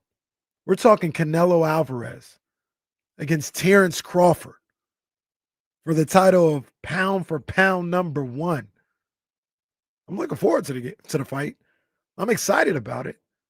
I'm intrigued by it for sure. But something's missing, man. Something's missing. Talked about it the other day with Jesse. I was like, man, maybe it's the fact that this isn't leading to anything. Both of these guys are at the end of their careers. Both of these guys conceivably can retire after this fight. So it's not leading to, all right, you're the number 1 pound for pound. Now you're going to defend that hypothetical title against all comers or anything. It's like the end. And for the first time in a while, I'm listening to those people when they say boxing's in a really, really bad place. Boxing isn't dead because all it takes is a Canelo or a Tank Davis or even a Floyd Mayweather or Manny Pacquiao. Manny Pacquiao came out of absolutely nowhere to turn everything back on its head. So it's not dead. But right now, at this particular moment, the current state that it's in a bad way. And this fight signifies, yeah, boxing, you need to figure some things out. You already had things to figure out, but time is up. I think that's what I'm feeling when I talk about this fight. Time's up. You need to figure things out now, or it's going to be a long road back. With all that being said, I think Terrence Crawford is going to win this fight. If this was 2-3 years ago, Canelo would be too much. But I think Canelo has lost enough of a step where Terrence can box him to a victory. Now, you don't want to take too many punches from Canelo, but I think he wins this fight and becomes number 1 pound for pound. But here's the problem. He might just retire after this. I hope not. We'll see what happens, man. It's the 13th round.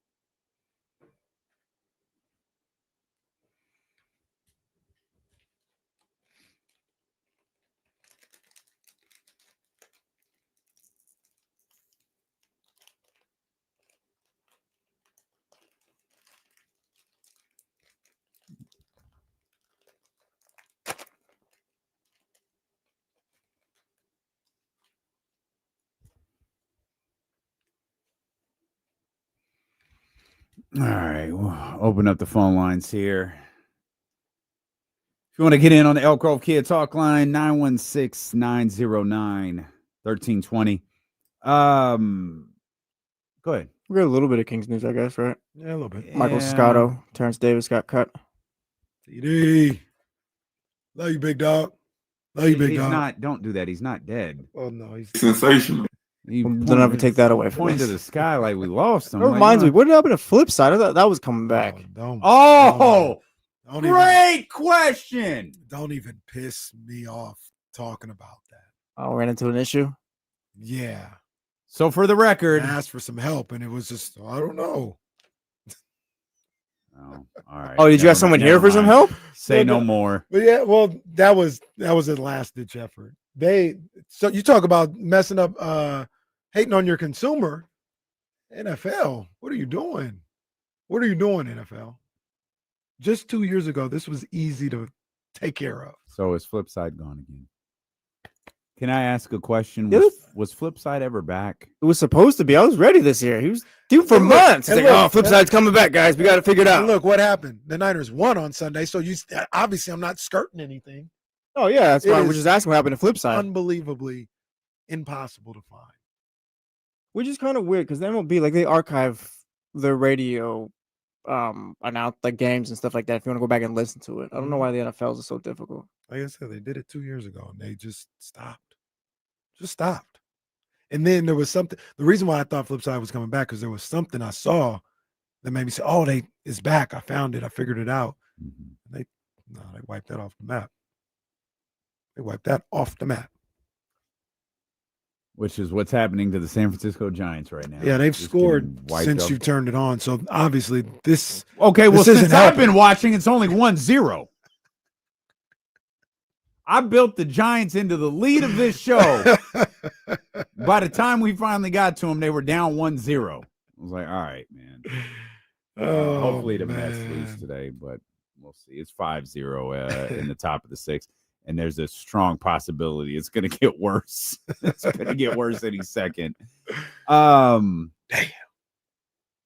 This will be an interesting conversation. We got week 1 overreactions coming up here in just a little bit. James Ham is taking the next. He'll be on the Insiders, but he's not going to be with us today. So we're just kind of hanging out talking. I guess I don't want to blow past the Terrence Davis thing. Terrence Davis got something, nothing, formality. What? Does this open up an avenue to Russell Westbrook? I think the avenue for Russell Westbrook was always there. Well, I mean, like, yeah, just now the road is clear now. I don't think it's got anything to do with that. Well, I know they needed to cut someone, right? Yeah, and this would be a move that you could do instead of moving on from Malik Monk. If you really wanted Westbrook that bad, that's what I've heard. I also saw a couple reports that the Kings were interested in Kelly Oubre. So take that for what it's worth as well. Jake Fisher, Is I think. Tennell tweeted still that out. open? Tennell, well, it's not called Tennell, but it's open. How do we feel about that? Oubre, unique dude. I don't have no problem with him. I just don't know where he fits. Yeah, with this the roster right now. He got attributed to Jake Fisher. It'd be a Sarge for Oubre type of deal. Oh, that's fine. Don't do that right now. Who do we call? Kelly Oubre. Yeah, right.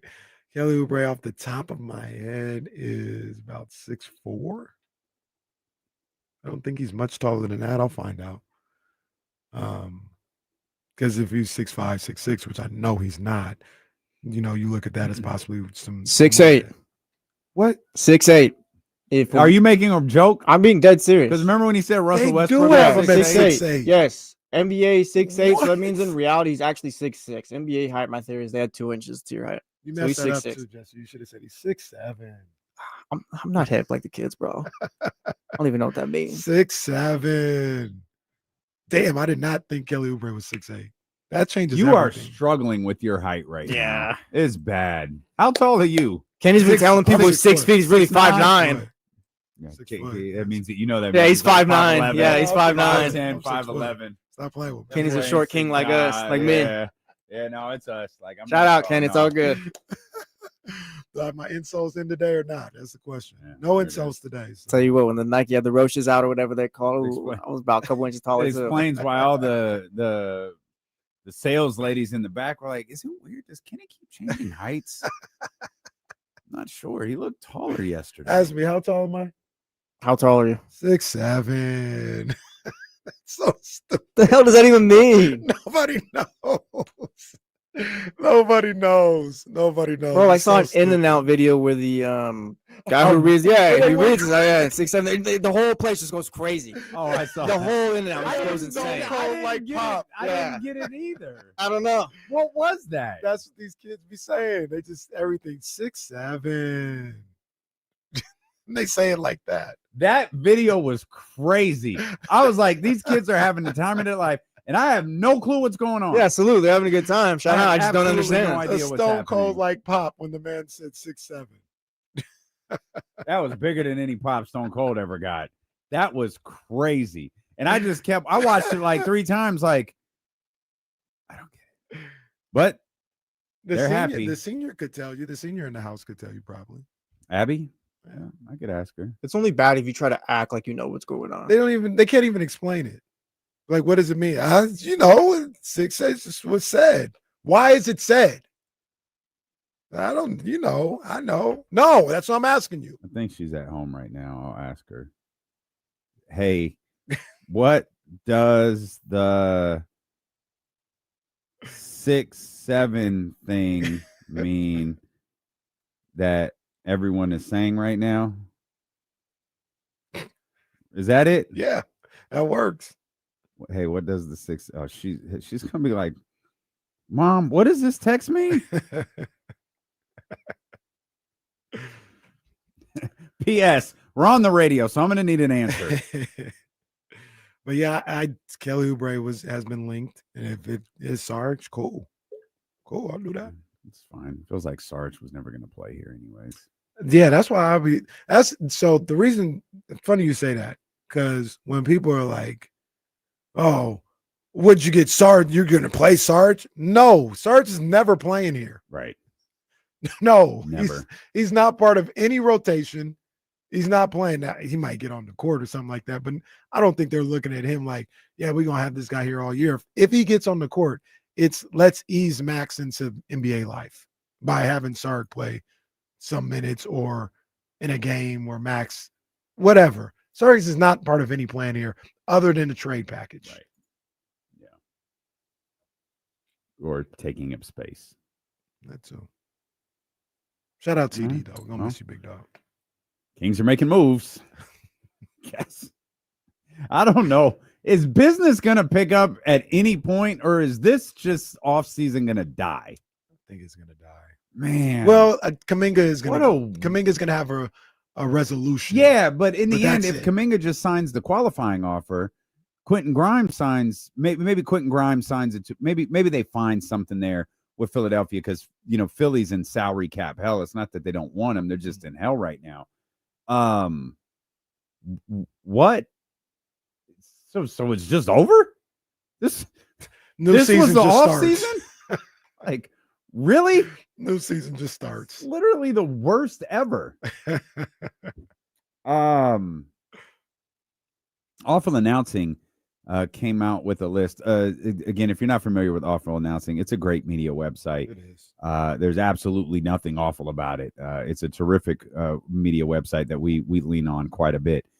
It came out with an interesting article laying out the 25 most influential sports media personalities of the 2000s. I'm just going to skip to the end. Bill Simmons was number 1. Now, let me tell you how I consume this list. It's a 2-page list. You have to click to go to a different page. And as I'm reading it, I'm like, oh, that's cool, fine. And once you get to like 10, you start to figure out like you can put this thing together. Then I start to see names that I thought were number 1. I stopped at 2, which was Stephen A. Smith, and could not for the life of me figure out who I was going to see next. And I swear to you, when I saw Bill Simmons' name, I shut my computer and walked away. Oh, so you disagree? You think? I thought this was going the other way today. No, I do not believe Bill Simmons Jesse, is the most influential sports media personality of the last 25 years. Jesse, what do you think before I say whatever I say? I don't hate Bill Simmons being up there. I mean, he did the 30 for 30 stuff. I feel like sports documentaries are a lot like that now because of him. He did the Grantland Is that stuff. good or bad? Good. The documentaries are better. They did a good Yeah. job with 30 for 30. Yeah. No, they did a great job with 30 for 30, and then it mutated into something else. Well, that's influence. That's influence, though. That's influence. That kind of took. Is all influence good? It's not the most good influential people of the last 25 years or whatever. You Well, got that. He right, signed that that's Spotify deal. I think that was good worth point. $100 million or whatever. Yeah. I mean, he's got the ringer. He's put people on. I feel like he set out a Grantland, blueprint. yeah, Oh yeah, Grantland Grantland. I feel like he first. set out a Yep. blueprint where, like, yeah, you can argue he belongs out there. It's him or Stephen A. I feel. And the one thing that I think his biggest accomplishment, which it could be fact checked, I could be wrong with this.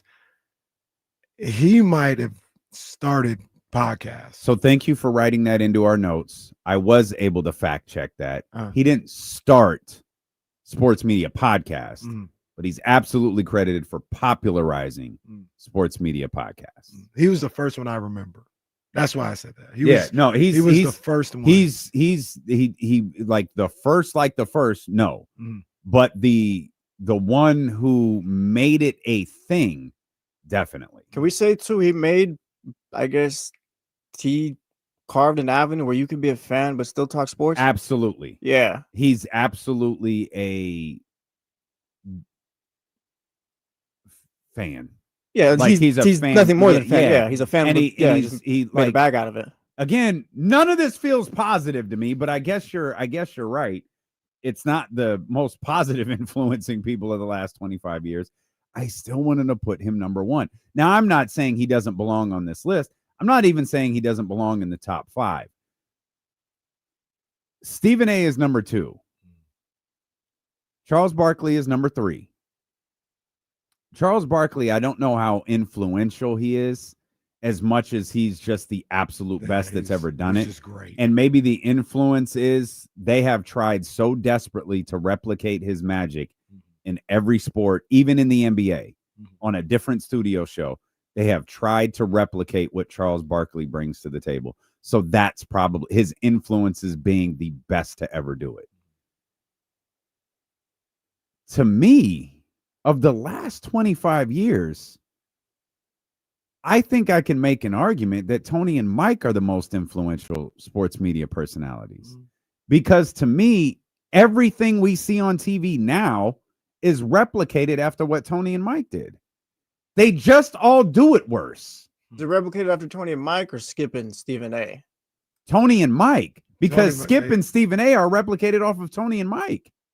Yeah, that's fair. I guess Stephen A and Skip just turned it into something extreme, but Yeah, I feel like that's exactly what we see now. And Skip deserves to be higher on this list. I don't like him. I do not agree with him, but him and Stephen A did that together. He deserves, and he's somewhere on the list, but it's not as high as I think he should be. But I also think there's a very fair argument when you talk about influence that the two guys who are number 5 could be number 1. Schefter and Woj. Our lives are very, very different because of Adam Schefter and Adrian Wojnarowski and the way we consumed their content. When free agency hit, we hung on every word that man tweeted. When the trade deadline arrived, we hung on every word that man tweeted. Little different in the NFL, but kind of the same, idea. Monday mornings, what happened to George Kittle? What happened to, J.J. McCarthy in that preseason? What happened to Teddy Bridgewater? Like, we set notifications. So the second they have news, it pops up on our phone and we know. I could make an argument that they deserve to be higher on the list too. I think they, because they're 5, right? They're 5, yeah. And Tony and Mike were number 4. I think Tony. I was gonna say, I think Charles Charles Barkley should be 5th on this list, if anything. I'd go still Bill and Stephen A 1 and 2, then I go Schefter and Woj 3, and then Tony and Mike Will on 4, and then Chuck 5. I would go. There's the one thing that I can't get over and get the guy out of number 1 is the podcast. People are making livings, wealthy livings, off of what he popularized. I won't say he started, but yeah, they even the people that we're talking about, the First Takes, the Will Bonds and Tony Kornheiser, they put their show in podcast form. Sure. And that's what do we talk about all the time? People, hey, you got a podcast? No, we have a radio show. That is damn. No one knows this is a radio show. It feels like the go-to way to consume sports talk and discussions. And he kicked that off. I feel like that's not direct, but just a little influence on the way we do things and just here or whatever, just the podcast, the way we talk sports, and just I feel like he's created like just a new lane, I think. Yeah. I mean, look, to be fair and to be real about it, I'm almost in this lane because I'm a Niners fan, unapologetically. I come on here as a Niners fan. I come on here as a Kings fan. That doesn't mean I can't speak truthfully when things go bad or wrong, but that was frowned upon. It wasn't though, not locally. I don't think it was. I think nationally it was. Like nationally, it very much was. And you can really tell. And again, you know, I guess the key word in all of this is influence. Post Bill Simmons' life and pre Bill Simmons' life. Like, I knew Trey Wingo pretty well. Do you know who Trey Wingo's favorite football team is? He never hinted at it on the air. You probably won't believe it. His favorite team is the Dallas Cowboys. You would never know that watching him, though, because he doesn't make a big fuss about it. Now, I don't. How long was so? Okay, I don't know the Mike and Mike radio show as well, but I feel like the Greeny Jets fan thing became much bigger in later years, which is probably the post Bill Simmons thing. ESPN used to not want their personalities sharing who they were fans of. I think the Greeny thing started when Stephen A started running with the Knicks thing.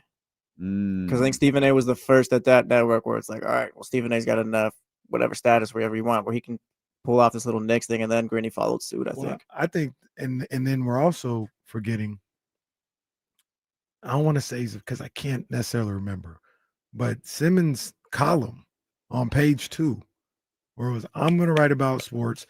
You know, I'm a Sox fan.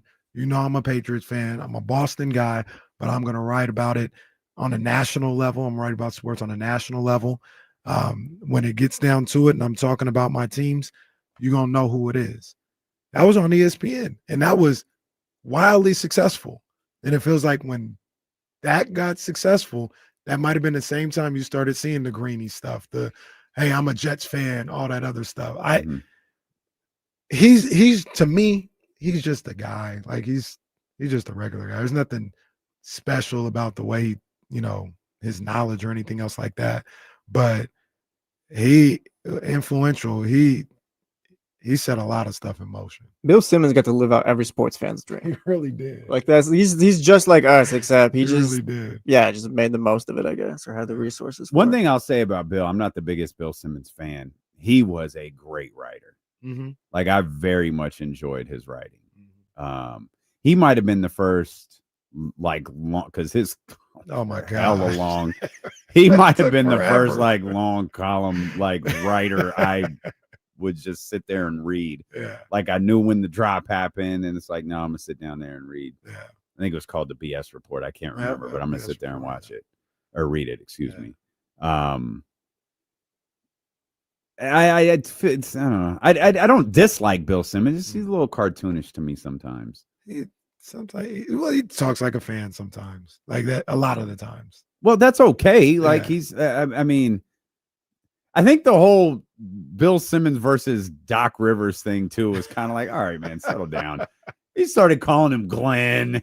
He's like, yeah, whatever, Glenn. Like, all right, Bill, sit down, man. I mean, whether he's number one can be argued, but I think he's top 5. I think Stephen A's top 5. I think PTI. You can't separate those two, Tony and Yeah, Wilbon. definitely not. I think they're top 5. I agree with you. I think Skip is on there too. Skip also, like, because him and Stephen A took it to another level. But Skip was on Cold Pizza by himself before, and he started that morning. Hey, I need to see what this dude's talking about because he's gonna say something crazy after. He was doing that before Stephen A got over there to ESPN, and I think he's top 5 on that list as well.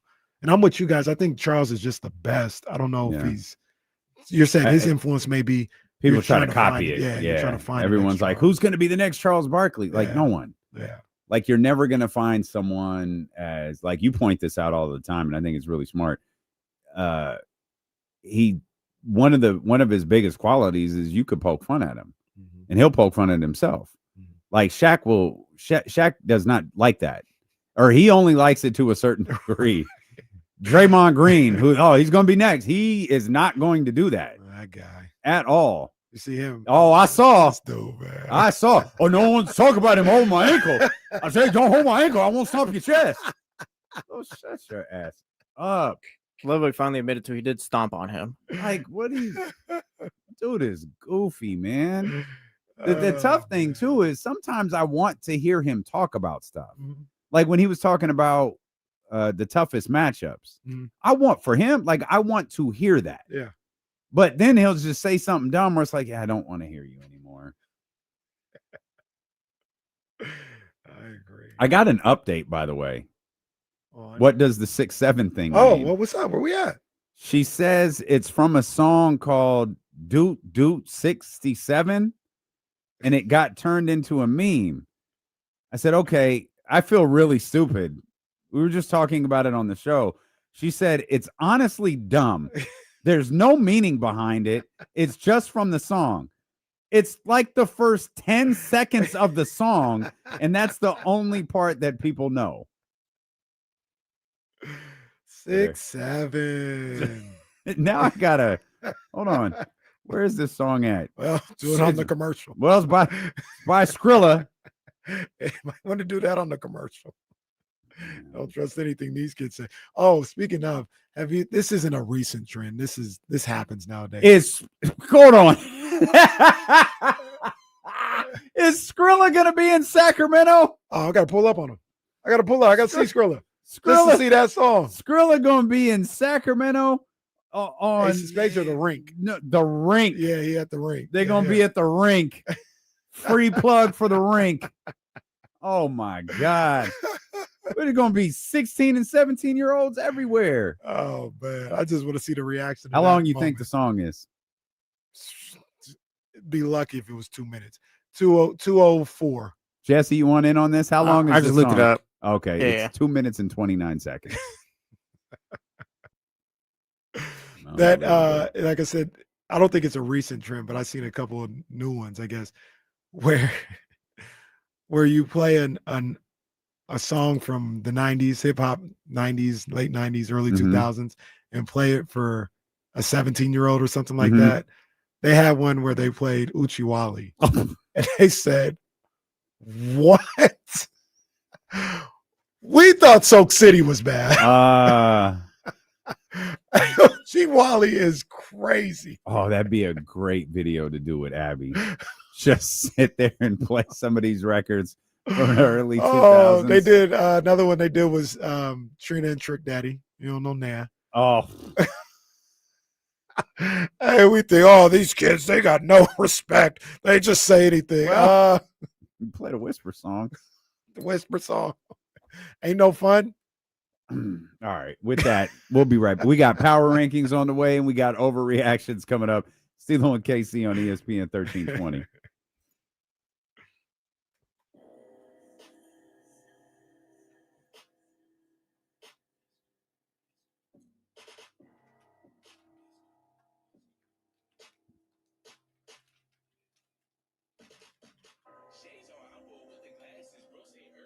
I have heard this.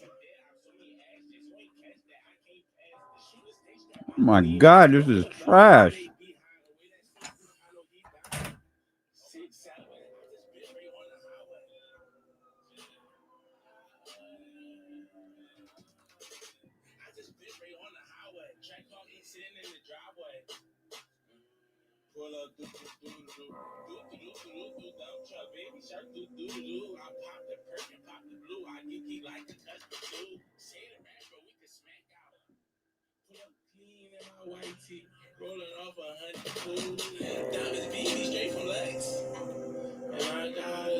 This is absolute trash. All right, man, this is enough. Goodness gracious, that's terrible.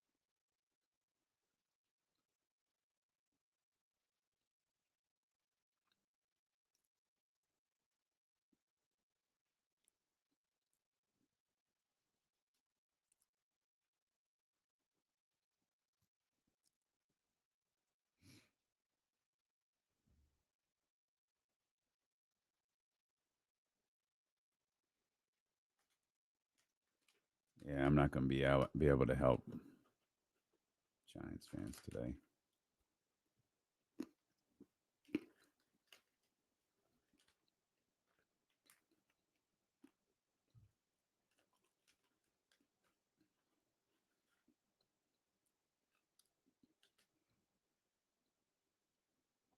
Remember when Manny used to call and plug the Chatty House after party?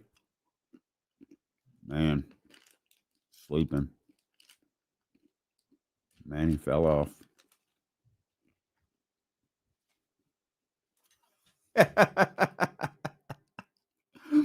Oh my God, that's funny.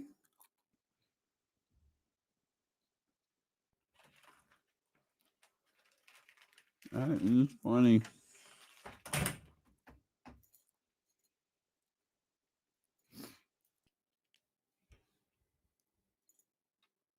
Oh man.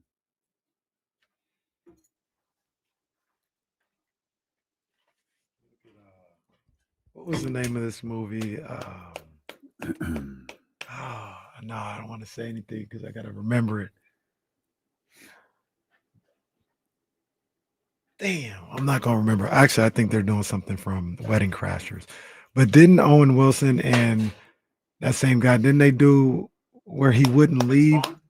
Vince Vaughn, where he wouldn't leave. What was the name of the movie?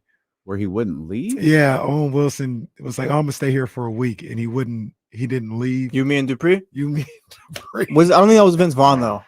Who was it? It was a guy who looks like Vince Vaughn from that era, but not Vince Vaughn, I don't think. Yeah, it wouldn't make sense for them to be in that. Vince Vaughn, yeah, the internship was Vince Vaughn and Owen Wilson. Was it Matt Dillon? Maybe. right. Sounds right. Yeah, that sounds You, Me, and Dupree was hella funny. It was funny. Oh, they say Ben Stiller. That's right. Ben Stiller. Kate Hudson is beautiful. Got the snack shack filled up again. Well, all that. Less iced tea. A lot less iced tea. A lot less iced tea. That's true. Who was talking to Vanessa? Is that Justine? Yeah, Justine considerably shorter today. Justine is shorter? She shrank? Justine lying about her height like Kenny. She had like 7-inch heels on yesterday. Oh.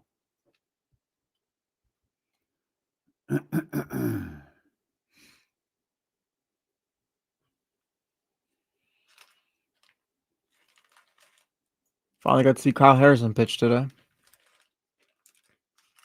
Oh, there he is. Hey, did you get to any? Kate Hudson is the founder of Fabletics. Really? Yes. I think you mean Fable Ticks. No, I don't mean that. I don't mean that. Or whatever that. Yeah, the other KC one. said. It wasn't that. That was a classic.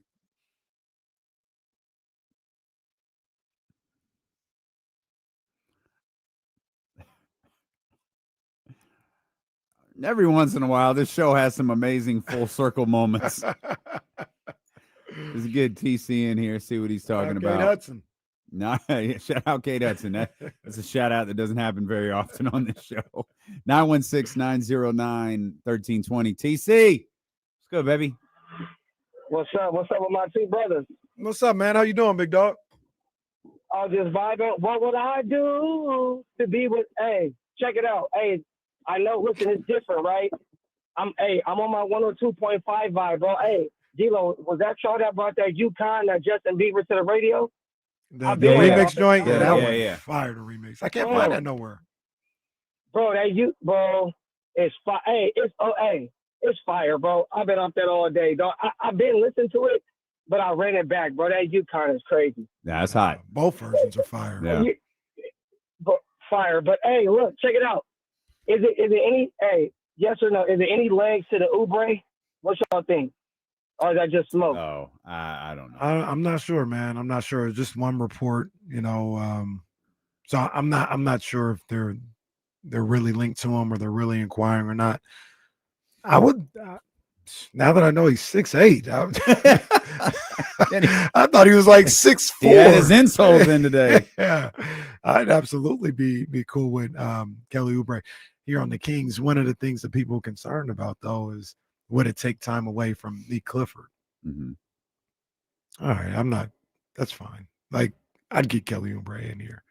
6'8". He's a competitor. Mm-hmm. He's a competitor. He's not like here for a long time. He's here for a good time. Well, bruh. Facts. But I like Kelly Oubre. Get him till February. We'll be in great shape. That's it. So to answer your question, TC, I don't know how deep into discussions anybody might be, but the thought of having Kelly Oubre here, I'm intrigued. 916-909-1320 if you want to get in on the Elk Grove Kia talk line. Want to do some overreactions here? Yeah. I don't know. We don't have to do overreactions because you were the one who said it. I looked it up. That Derek Carr clip was terrific. Oh, the one that was all over social media the other day. Yeah, he killed it. That was terrific. He was like, okay. So I got it. As soon as because I saw the clip after you said what you said about him being the next big star and all of that. Mm-hmm. And I watched that with that in mind. I was like, yeah, there was no exaggeration here. This was terrific to watch. He was likable, relatable, and understandable. Like, he killed it. Mm-hmm. Absolutely killed it. That was awesome. But it was the line he said, a little self-deprecating too. He was like, something about, yeah, that's why I have the watch that I have. Yeah. Yeah, he did a great job, man. I'm anxious to see him now for the rest of the season. I don't know where he's necessarily going to be because that was YouTube. So I don't know. Is he on NFL Network? I'm not sure, but I want to see more from Derek. Who was on that crew? Was it Eisen? It was Rich Eisen and the YouTube crew. Yeah, Tyrann Mathieu was in there too. Oh well, on that clip, yeah, it was the clip with Derek Carr. It was Tyrann Mathieu and Brandon Marshall and Derek Carr. On the call was Rich Eisen, and who was the other person? Was it Kurt Warner? It was Kurt Warner. Yeah. That's exactly what it was. It was Kurt Warner. Yeah. Well, that's just kind of a mismatch of everything. I don't know. I have no idea. And it was Kay Adams and Cam Newton at the desk. Yep, it was. That one was good. Did you see that halftime? Like, hear them? It wasn't my favorite. I was like, wait a minute. They treating this like a podcast. So I had the volume off, like, because I had it on the iPad. And but I found myself just looking at Cam like, what could he possibly be saying right now? And so I turned it up and listened to 60 seconds of it, 2 minutes.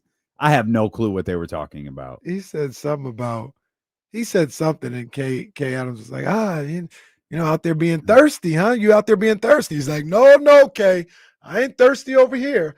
No, sir. I'm not thirsty over here. And saying that the way he was dressed is terrific. But I love it because Cam has a style and he runs with it. Yeah. I like Cam. I like Cam on TV. I think he does a good job.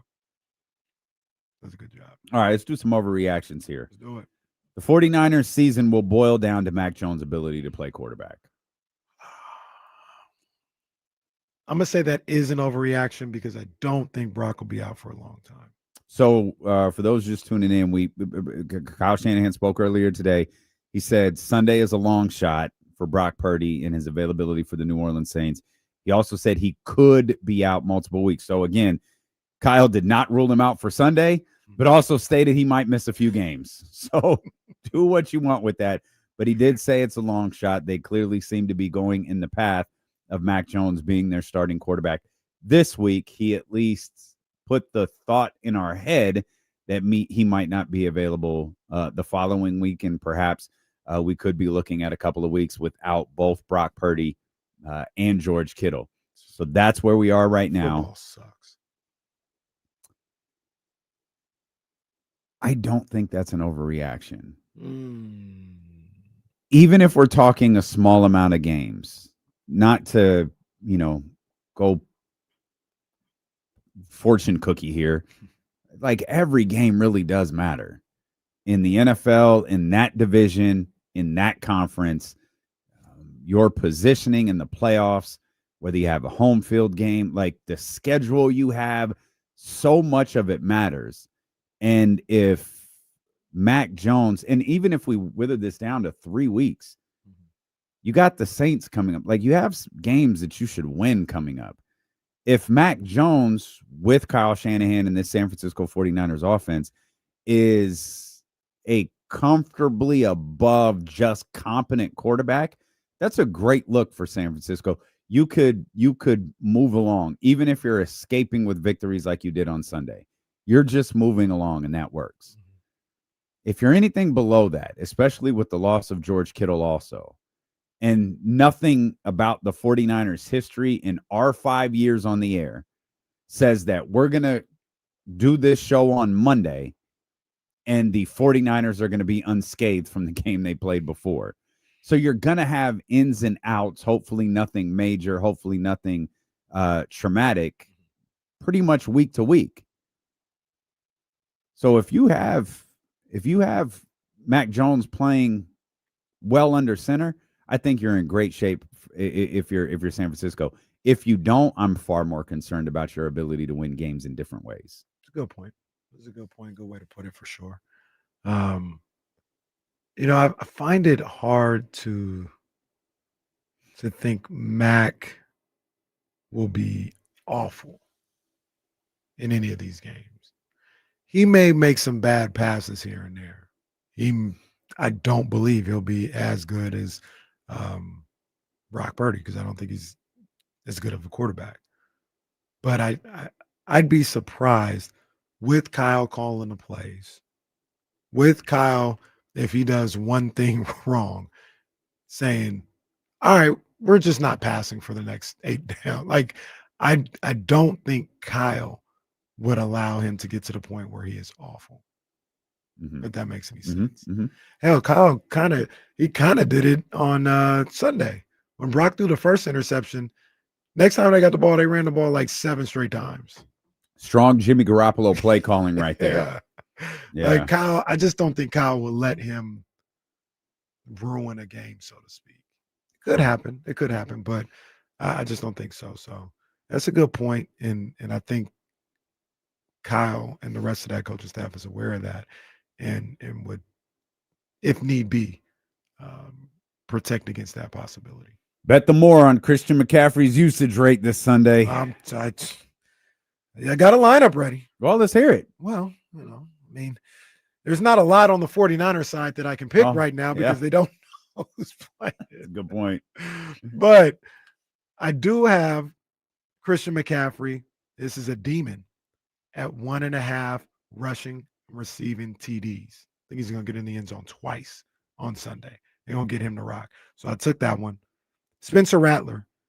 This is a goblin. They got him at 0.5 passing TDs. Why that word is funny. I went more. Okay. I went more. Blake Grupe, not familiar with this kicker, but they got him at 1.5 field goals made.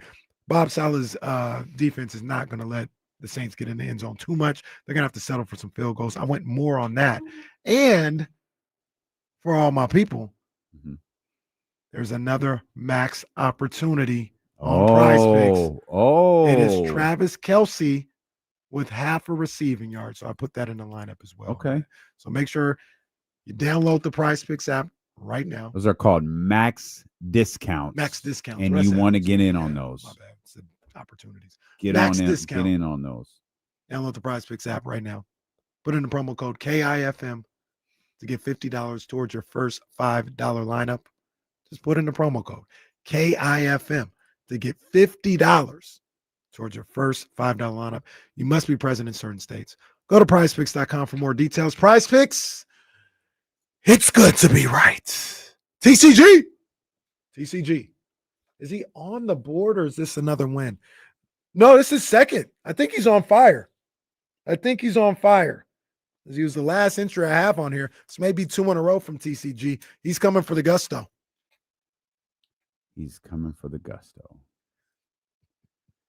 Okay. All right.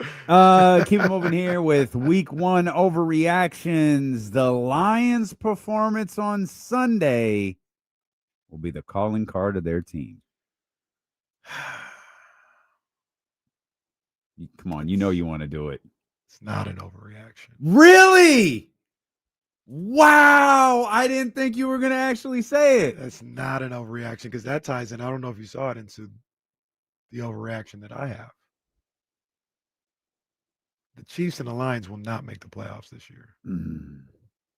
So if I think that, or I even pose that question, I got to say that game was indicative of how this season is going to go for the Lions. I know I threw another overreaction on top of the Yes, you did. But I had to explain why I say that's not an overreaction. I'm not overreacting. I don't love the Lions. We know Jesse doesn't like the Lions. I didn't think you'd get on board so quickly. I don't love them this year. But you, sir, I think you're overreacting. The Chiefs and the Lions won't make the playoffs? Playoffs? I'm going to say overreaction. You want in on this?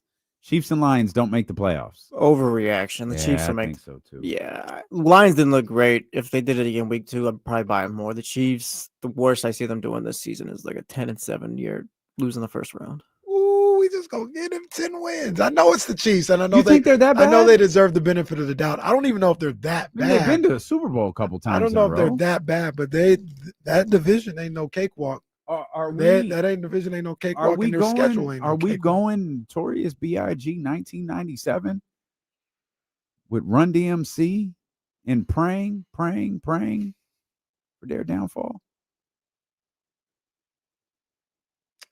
I mean, yeah, I think a lot of people are praying for them. Oh, there absolutely are. I don't know. I'm looking at that offense. Where are the weapons at right now? You got the ultimate. Well, you weapon. got one. You got the ultimate weapon. Yeah, you got one. I think Kelce gonna have to show me something that he didn't show me last year. Where were the weapons at last year, though? And they got away with every fortune they could. What were they? 11-0, 9-0. At some point, we got to chalk that up to just knowing how to win, though, right? I mean, you can't be lucky all the way to the Super Bowl. But at some point, it's like that's gonna flip. It's like fumbles, right? Like, is there? Not saying like you have to have a skill to win those 1-point games, or 1-score games, but those things usually flip. I guess, but they've been doing this for a couple of years now, where it's like they haven't played the best looking football the last couple of seasons, where like they got rid of Tyreek and stuff, and like it's been a lot uglier, but it's just somehow, some way, they always just know how to win. I feel. I don't think it's just a last season thing. But here's the thing: the last couple of years, say 2 years ago, was that AFC West looking like the way it is right now? No, I mean the Chargers are. The Broncos were awful. The Raiders were awful. Broncos defense is well, okay. Let's not crown the Broncos yet. Well, but I'm saying the Broncos the 2 years ago, that was them getting 70 put on their head by Miami. I got you. That team sunk. Oh, 70. Russell Wilson was the quarterback. Sean Payton was actively working against Russell Wilson. True. This 2 years ago, it's different. And that I'm not going to say that's the only reason why they won, but that was part of the reason why you could just chalk them up for 11 wins, because they would just run roughshod over that division. That was 5 to 6 wins alone. Mahomes was always going to do enough for them to be good enough to make playoffs, I think so too. I'd be pretty shocked if they didn't make playoffs with him. Missing the playoffs to me would be really, really surprising. Really surprising. Yeah, it's overreaction on that one. Okay. What else do we got here? Oh. Well, we can actually throw out some of these other overreactions based on that conversation we just had. How about the Packers? The Packers are the best team coming out of week 1 in the NFC. Not an overreaction. Those are your boys. Jesse's squad If you right look there. at how Philly played against Dallas, and I guess you're just going off of how Green Bay played against the Lions. I mean, I think the Packers were the best team coming out of week 1. Those are the two teams we're talking about, right? Because the Packers beat the Lions, so you could take. I mean, you maybe you give the Commanders a little respect in this conversation. Nothing about that game made me feel like they're the best in the conference, and part of that is because they played the Giants. But the Packers beating the Lions, who I don't know that everybody feels the way that we do, and then the Eagles. Yeah. Feels like those are the two teams we're talking about. So we're asking, you to pick a better one. It's not a crazy overreaction, but I'm gonna still say overreaction. I'm gonna go with the Eagles still being the best team in the NFC. Yeah. But Packers are right there, and they look really good on Sunday. Did what they were supposed to do in that situation. How about that classic we saw on Sunday night? The Ravens and the Bills is the best game we're going to see all year long. I'm going to say not overreaction. Yeah, I'll go not overreaction. You're gonna like, there's plenty of games to be played, but like the Bills comeback, just the stories between these two teams. That was epic. That was Josh Allen and Lamar Jackson too. Like that's you're talking about 1 and 2 in the MVP race last year. You might be talking about 1 and 2 in the MVP race this year. We could be entering a Jokic-Giannis situation here where you've got guys. I mean, Jokic and Giannis aren't trading MVPs, but you got two guys that are dominating the league for a lengthy stretch of time. Lamar got his 2, lost his 3rd to Josh Allen. Josh Allen now looking for his 2. And the funny part about this is, to go back to the conversation we were just having, they both still have to dethrone Patrick Mahomes. Yeah. Patrick Mahomes might not be winning any MVPs, but he is hosting the Lamar Hunt Trophy every damn February and getting ready for that Super Bowl. And so it doesn't matter if one of these two win the MVP if they can't win that trophy and play in the last game of the season. And to that, and it's not even winning the Super Bowl at this point. It's beating the Chiefs. Yeah, they beat the Chiefs and then lose to the Eagles or Packers in the Super Bowl. Yeah, like whatever. It's like, who's going to beat Patrick Mahomes? To that point of I think this is the best game we'll see all year, but both of those teams play the Chiefs this year, and to your point of, not only was it a great game, but it was Lamar versus Josh Allen, which made it even more special.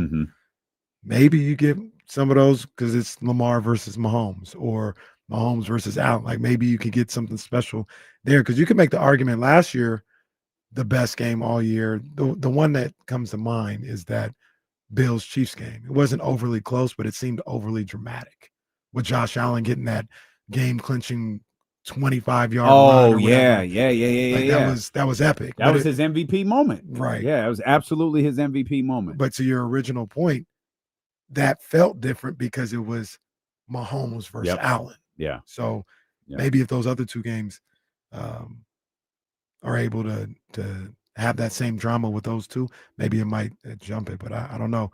I'm looking at this Chiefs schedule, and let's just say they lose 2 more in the division. Go 3-3 in the division. Okay. You said 10 wins. They got Baltimore, Detroit, Washington, Buffalo, Houston on the schedule.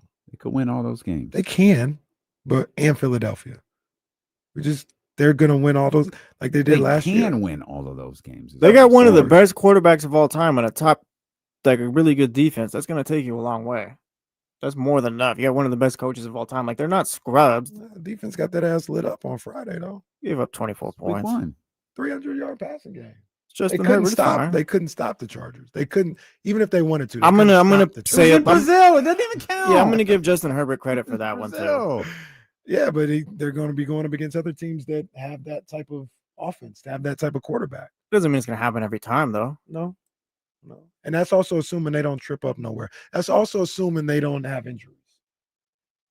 I mean, that's fine, but like the Chiefs have players just like the Niners. Well, the Chiefs have done enough over the last 3-5 years or whatever, though, where they do get the benefit of the doubt. What It if is an Bo Nix overreaction gets to say hurt? they're not making. Yeah, What if Justin Herbert gets hurt? Like anyone could suffer an injury week to week. No, but what I'm saying is you talk about older players. They talk about that, say for the Niners or whatever. You're more susceptible to injury because you've got these older players. Kelsey, Chris Jones, Juju Kelsey Smith. ain't seeing 17. Juju Smith, they already get down Xavier Woods, which I still do we know how long he's out or if he's out at all? I'm not sure. Oh no, I think he's out. I think they said that today. Let me see if I can get the time. I'm certain I saw he was out today. Go ahead, continue your thought.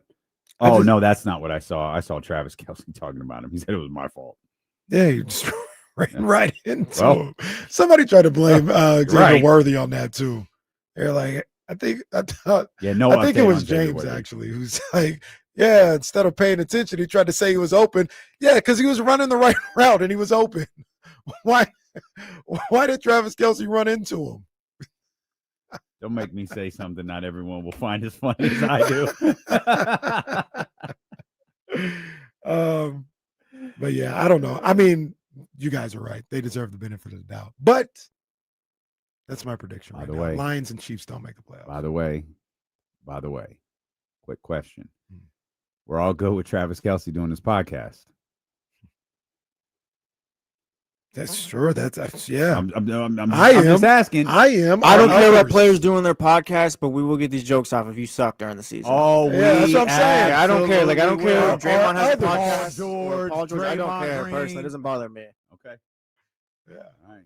Want to make sure. I'm keeping the same energy. It doesn't bother me. We need others to do the same. Okay. Like there's gonna get a point if Travis Kelce goes like 1 catch, 7 yards on one game. It's like, dude, stop potting. Like you need to focus more. Like I'm gonna make fun of him for that. But Like, bro, just go get married. Yeah. Just leave and go get married. How long were they dating? 2 years? About 2 years, yeah. I guess I don't know. 2 years. Not your thing. I'm asking two guys who were dating for 18 before they. I'm at 12 right now before my marriage. I cleared 12 a long time ago. You 12. You cleared 12 multiple kids ago. Was Ryan in the wedding? She was. She was. She absolutely was. My baby was riding her little G-Wagon down the aisle. She was the star of the show. Yep. Didn't like me then either. Makes me wonder what Kenny says about me at home. That's true. Makes Ryan hate me so much. Let's go a couple more here real quick. This is a good one. This is a KC special. The Steelers will win the AFC North. Overreaction. Overreaction too. I'm gonna still take the Ravens and Bengals over them right now. Just have to ask the question. Okay. Fair enough. I think it's an overreaction. That's Baltimore's division until it's not. Yeah. What about the Jaguars winning the AFC South? Not an overreaction. All right. Not an overreaction. Okay. Not an overreaction. All I think right. I'm not predicting. I'm still predicting Houston, but I could see Jacksonville winning that division. Travis Etienne had 143 yards, I think. See what Brian Thomas and Travis Hunter can do this season. Yeah. Trevor Lawrence, are you a real quarterback or not? I wanted to watch a lot more of that game Sunday, but it just so damn wonky. I think it just ended. Are we sure it's over? No, we're not. Well, this one up on our screen is about over. We'll come back. We got power rankings. We're getting all our bits off today. We got our power rankings coming up. Plus, week 2 starts tomorrow. It does. So we got to do it today. Well, confirmation that UFOs are out there and they're coming for us. Oh man, Steelo Casey. It's Kenny's worst nightmare. No, I'm riding with them. I'm with them until you find out they're won by a robot. No, that's no. No way. Steelo and Casey on ESPN 1320. Get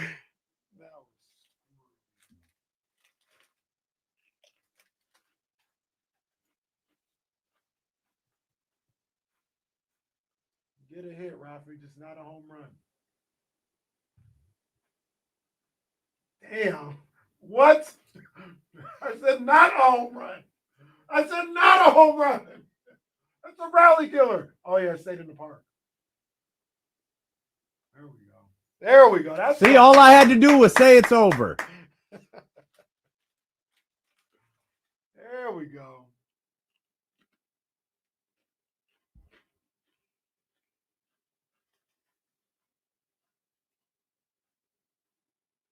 That was a bomb.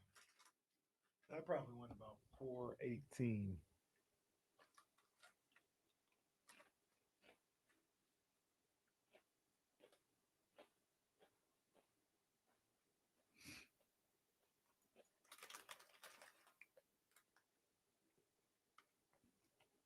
Now a home run could happen. I believe the Giants' home run streak is on the line. I think they've hit a home run in maybe about 21 straight games or something like that. Oh, Now, maybe not that many, maybe like 19. This was a bad idea.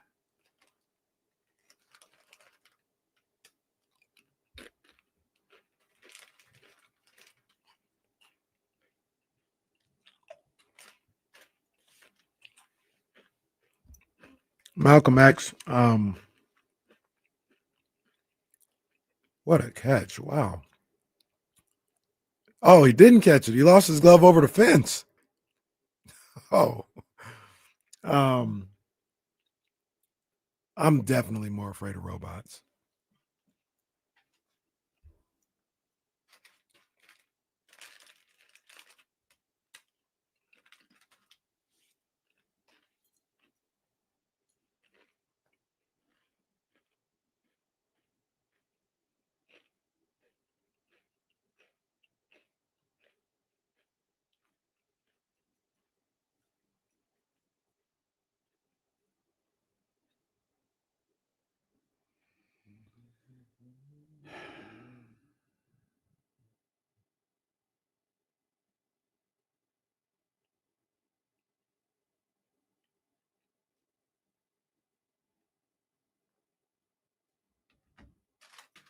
Is that your Wayne video that went up? Yeah. It's a good video. The homie Dondry came with me. He got the newer iPhone. I was like, hey, man, let me get your videos, man. Didn't they unveil a new iPhone today? Yes. I think it was yesterday, but yeah. Oh, Lizzie wants to do a photo shoot. I forgot to talk to you about that. Yeah, I looked at it today. I don't know that it's any different. Like, I know the differences are always subtle. Mm-hmm. I don't know what the difference in this one is at all. I saw new AirPods. Did you see that feature? Yeah. With the change in the language? Mm-hmm. That's crazy. Yeah, I saw that.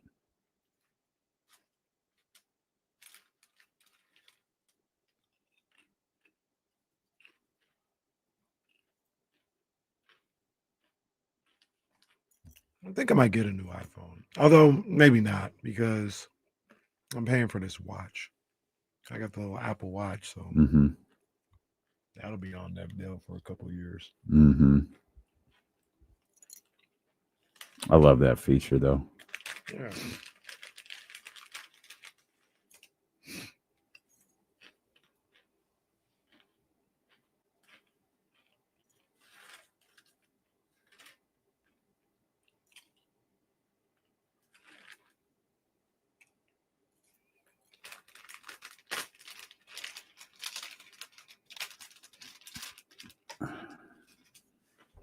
Drew down. That explains a lot.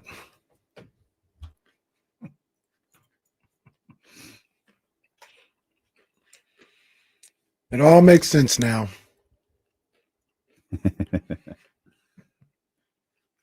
Oh, what happened? Were there? I was 2 out. Yeah. Oh.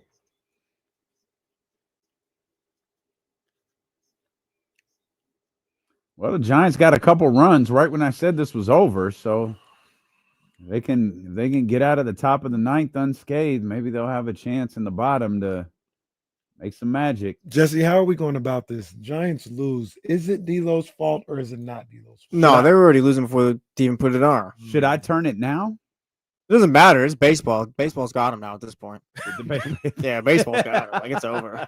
It's out of your hands. Yeah. All right. Fair enough. Oh, man. Damn. They have been playing. They are playing great baseball right now. Even if they were to lose this one and the Mets win 3 games back with about 17 to go is the worst case scenario right now. Hell, Mets might lose again tonight to the Phillies, and it's no harm, no foul. You're just 2 games back. So they're playing good baseball. They're giving themselves an opportunity. It's a makeup. Ask for, right? It's a makeup for the pitfall that was the summer, like June and July. It was ridiculous. I mean, all in all, if Philly gets one more from New York, it's okay. You're 2 back. You really need Philly to get that one if this 5-2 score holds. Yeah. But it's going to boil down to those 7 against the Dodgers. You've got to, and I said 4-3 yesterday. I think that's the case. I think Kyle earlier said win 3 of those. I think you need to, like you said, go 4. Or you need this epic collapse from the Mets to continue. My goodness. Which they are so familiar with. They play the Padres after this, I think. There you go. So, yeah, don't get easier for them. Don't get easier. It just fall apart. How about that? Did you see the video of the U.S.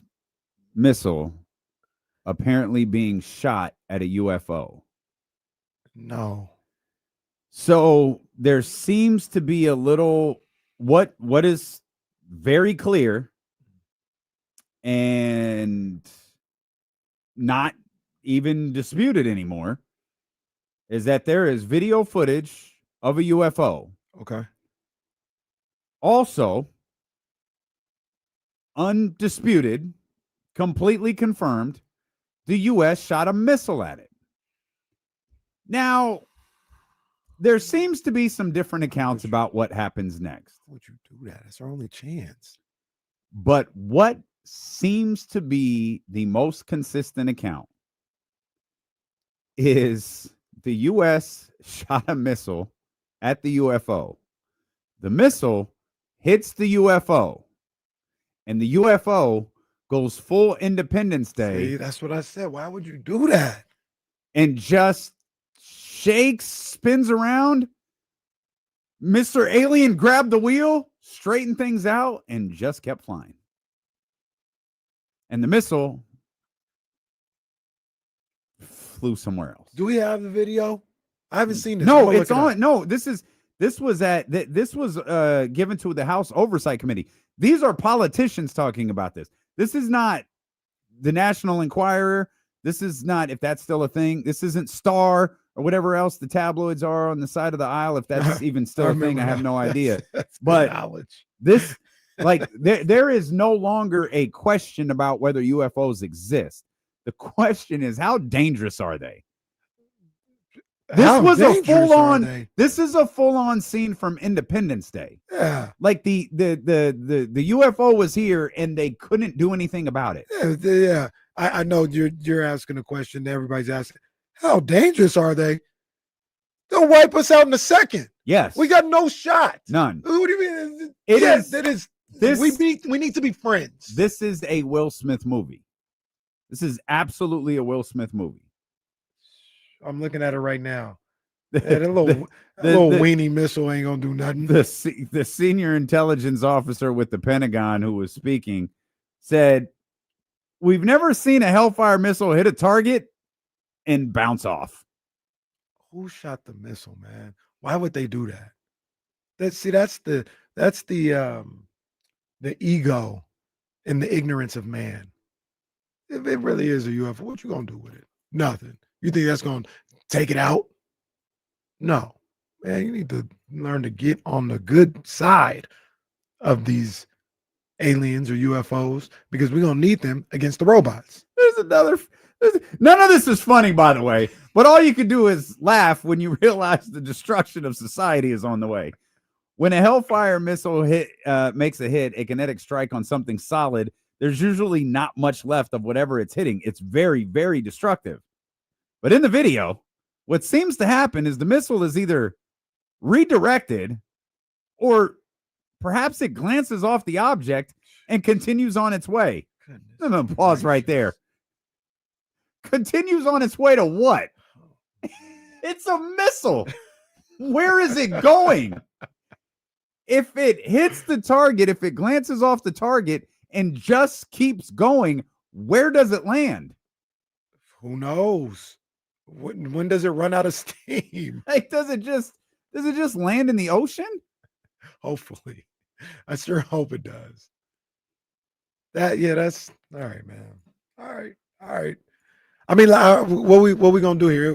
Here it is. So I don't know how well. What we gonna do? Here, so that I think is the missile. That's the UFO. No, I think it's the. Who the hell is that guy? You'll see what it does. So watch the missile comes and hits the. Oh, you're right. You're right. Yeah. Come on. And look, it just no. I'm good. Nope, I'm going. Everything's fine. Bro, we are cooked. Who's in control of this? I want to know who did that. Are cooked. Who shot the missile? Have them taken out of office, removed from their post, from their job. There's nothing we even do too. It's just like I'm gonna just go home and chill, and the aliens are gonna come get me when I'm playing Him Will Be the Show or something. Pretty much. Yeah. Like I'm gonna be having pizza with my wife. Hopefully they don't come before the wedding. Like hopefully they don't get us before the wedding. But yeah, hopefully I'm able to get married first before the aliens come. Got 3 weeks, buddy. Yeah. Hey, man. 3 weeks. Look, if there's any aliens listening right now, just know I'm with you guys. All right. When it gets down to the get down, I'm rocking with you guys. I'm not whoever shot that missile, I'm not with them. I don't know who that was. I'm with you guys, and let's go out and do our thing against these robots. Had to let it be known. Did you hear what he said? Let's go out and do our thing against these robots. Had to let it be known because that's public enemy number one, not us. The robots. Yes. That robot that was attacking the one guy in the factory. He was about to beat his ass. Just started swinging. Oh, man. Wow, this is actually pretty funny. John Bull in the chatty house. Kenny even bandwagons his Space Invaders. No, I'm riding with the aliens. I love that we've gotten to the point where the U.S. government is. I love we've gotten to a point where the U.S. government is just like, yeah, they're here. Yeah, they've been here, guys. You know the Area 51? Yeah. They better start letting their homies out of there. That's where they probably come back to get their homies. Better let them out. Sorry, guys. just letting them all walk out. letting the aircraft fly out just like they did in Independence Day. That's it. Yeah. Was that a Jose said Casey is an alien supporter. You're not wrong, Jose. You are not wrong. I am an alien supporter. I'm a fan of humans. Stevie B says, "Hey, Mr. Alien, are you a pizza guy?" We stay because the pizza. Mr. Alien, have you heard of aspirations? May I interest you in a meeting with aspirations? Mr. Alien, if Steve Ballmer calls, don't answer. You're gonna get in big trouble. If someone named Uncle Dennis reaches out to you, just leave it alone. Uncle Dennis. Do not field any calls from Uncle Dennis. And if Jeremy Lamb happens to call you, make sure you can run a route. Tat. Also, Mr. Alien, can you play the 4? Are you a 3 and 3 wing? Are you a 4 and 3 or a 3 and 4? And how tall are you? Because Kenny's got all these heights botched. Oh, man. I always love when he comments. Malcolm X says Area 51 is Guantanamo Bay for the aliens. And for anybody new that's listening or watching, his brother Malcolm. His chat name is Malcolm X. His brother Malcolm. It's Malcolm X. So, speaking of brother Malcolm, Ken reached out to me this morning. Ken Rudolph reached out to me this morning. To Ken Rudolph. He's going into the Cordova, the Rancho Cordova Sports Hall of Fame. Oh man, he wants to come hang out with us. Hell yeah! When's he gonna be out here? So he'll be out here. He said I could come on Friday, Monday or Tuesday. So yeah, we'll get that figured out. But Ken wants to come hang out with us. Rancho, shout out Cordova. You know what I mean? Yeah, he says they got a good class going in this year, so he's excited to talk about it. Yeah, man. Oh man. So I mean, once again, there's nothing for us to do here. Nope. Just live your life, everybody. Because look, let's tie this all. Let's bring this all. We got power rankings coming up. Let's just bring this all full circle. Yeah. Just pay for the goddamn streaming service. Just do it. Because let's be honest, this isn't going to last much longer. When the House committees are doing hearings on missiles missing UFO objects, just throw your hands up. Look, you need a new car? Go get it. Go get it. Go get it. Go do what you need to go do. Get peek. Enjoy your life. Get Disney without the commercials. It doesn't matter anymore. All right, settle down. Calm down. Calm down. I'll watch a commercial, or at least I'm not worried about paying me. I'm not paying the $2. So it's funny that's where you draw the line. I draw the line on a 4-year-old looking at me crazy because Bluey was interrupted because they needed to run a Charmin ad. No, I'm not doing that. And this is the bad part. I understand it's my fault. I didn't know a year ago. I've set the precedent that Bluey doesn't have commercials. Yeah, you've. So I can't just all of a sudden go, no, baby, let me explain the budget to you. You stuck now. I'm taking the $2 off of this. You are stuck now. No commercials ever. no commercials ever. What's that movie? It's a real Bluey is terrible too. What terrible? Let me tell you why. No. Because Bluey has an accent. Yeah. Okay. So do you know when Morgan calls for Katie? You know she goes, "Mommy." Like she doesn't say mommy. She goes, "Mummy," because that's what she sees on Bluey. Ryan calls me Daddy. Daddy. That's from Bluey too? Yeah. Mummy. Daddy. Like, why is she speaking like this? Bluey and Peppa Pig. Yes. Yeah, you got to deal with that. Is Mummy and D-Lo. D-Lo has like 5 O's at the end. Bluey, that's my show right there, though. They do that thing on Bluey. I have seen far too many episodes of Bluey. Great show. We were watching Lilo and Stitch last night, the live action joint. I ain't seen neither one of them. I don't know what was happening. I was falling asleep. I was exhausted. She came in, lied in bed with me, put her head right here. I fell asleep. That put you to sleep. It did. She was watching it, having the time of her life. I started to fall asleep. What the point is, we're cooked. It's a nondescript movie. I can't remember exactly what it is, but I think it was based during maybe one of the world wars. And I just remember like seeing a commercial and there was a main character and he's with his girlfriend. They were teenage, maybe a little older than teenage. And the girl goes, "Yeah, we might as well just go ahead and do it. The world's going to end anyway." That's where people are now with UFO. Just It's not even like the life. Like the country, like the if is gone. Like there's no more if. They literally just went, "Yep." No. Like I said, it's time to pick a side. I'm riding with the aliens. They can take me to their planet. What the lady saying? He said, lady said, Earth is ghetto anyway. Take me where you got. Come get me. Matt George has taken exception to my Bluey remark. Let me be clear. Bluey's terrific. Yeah. After the 7th episode, it gets to be a little much. They have one. Now I realize I shouldn't let her watch 7 episodes in a row, but I was tired. Well, no. I need about 2.5 hours. Yeah. Well. So however many episodes is in 2.5 hours. Yeah. So I can just relax, or this game is on. That's what you're gonna watch. I watched my first Sunday with the girl in a different room, but in the vicinity. So I was downstairs, but I was in a different room. And they would just keep coming in, asking questions about why the TV looked like that, and then leave. And then come back. "Hey, can we watch Bluey when your game is over?" "Yes, baby. We can. No problem. Yeah, no, she was on my head for the first half of the game. And then she had to take a nap, so it worked out. Well, the tough part was, it was like, yeah, when the Raiders are done, sure, knowing she's going to forget, thank God, because I have to watch the 49ers game after this. But that won't be a problem this week because the Raiders play on Monday, second game of the Monday night doubleheader, and we will be watching that live at 32 Brew Street. Yeah, man. Raider Nation in Chef's Chatty House. Come hang out with us. We'll be live there. We won't be doing this show. We'll be doing the show right here in studio from 12 to 4 as we always do, and then we'll make the trek out to Elk Grove and Sky River Casino.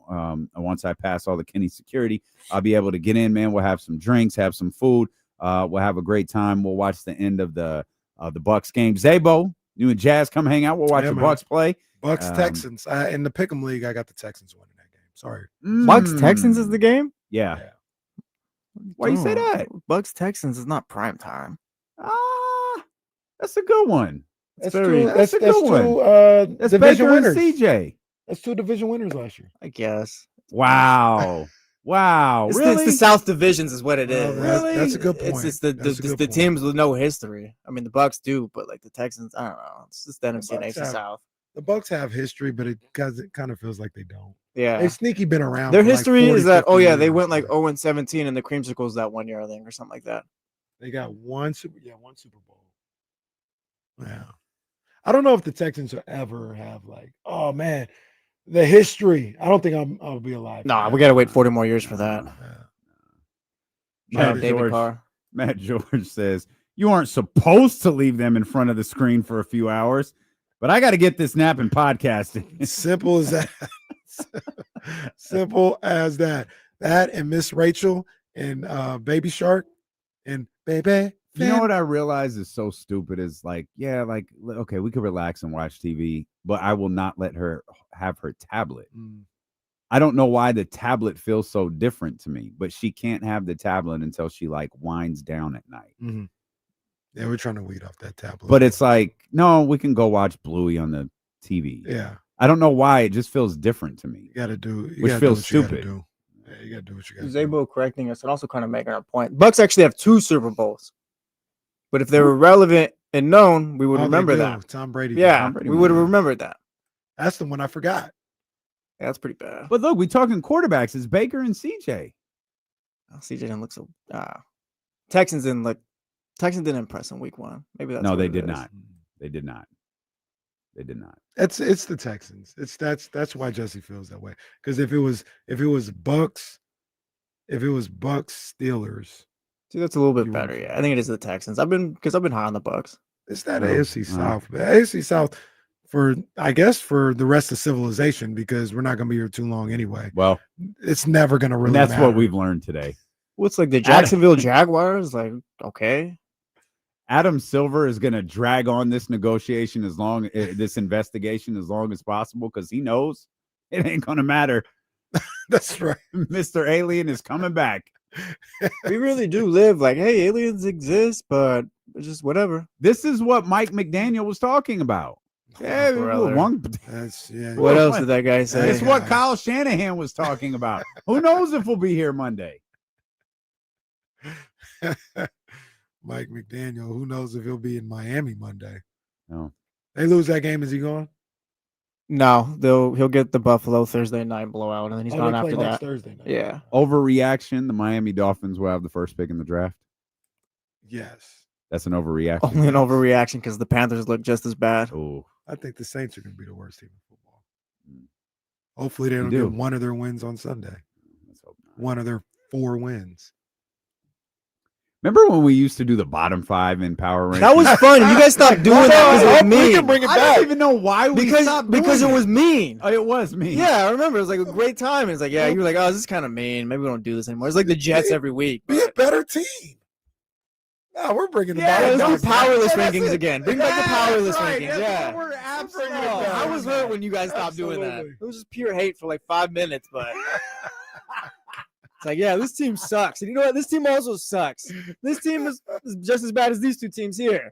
Well, hell, We're here. We're live. Let's do it right now. Let's do the bottom 5. Actually, no, let's do it next week. Maybe I don't want to hear the Miami Dolphins in the powerless rankings. Well, how do you know you guys are in the powerless ranking? Because I put us there. No. Are they worse than Carolina? We used to have some music that went with it too. What was the music? It was like clown music or something like that. It was. Oh, you know why? You know why I think we stopped doing it? It was the What's Happening thing, and they kept flagging us for it. Oh. Every time we used it, they kept flagging us for it. I'll find some generic Odyssey music that we won't get in trouble for. But we're doing Bauer. I got him. Well, it's up to the executive producer. Yeah, we can always do powerless rankings. Okay, so if we're going with the worst, is Miami worse than Carolina? No, the Saints are the worst team in football.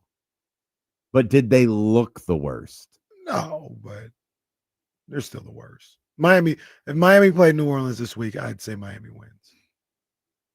Okay. So Saints, Panthers. I'm going Carolina's worse. I'm going Panthers, Saints.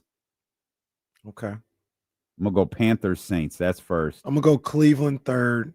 And No. I want to put the Colts. I want to put the Colts there, but they just beat the Dolphins, so it has to be the Dolphins. Dolphins and then Colts. Colts still in the bottom 5 for me. Oh no, I take that back. Giants. Yeah. That's fine. We could just call the Giants Russell Wilson for the time being. That's a Honestly, great idea. Like that's what the stake is. Great idea. Panthers, Saints, Russell Wilson. I'm trying to avoid putting Miami on here. I can't though. They lost by too many. Yeah, my Colts are not in there. Yeah, Miami lost 33-8 to the Colts. Like that's bad. So I got Saints, Panthers, Browns, Russell Wilson's, and the Dolphins. I was trying to keep the Browns out of this either, but that's kind of impossible. No honorable mention for Chicago. I do. They that was not. No, because they didn't look bad. They gave up a lead. They blew a lead. They gave up a lead. Yeah. All right. Blew a lead. All right. None of those other teams. Panthers, Saints, Russell Wilson, Miami. I'm being serious. No, so am I. Yeah. Yeah, Casey, no, you can you do are it well. Russ. No, I'm doing Dayball. No. I'm saying Dayball. Oh, that's fine too. That's perfectly fine too. I think Russell Wilson is funnier. So the New York Giants, why they stink, will be referred to as Russell Wilson.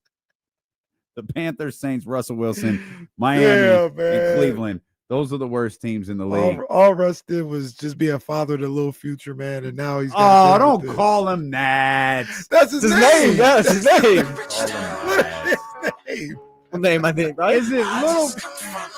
I think his name Wilson. I think his name might be Future. Yeah, it's Future Wilson now. It's Future Wilson. No, yeah, it's Wilson. Yeah. He's trying to be a father to Future. You can't. All right. They say this is a big rich town. I just come from the poet's part. All right, now, okay, powerless rankings are back. But now we move on to where the big boys play. Power rankings. We've got our list from last week. You want to lead us off? Yeah, man. Yeah, last week I had Eagles, Ravens, Bills, Chiefs, and Vikings. This week, I have the Chargers at 5. Chargers cracked the top 5 with their win over Kansas City. Okay. I got the Vikings moving up to 4. I got the Ravens falling back 1 to 3. The Bills move up to 2. And the Eagles stay at 1. I knocked the Chiefs out of there, and I still don't have the Packers in there. The Packers, I'll tell you right now, spoiler alert, if they win on Thursday, they will be in the top 5 for me. Okay. Here's what I had last week. The Eagles at number 1, the Chiefs. That was a bad beat right there. I had the Chiefs at number 2. The Bills, Ravens, and Packers rounding things out. This was tough. I wasn't really sure what to do here. I didn't feel like I could move the Ravens all the way out. No. 41-40. You're up against Buffalo, one of the best teams in the On league. the road. So I put the Ravens at 5. I understand the flaws in that, but I put the Ravens at 5. I moved your Chargers up to 4. I didn't even have the Chargers in my top 5. I had to take Kansas City completely out of this thing. I put the Packers at 3. Really wanted them to put them at 2. Really, really wanted to. Didn't. Gave the Bills their respect. That was a hell of a game. And then really just gave the defending Super Bowl champions for the respect at number 1. Yeah, I mean, they're number 1. They didn't dominate, but they also didn't feel like they were stopped on offense. Like they kind of did what they wanted on the offensive end all night long. A couple of CeeDee Lamb drops go the other way, though. I don't know. That's true. But not to take away from the Eagles, but yeah, my thing with the Eagles, they did look like a little bit on the defensive end they could be had, but offensively, very frustratingly so. It's like, man, if you don't have them in 3rd and long, it feels like first down is just a inevitable matter of time. Yep. Like, is what you get to 3rd and 2, you're gonna stop them? No. History says you're not. Right. So that people are gonna have to figure that out. They're gonna have to keep them in 3rd and long as much as possible because they got the tush push figured out. I saw the Saints did the tush push the other day. It worked too. Or actually, it did not work. See that? No, it actually. I did not see that. Actually, it did not work because they got called for lining up in the neutral zone. Great. And the announcer, whoever it was like, "Hey, I see that all the time with Philadelphia. Why do they get called?" Sure you do, pal. Sure you do. It's the exact same thing. Elk Grove Kia Talk Line 916-909-1320. What's up, Manny? Well, I heard y'all try to put Chicago in the worst 5. No. I didn't try to. I just asked a question. That's all I did. Didn't ask a question. I don't think they're one of the 5 worst teams. I don't feel great about them right now. Manny, do you believe in Caleb Williams? That's a hard question, man. Like, I want to believe in him. I see the skill level. I see the potential. But this was always my worry when that draft came was they took potential over a quarterback that was already NFL ready in my eyes and Jaden. And I would have rather have gone to the guy that was ready than to worry about the upside of somebody you're not sure about. But I like Ben Johnson. I like the schemes that they're running. I like the other guys that are there. If he can just get some of that accuracy, like some of those throws, it's almost like he tries to do Mahomes throws sometimes with the sidearm. And dude, use your mechanics, man. Like, yeah, like you pointed out too, Kenny, like the rushing, like it's almost like as soon as any kind of blitz comes or anything that looks like it's going to be a blitz, he starts panicking a little bit. But I want to give him a little bit more time. He had to deal with a previous regime, so let's give it at least 6-7 games before we have a full scope on what we have there. You know what I'm saying? Nah, for sure. So, absolutely, for sure. Yeah. But hey, man, today is Celebration Day. It's our 1-year anniversary of doing the Chatty House after party. You know what I'm saying? Right on the dot. So congratulations, man. Tonight. That's awesome. Congratulations. Like, great job, fella. A lot of the amount of people who want to do a podcast and can't. Like the real people who want to do a podcast and then do it and then realize I can't do this every week. I can't do this every day. You guys have stuck with this for a year, man, and that's a really awesome accomplishment. We're really proud of you guys. Absolutely. Well, we appreciate y'all. So D-Lo joined us for a little bit of that first hour, and we appreciate you coming on. And catch us 8 o'clock tonight on ESPN 1320, both on YouTube, Twitch, or even X. Appreciate you, my man. Shout out, Manny, man. Congratulations again, guys. Yes, indeed. And Hit the Tasha. air horns for that. Yeah. Good stuff. Oh, that's real. They don't skip weeks either. Nope. No, man. Nah, they work. They go every week. They work. I just came across something on Twitter that's careful. It's a weird day on Twitter. I stay away from that. Yeah, stay away. But they talked to new 49ers kicker Eddie Pinheiro. Okay. And I don't know the video. Uh-oh. Look, I just know it just stood out. Okay. It's a little guy. I don't know if it's the camera angle or what, but this is not what we normally, when I'm in the 49ers locker room, what I normally feel like I see. Shout out to Eddie Pinero. I mean, he is a kicker. I don't expect him to be 6'7". I don't expect that. But it's a little guy, a little Eddie Pinero. Okay. Well, all right, little fella. Maybe It doesn't matter. Little Eddie this season. Little Eddie. Hey, there's little Eddie for the 53-yard kick. Not if he can kick. If he can kick, just let my man live. That's the big dog. Yeah, that's big dog. That's big dog. I'm gonna just tag you and see if it stands out to you at all. Okay. Just see. You said you're putting it on the screen or you're tagging? Well, no, I don't. Yeah, I'm gonna tag you right now. Okay, no, that's fine. Yeah, because it just stands. It's like that's a little fella right there. But right. to each his own. He's out there. He's got a job to do. It doesn't matter how tall he is. He just gotta make sure he makes the kicks. That's it.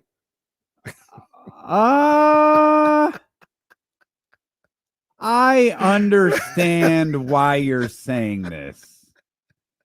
He's not. Maybe it's the angle of the camera. It has to be. It has to be the angle. Is it one of those where it's like just ridiculously just looking above him or whatever? It's almost it's almost like comically. He's 5'11". Oh yes, the angle. He's the same height you and I are. He's 5'11". Why they do him like that, man? However, he does kind of look like a little fella here. Why they do him like that, man? He's more than average size, man. Well, here it is. Pause. It's been a crazy week. No one cares what you're saying. Eddie. Why don't you come stand over here, pal? Shout out to the short kings. I don't know why'd you guys shoot him this way? I don't know. Why didn't they give him the normal angle? Yeah, they let me put on Brock Purdy's jersey today, believe it or not. I got to go play catch with Jawan Jennings. Kyle Shannon let me drop a play at practice today. Oh, that's Shout out to my man Eddie Pinero, man. Let's go, Eddie. Come on, baby. You're home now. You're home. Yeah, Eddie, you're home until you miss a kick. You're renting.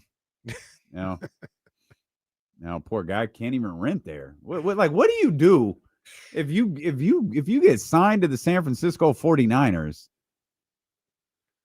You don't have a long-term contract. What do you do? Go buy an apartment in Livermore? This part of the cheapest it's gonna get. Man, he can go to San Jose. He can go to San Jose. They practice at Levi's, right? San Jose is expensive too. Well, they still got home of the Valkyries. You go live in Livermore, go drive to the Dublin BART, and then get to practice that way. Oh, I didn't say he could go to San Jose. Hey, isn't that our kicker with us? Just riding to the game. I didn't say he could move to San Jose and live in luxury everywhere. There's places where he could go. Might not want him to be safe. They got aliens there in those places. They can stay somewhere by San Jose State. Shout out San Jose State. Well, not shout out to their basketball team. Shout out to the under. Yeah. I saw a story about this. It was on Channel 10 about a basketball coach at Cal State Bakersfield. Did you see that story? Yeah, I saw a lot of stories on Channel 10. They need to step their game up. But no, I didn't see that one. I think he got obviously lost his job, and I don't know if he got arrested or accusations of pimping or something like that. Pimping? You said accusations of pimping? Wait, who was this again? He was a basketball coach at Cal State Bakersfield. Okay, no, you can't just throw the basketball coach. You said Cal State Bakersfield? Yeah, you can't just have allegations of pimping out there. Bakersfield. A Cal State Bakersfield-based basketball coach was arrested on suspicion of multiple felony counts, including pimping and drug possession. Hold on. Hold on. Basketball coach by day.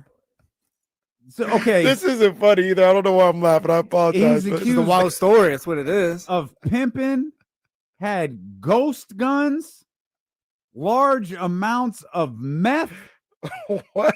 and marijuana. Yo, bro, the Bakersfield job was just like his fake job. That was a cover. Yeah, he wasn't. Whatever, take his little money, whatever. That is crazy. I don't know. The news line, the headline just got me pimping. I apologize. Like, it is just so bizarre to see. Mays, 32, was arrested last week and is facing 11 charges, 6 felonies, including pimping. That's the thing. That And what year was this? This was yesterday. Oh, yesterday. I didn't know we were still throwing these terms around. That's the thing that gets me is that it's just the term. I feel like I hadn't seen that on the news in decades. Oh no, this is okay. One, this is all awful, and we're so sorry. It's just not every day pimping hits a headline. That's what got me. Can I name that today's show? That's what got me. An investigation began when a confidential informant told Bakersfield police that Mays was collecting money from a woman he had performing commercial sex work. That is an incredible way of phrasing it. Detectives tracked the woman to Sacramento. That's why it was on ABC 10. Matt Okay, George, that one makes sense. Matt Makes George sense will to report on Matt- this tomorrow. Matt George with the full breakdown tomorrow. Matt, tell us about pimping. Matt George, we stand for you. Oh man. All right. Again, that was insensitive, and I'm sorry. You just don't see pimping in the headline very often. I was surprised. I said, wow. All right. Did you see what Lamar? We got to go. The show has to end. Did you see what Lamar said? No. He apologized for pushing that fan. Hey, was Did you see that the fan? Yeah, was that real? Yeah, no, that was With real. the neck brace? Then he just said, "Oh yeah, that was real Should too." have hit him I thought harder. that was a joke. Then he said, "Just chill next time." I love Lamar Jackson. I saw the video of the guy with the neck brace, and I thought that was like a Yeah. parody of someone talking or whatever. I didn't know that was real. Talking? Yeah. No, I just thought it was. choking up. Oh, yeah, that guy sucks. Should have hit him harder. Not really. All right, man. We will. We're done. We'll see y'all tomorrow, beginning at 10 a.m. with the Insiders on Sacramento Sports Leader, ESPN 1320. Vamos, Giants. That was a serious question, by the way. Can I put you don't often see pimping in the headlines? Absolutely. Let's do. Ken says he's on with Kyle and Whitey at 4. Like, that's cool, man. Let's do.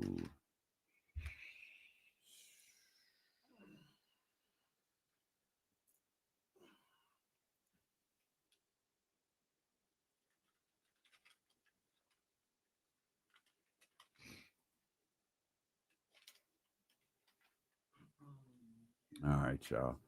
Yeah, tap back in, man. Chatty House after party at 8 o'clock. Yeah, man. Celebrate those guys in their 100th or their year of podcasting.